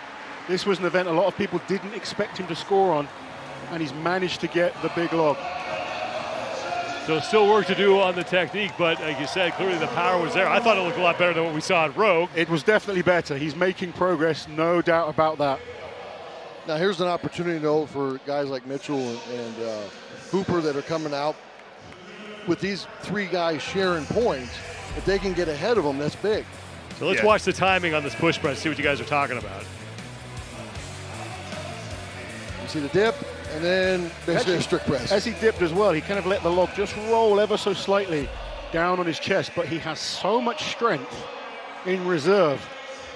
There is still big progress to be made by that man, which is a scary thought for a lot of the other athletes. His technique when it comes to deadlifting, however, is faultless. You watch his deadlift form, it's perfect. It's just some of the other events need a little work. Let's bring in Kiki Dixon with Tom Stoltman. Tom, you were able to secure 1 rep, which means you can avoid the lighter weight. How satisfied are you with that rep? Yeah, very satisfied. I mean, my pressing power is not the best, but to hit a 195k log after a wheel of pain, I'm very happy. I've done 2 fresh in training, so to do 1 here on that log, it's hard. I mean, a lot of people have only got a couple of reps, so yeah, I'm very happy I don't have to do the lighter log now. So now you are done with day number 1. You have 3 events ahead of you. What's the plan of attack to make your way to that podium? I'm just trying to concentrate on myself. You know, I've had a lot of time off, and I'm just trying to get back into the swing of things, back into the kind of, you know, my muscular endurance coming back up. But we got max deadlift tomorrow, stone throw and frames, so anything can happen. On these max events, you have to be smart as well, so anything can happen there. And in a stone throw, no one's done that before, so who knows? So let's see what happens. Awesome, thank you so much. Thank you very much. Mitch Hooper, the next man out. Coming in, riding a 2-event win streak. Won the last 2 competitions in which he's entered. You were talking about Pavlo on the yoke into the log. Now Mitch on the yoke into the log at the Rogue Invitational was unbelievable. Different event, but when it came to log for speed and moving with the yoke, he's unbelievable. This is the crushed that event. He's going to want to get at least 2 reps here, though, to challenge for this title. If he can get 2, tie himself with Rob Kearney, it's going to put him in a very solid position because he'll stretch away from the athletes who have only managed 1 repetition.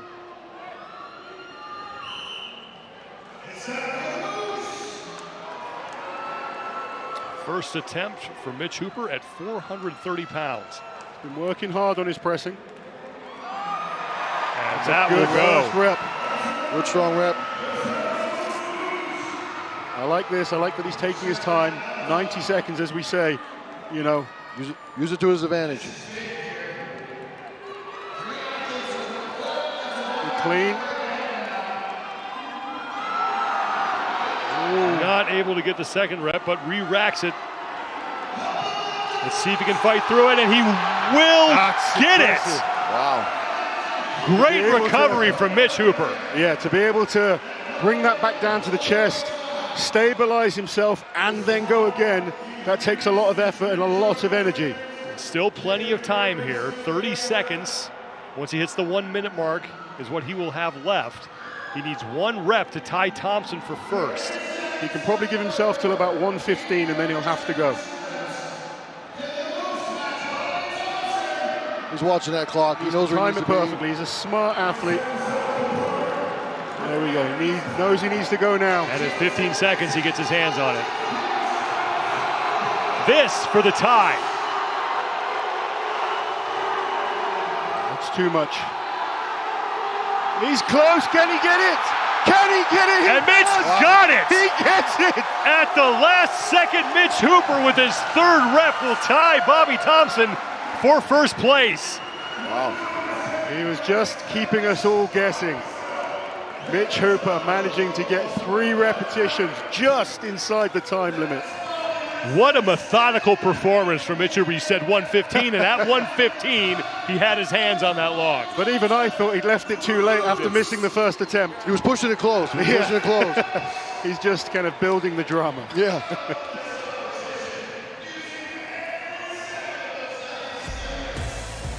One more look at Mitch Hooper, who failed to press on his first attempt and then was able to get it. The second one was good, and then the third, he just sneaks it in inside that 90-second cap. So interesting watching his technique. He's got this ability to really bend backwards and almost get into like an incline press position. Yeah, he really pushes away from the log and catches it and then finishes pressing it out. That attempt there, the log just rolled forward a bit, but then he manages to get himself into a better rack position. And he just squeezed that out in time. Another big reaction.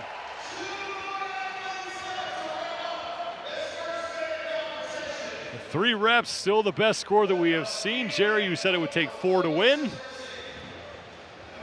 we will see if Mateusz Kieliszkowski can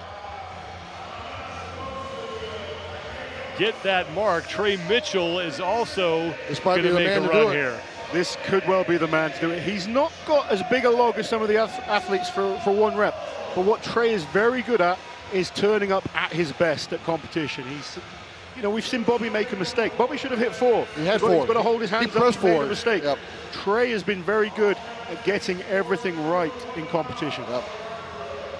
And the energy of this crowd right now, it just keeps getting better and better. The last time we saw Trey compete in person, we did, was at the Rogue Invitational when he took second. And I think that was sort of felt like a coming out party for him. Like, he is here, he has arrived, he deserves to be on the big stage. I spoke to Trey, and he believes he should have won that competition. Yeah. He believes in his abilities. He knows he's one of the strongest men on the planet.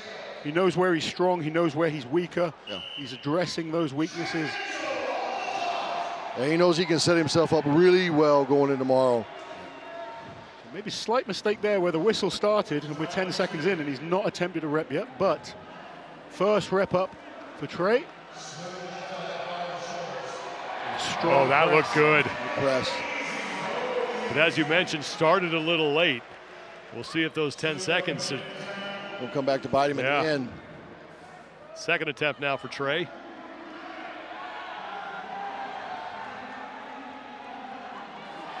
And that will count. Strong. 2 great presses so far. Very strong. How many more does he have left in him?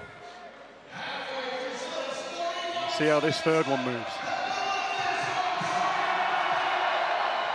Yes, and that will tie for we first. Got some big power from the legs on that rep. And he still has 30 seconds to go here. I think we could see our first athlete hit 4. He's got the time. Take a little time, take a little time. Calm down. Hit it like that last one. Plenty of leg power. No need to rush now. He knows he just needs one more rep. Get that clean, don't waste anything. This for the win. Big drive. For Trey Mitchell. Yeah. And he is in the lead.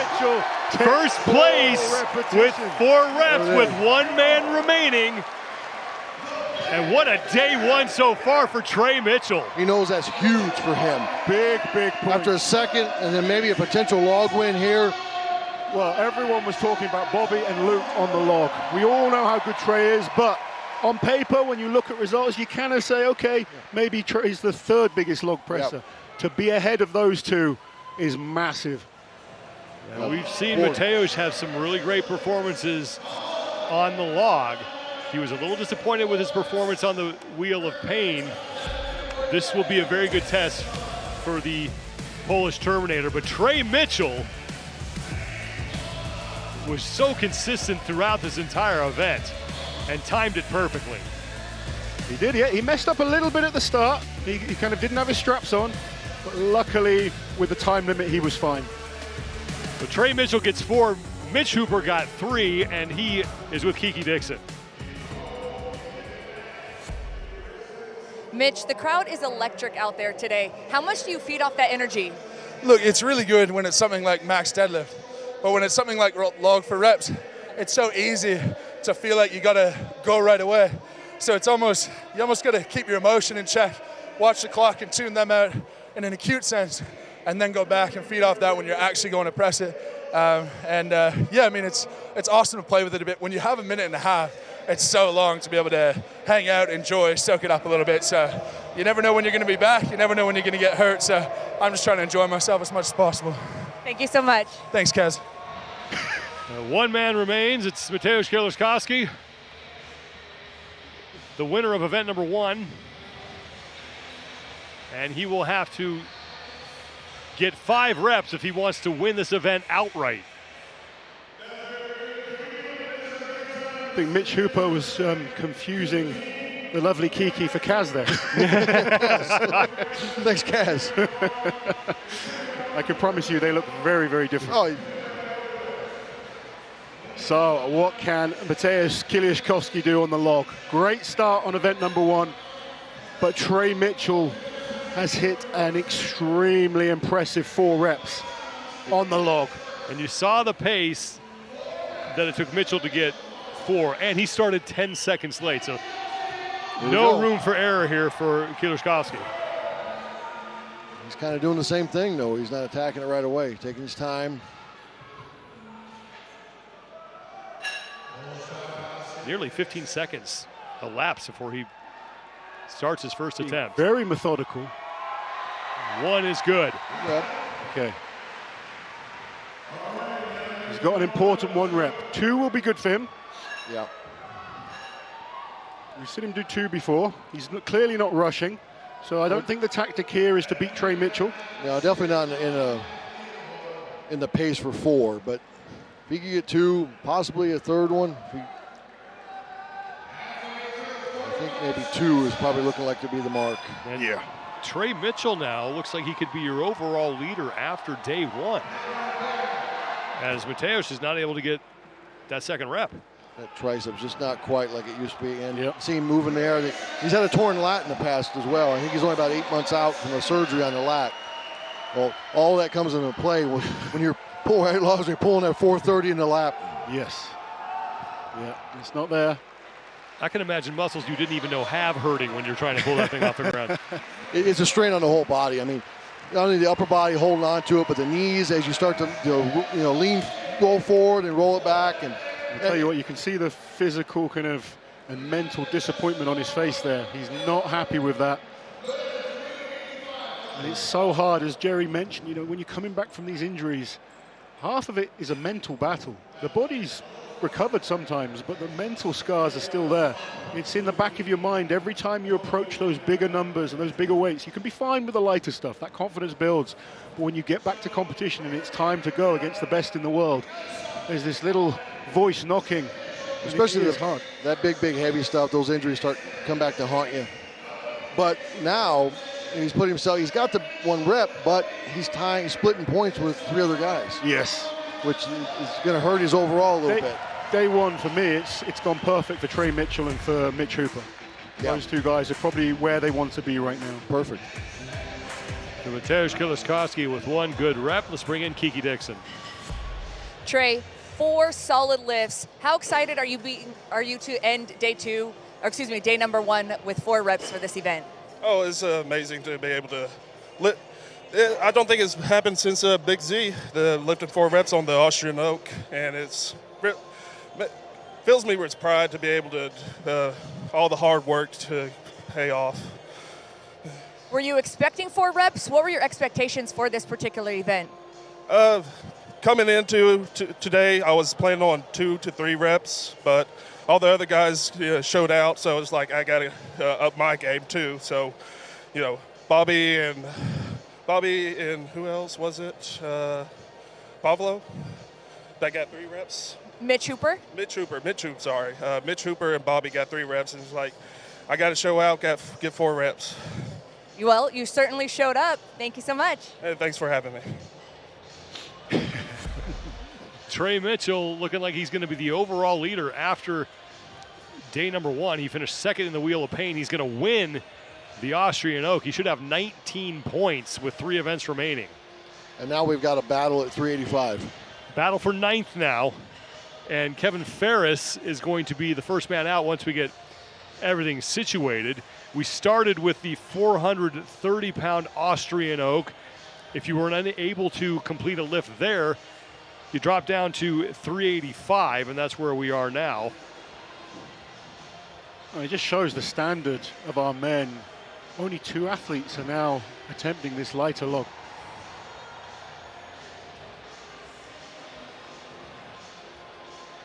Well, that 4 reps by Trey. Oh, that unbelievable. This is only the 2nd of 5 events that we will face. You got 3 tomorrow. So as you now go home and try to figure out how you recover, what are you thinking about as far as setting yourself up for success on Sunday, or Saturday, pardon me? I think for different athletes, it's going to be different positions. For me, Trey and Mitch have come out perfectly. They have had a perfect day 1. Trey Mitchell, 1st place and a 2nd place. He's going to be over the moon. He has one potentially weaker event when it comes to the frame carry. So he knows he needs to be in the lead going into that. For Mitch Hooper, it's all about consistency, not dropping points, and he's done that well today as well with 3 solid events to come tomorrow. Other athletes, it's kind of been all over the place. So they need to kind of reassess, go home, get some food in, get a good night's sleep, and just treat the competition as a fresh day tomorrow. Event number 1 is a new day, and you still got to fight for every single point. We never know what's going to happen. And we'll kick things off on Saturday with the elephant bar deadlift, then the stone throw, and then we're going to close with the timber carry. 30 points on the line tomorrow. Yeah, the interesting event for tomorrow is going to be that stone throw. It's so new to all the athletes, so there's no, we don't have the information to go off from previous competitions. And I think that kind of element of surprise, they won't have the confidence. They all know when they're good log lifters. They all know when they're good deadlifters. But that is an event that anything could happen on. Yeah, we can make assumptions that, like the taller guys like Tom Stolman and Mateusz, might do well, but a guy like Trey or Bobby that got a lot of shoulder power might be able to launch it very well too. So we really don't know. We can just, all we can do is make some guesses. Yeah. Well, here comes Kevin Ferris, who will be the first man on the 385-pound log, making his first appearance here at the Arnold Strongman Classic. He and Luke Stoltman will be the 2 men who will be fighting for 9th place here. I think Luke Stoltman is going to be the most disappointed athlete after today. Absolutely. He wasn't bad on the Wheel of Pain, but the log should have been a banker for him. He was the clear favorite to come in. We thought he was going to win it.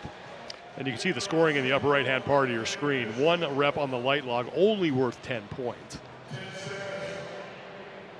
Thomas Evans there, fantastic on that log.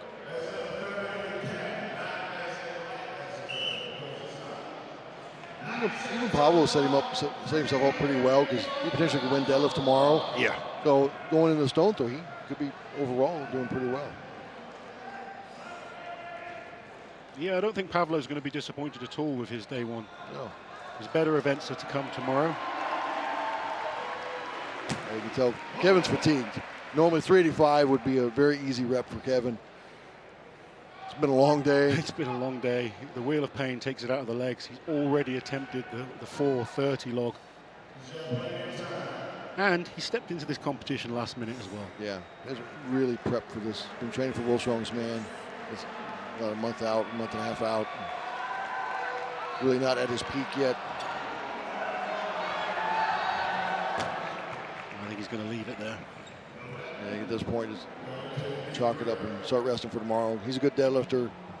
Exceptional grip on him. I'm looking forward to watching him on the frame. He'll be great on frame. I mean, he's got, we know 2 good events tomorrow with Stonewall, so we don't know how it's going to turn, but he could gain some points on the guys like Kieliszkowski and Luke Stoltman that we know aren't, exceptional deadlifters. Final attempt for Ferris at 385. He does have 1 good rep so far and not going to be able to get 2. Like Jerry said, normally fresh, we'd expect to see a lot more reps from Kevin, but the athletes are feeling it after a tiring first day. Even though it's only 2 events, it's been a long day. Long day. Drained. And he said, just a minute ago, he had a couple goes at the 430. It takes a lot out of you just cleaning that thing, Because I think normally at 335, he comes out, hits 3-4 reps. Kevin Ferris with 1 rep at the 385-pound log, and we have 1 athlete remaining. See Luke come out, hit 2 reps, and get ready to fuel up for tomorrow.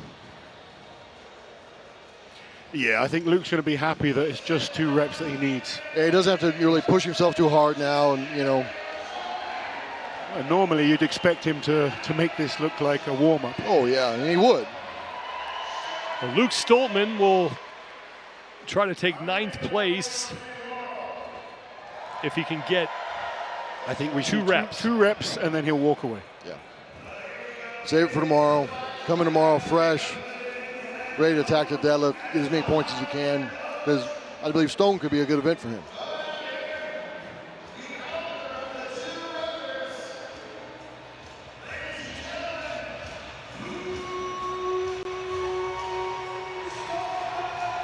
You could tell by that look that he nowhere had any plans of coming out and doing this light log when this day started. Yeah. Oh no, it doesn't always go to plan, does it, Jim? No, not at all. I've had many shows. I know you have too. That you threw the plan out the window after. I've been in shows where my best event has gone terrible, and then a bad event has gone well. Yeah. You just don't know. You've got to focus on one at a time. Or was it Mike Tyson who said everyone's got a plan until they get punched in the face? And I think that wheel of pain is one giant punch in the face. I think so. Yeah.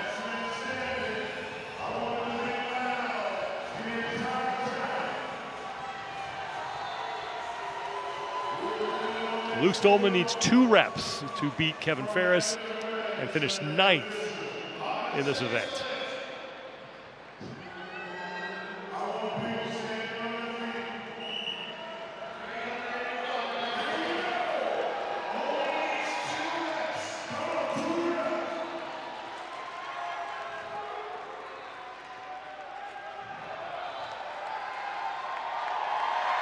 And the first rep is good. You can see he's even struggling with that a little bit towards the lockout. He's not himself. There is something clearly up with Luke. He does not need to rush this. No, not at all. He just makes sure he gets this next one, assert 9th. But you get to tell, like Laws just said, he is not 100% right now. And that will do it for Luke Stoltman. He'll take 9th place. He needs to go and get some food in him, chill out. And now the crowd's like, come on, do one more. And here's where the crowd comes into play, and you do things you shouldn't do. Yeah, this is like, the crowd love Luke because he'll play up to the crowd, and, and now he's kind of getting into it.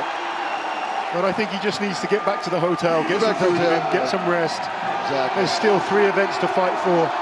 This doesn't pay anything right now. No, this is all wasted energy now. But he's a showman. He's happy and he's a showman. And the crowd are responding.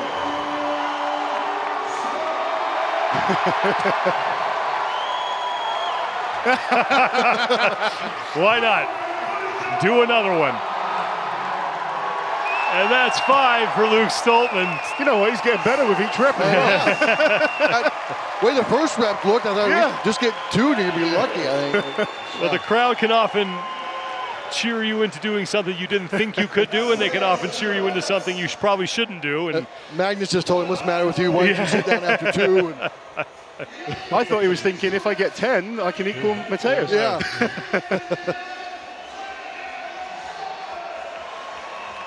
So Luke Stoltman, 6 reps there with the light log, which is still 175 kilos. He knows, able to have a good laugh about it, but he only needed 2.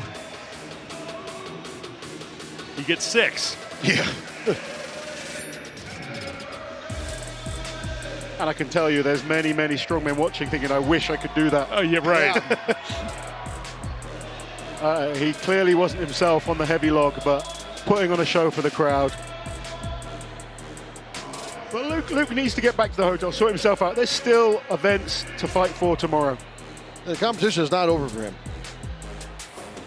Trey Mitchell is going to pick up the win. He goes 2nd in the Wheel of Pain, 1st in the Austrian Oak. He'll have 19 points and looks to be your overall leader heading into day number 2. Mitchell Hooper, he is in great position after 2 events. Bobby Thompson will finish in 2nd, followed by Rob Kearney and Mateusz Kieliszkowski. But it is Trey Mitchell, 4 good reps to take the win.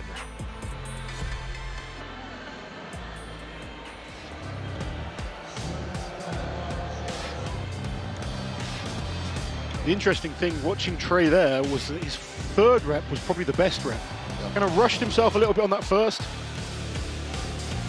but he just settled in, really solid, knew what he needed to do, and I love that he just raised his level on the day that counts. 4 reps, an event win, and 10 points for Trey Mitchell, who is with Kiki Dixon. Trey, you are the overall leader at the close of day number 1. What are you going to do to navigate day number 2 to maintain that lead and end on top of the podium? I plan on at least making 2nd place in the deadlift tomorrow, the elephant bar deadlift. And it's a toss-up with that Unspunnen Stone Throw, but I've been training hard and it's been going well. And the frame is the only one I'm worried about, but I'm making progress in my grip, but it's the only weak flaw in my plan tomorrow. Thank you so much. We look forward to seeing you tomorrow. Yeah, thank you so much for having me. Big Tex on top of the overall leaderboard after 2 events, 19 total points. Mitch Hooper sits 2 up on Mateusz Kieliszkowski. Pavlo Nakonechnyy sits in 4th, and it's Tom Stoltman in 5th. So as we close out day number 1 of competition here, we'll start with you, Laws. What was the biggest surprise for you here today? I think for me, potentially Victoria Long's performance in the women's. In the men, Luke Stoltman taking a low position for him on what we would have expected to be big points. Jerry, what about you? Rebecca Roberts coming out and crushing that Wheel of Pain, coming in as an alternate. And then Luke missing that log. I mean, that was, nobody would have thought that, But it just shows how punishing that Wheel of Pain is. Well, we have a big day of competition tomorrow where we will crown a new champion for the men. 3 events remain here. We're going to step aside, take a quick break, but keep it right here. We're going to wrap everything up on the Rogue Iron Game. Stay with us, everybody, as our coverage continues from Columbus, Ohio.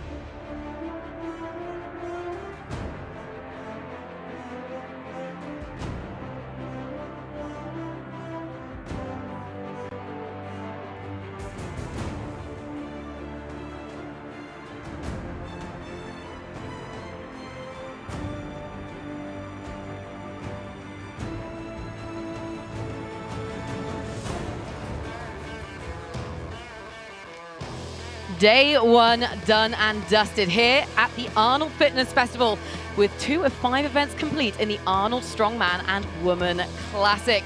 Predictions went out the window here in Columbus, Ohio, and we're going to break it all down on the Rogue Iron Game Show.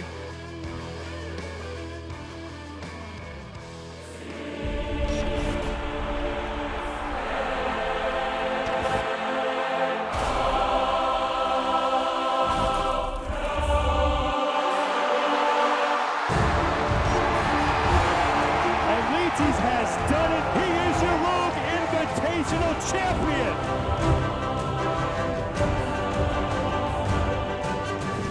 Well, my name is Lauren Smith, and this is Rogue Iron Game, and we're going to be wrapping up all the best of day one from the Arnold Strongman Classic. And joining me on the desk is Dr. Bill Crawford. Oh my gosh, Bill, what a day we've had. Where do we even begin? Well, I think it's, my reaction to the day is that, honestly, that transition from the wheel of pain to the log press was really hard. So you're going, strength endurance, and then you're trying to press a log. I think it just hits you right in the middle. It really does. As an athlete, I can tell you that's a tough transition. It takes all the steam out of you, and then you've got to press that log overhead for reps. It's really a max effort. The other thing is that we had some transitioning from the wheel of pain, and then we had a flip in the order for some of the athletes. Unbelievable, unpredictable. But that's why we're here, to sort it out in competition. That's why we love this. Honestly, an absolutely unbelievable way to start. And it kicked off with the women on the Wheel of Pain. And Rebecca Roberts, after everything that she has been through recently, to come out and put on that performance, how impressive was that as an emotional performance more than anything else? Well, that was a really great performance. I think, she's tall. She had used her great levers to get down, get her hips underneath, and she kept that momentum as we talked about. But I think what she really did is she poured herself into the event. I mean, if this were decathlon scoring, this would be over because she finished so much further ahead than the other athletes, almost 30 feet. That's astounding. So I think she really gave a great performance that set her up for a great competition. And it was off the back of not being on the original roster as well, so exceptionally impressive from Rebecca Roberts. Now, event number 2, the American Oak, and Andrea Thompson with a phenomenal display, especially off arguably probably wasn't her best performance in event number 1, but 5 reps on that piece of apparatus. You just don't see that very often. Well, she's super experienced, and I got to say that, I thought Andrea was probably somebody that would have at least 1 rep in her. To come out and have that kind of performance. I was hoping one of the women would get at least 1 or 2 of the repetitions with a 270-pound log. That was shocking, unbelievable. And you know what happened? She got 5. It just kept going, unbelievable. And then other women came out. 4 women came out and pressed that log for multiple reps. Unbelievable performance. But Andrea is an experienced performer. She's been doing this a long time. Great performance. Loved it. And you know what? She needed it because it put her joint third in the overall standings. Let's take a little look at how things line up after day 1 of competition. And in that top spot, it's Ines Carrasquillo. What's impressed you the most about her? Because she's flown under the radar to a certain extent. Well, I didn't want to say I told you so, right after the first event, we didn't get a chance to come on air, but, she did look like she was going to probably take that. Her best competition log lift was 136 kilograms, or 132 kilograms, which made the 270-pound log accessible. And she had a great finish in Wheel of Pain. She finds herself in 1 point in the lead. Olga Liaschuck is is world's strongest woman, very experienced competitor. She's here to do it. She's had a very consistent day so far. But I think the other big story is that Andrea scrapped back, and Rebecca had a great performance in the Wheel of Pain to be tied for 3rd. Unbelievable.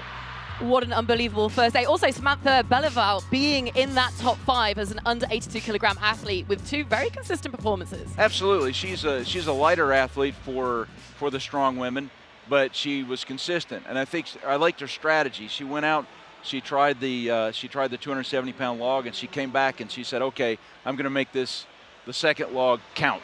And she got all those reps and finds herself in this 5th place spot. Now, the men's competition. There were 2 names that we were talking about in the pre-show, and that was Tom Stoltman and Mateusz Kieliszkowski. Well, one of them on the Wheel of Pain really laid down a marker, didn't he? Well, he is known for the Wheel of Pain. Even though he's been out of competition for 3 years, he did do it about 1.5 years ago at the Invitational, but did not win at that time. But we knew we were going to see a big performance, and he delivered. Gets his hips down, extends his arms, keeps his feet moving, that momentum, and he just has that great strength endurance, as we call it, a motor. He's got a huge motor. Mateusz delivered it when he needed it. It was a great performance. Set the pace for everybody else, no question. He really did, and when he finished, he shook his head as if he hadn't done enough. That's what really made me laugh. Well, that wasn't his best. He's actually had 118 feet on this apparatus, so, you know, he was kind of thinking, I probably have another 10 feet in me, so that was a great performance, though. He just needed to be ahead of the other athletes. And you also want to conserve energy because you've got the next event coming up. Exactly that, the Austrian Oak. And, well, that was some watch, wasn't it? Trey Mitchell, an incredible feat of strength. That was fantastic. I mean, Trey comes out, and I knew he was good for 1 or 2. Comes out and nails 4 reps, 400 points. That is an unbelievable performance. And, you know, he comes off, I kind of gave him a fist pump, and he just kind of, oh, shucks, you know. That was hard, but it was good. Fantastic performance. I think the other thing about the Austrian Oak that really got me a little bit was that, you know, Trey comes out, and he nails 4 reps, but then here comes Mitchell. He gets his reps. I think I'm mostly shocked, though, about Luke. Last year, Luke was the winner in the max log and actually had a 470-pound log, so I thought, you know, 2, 3 reps minimum, maybe 4, maybe 5. Didn't happen. No, it really didn't. Let's take a little look at those overall standings because, I don't know, I feel like it's kind of shaken up a bit. Trey Mitchell taking that #1 spot with a 2nd place and winning that, obviously, that Austrian Oak press. Mitchell Hooper in 2nd and Mateusz Kieliszkowski 3rd. I mean, look at those top 2. Coming into the day, could you ever have predicted that talent at the top of the table? I mean, we spoke of them as contenders, but, I mean, this is a whole other ballgame. They're here to really win this thing. Well, you know, Trey's just underestimated. Trey doesn't get the credit he deserves. He came on last year at the Invitational and didn't go away and darn near won the Invitational. He came in 2nd place. But then he comes out and he has a solid performance, a very solid performance, Wheel of Pain, and then nails the log. He's 2.5 points ahead of 2nd place. So what we have the battle of the Mitchells. We have Trey Mitchell and Mitchell Hooper, Canada versus USA, in this epic struggle, and they're only 2.5 points away from each other. And they pulled away. I'm just surprised that it's those 2 in the front. I'm a little surprised that there weren't at least one of our 2 pre-leaders that we thought about. But Mateusz is still within striking distance. But unfortunately, tomorrow morning is the Elephant Bar Deadlift, which makes that, you know, his event that's he's got to get over that event.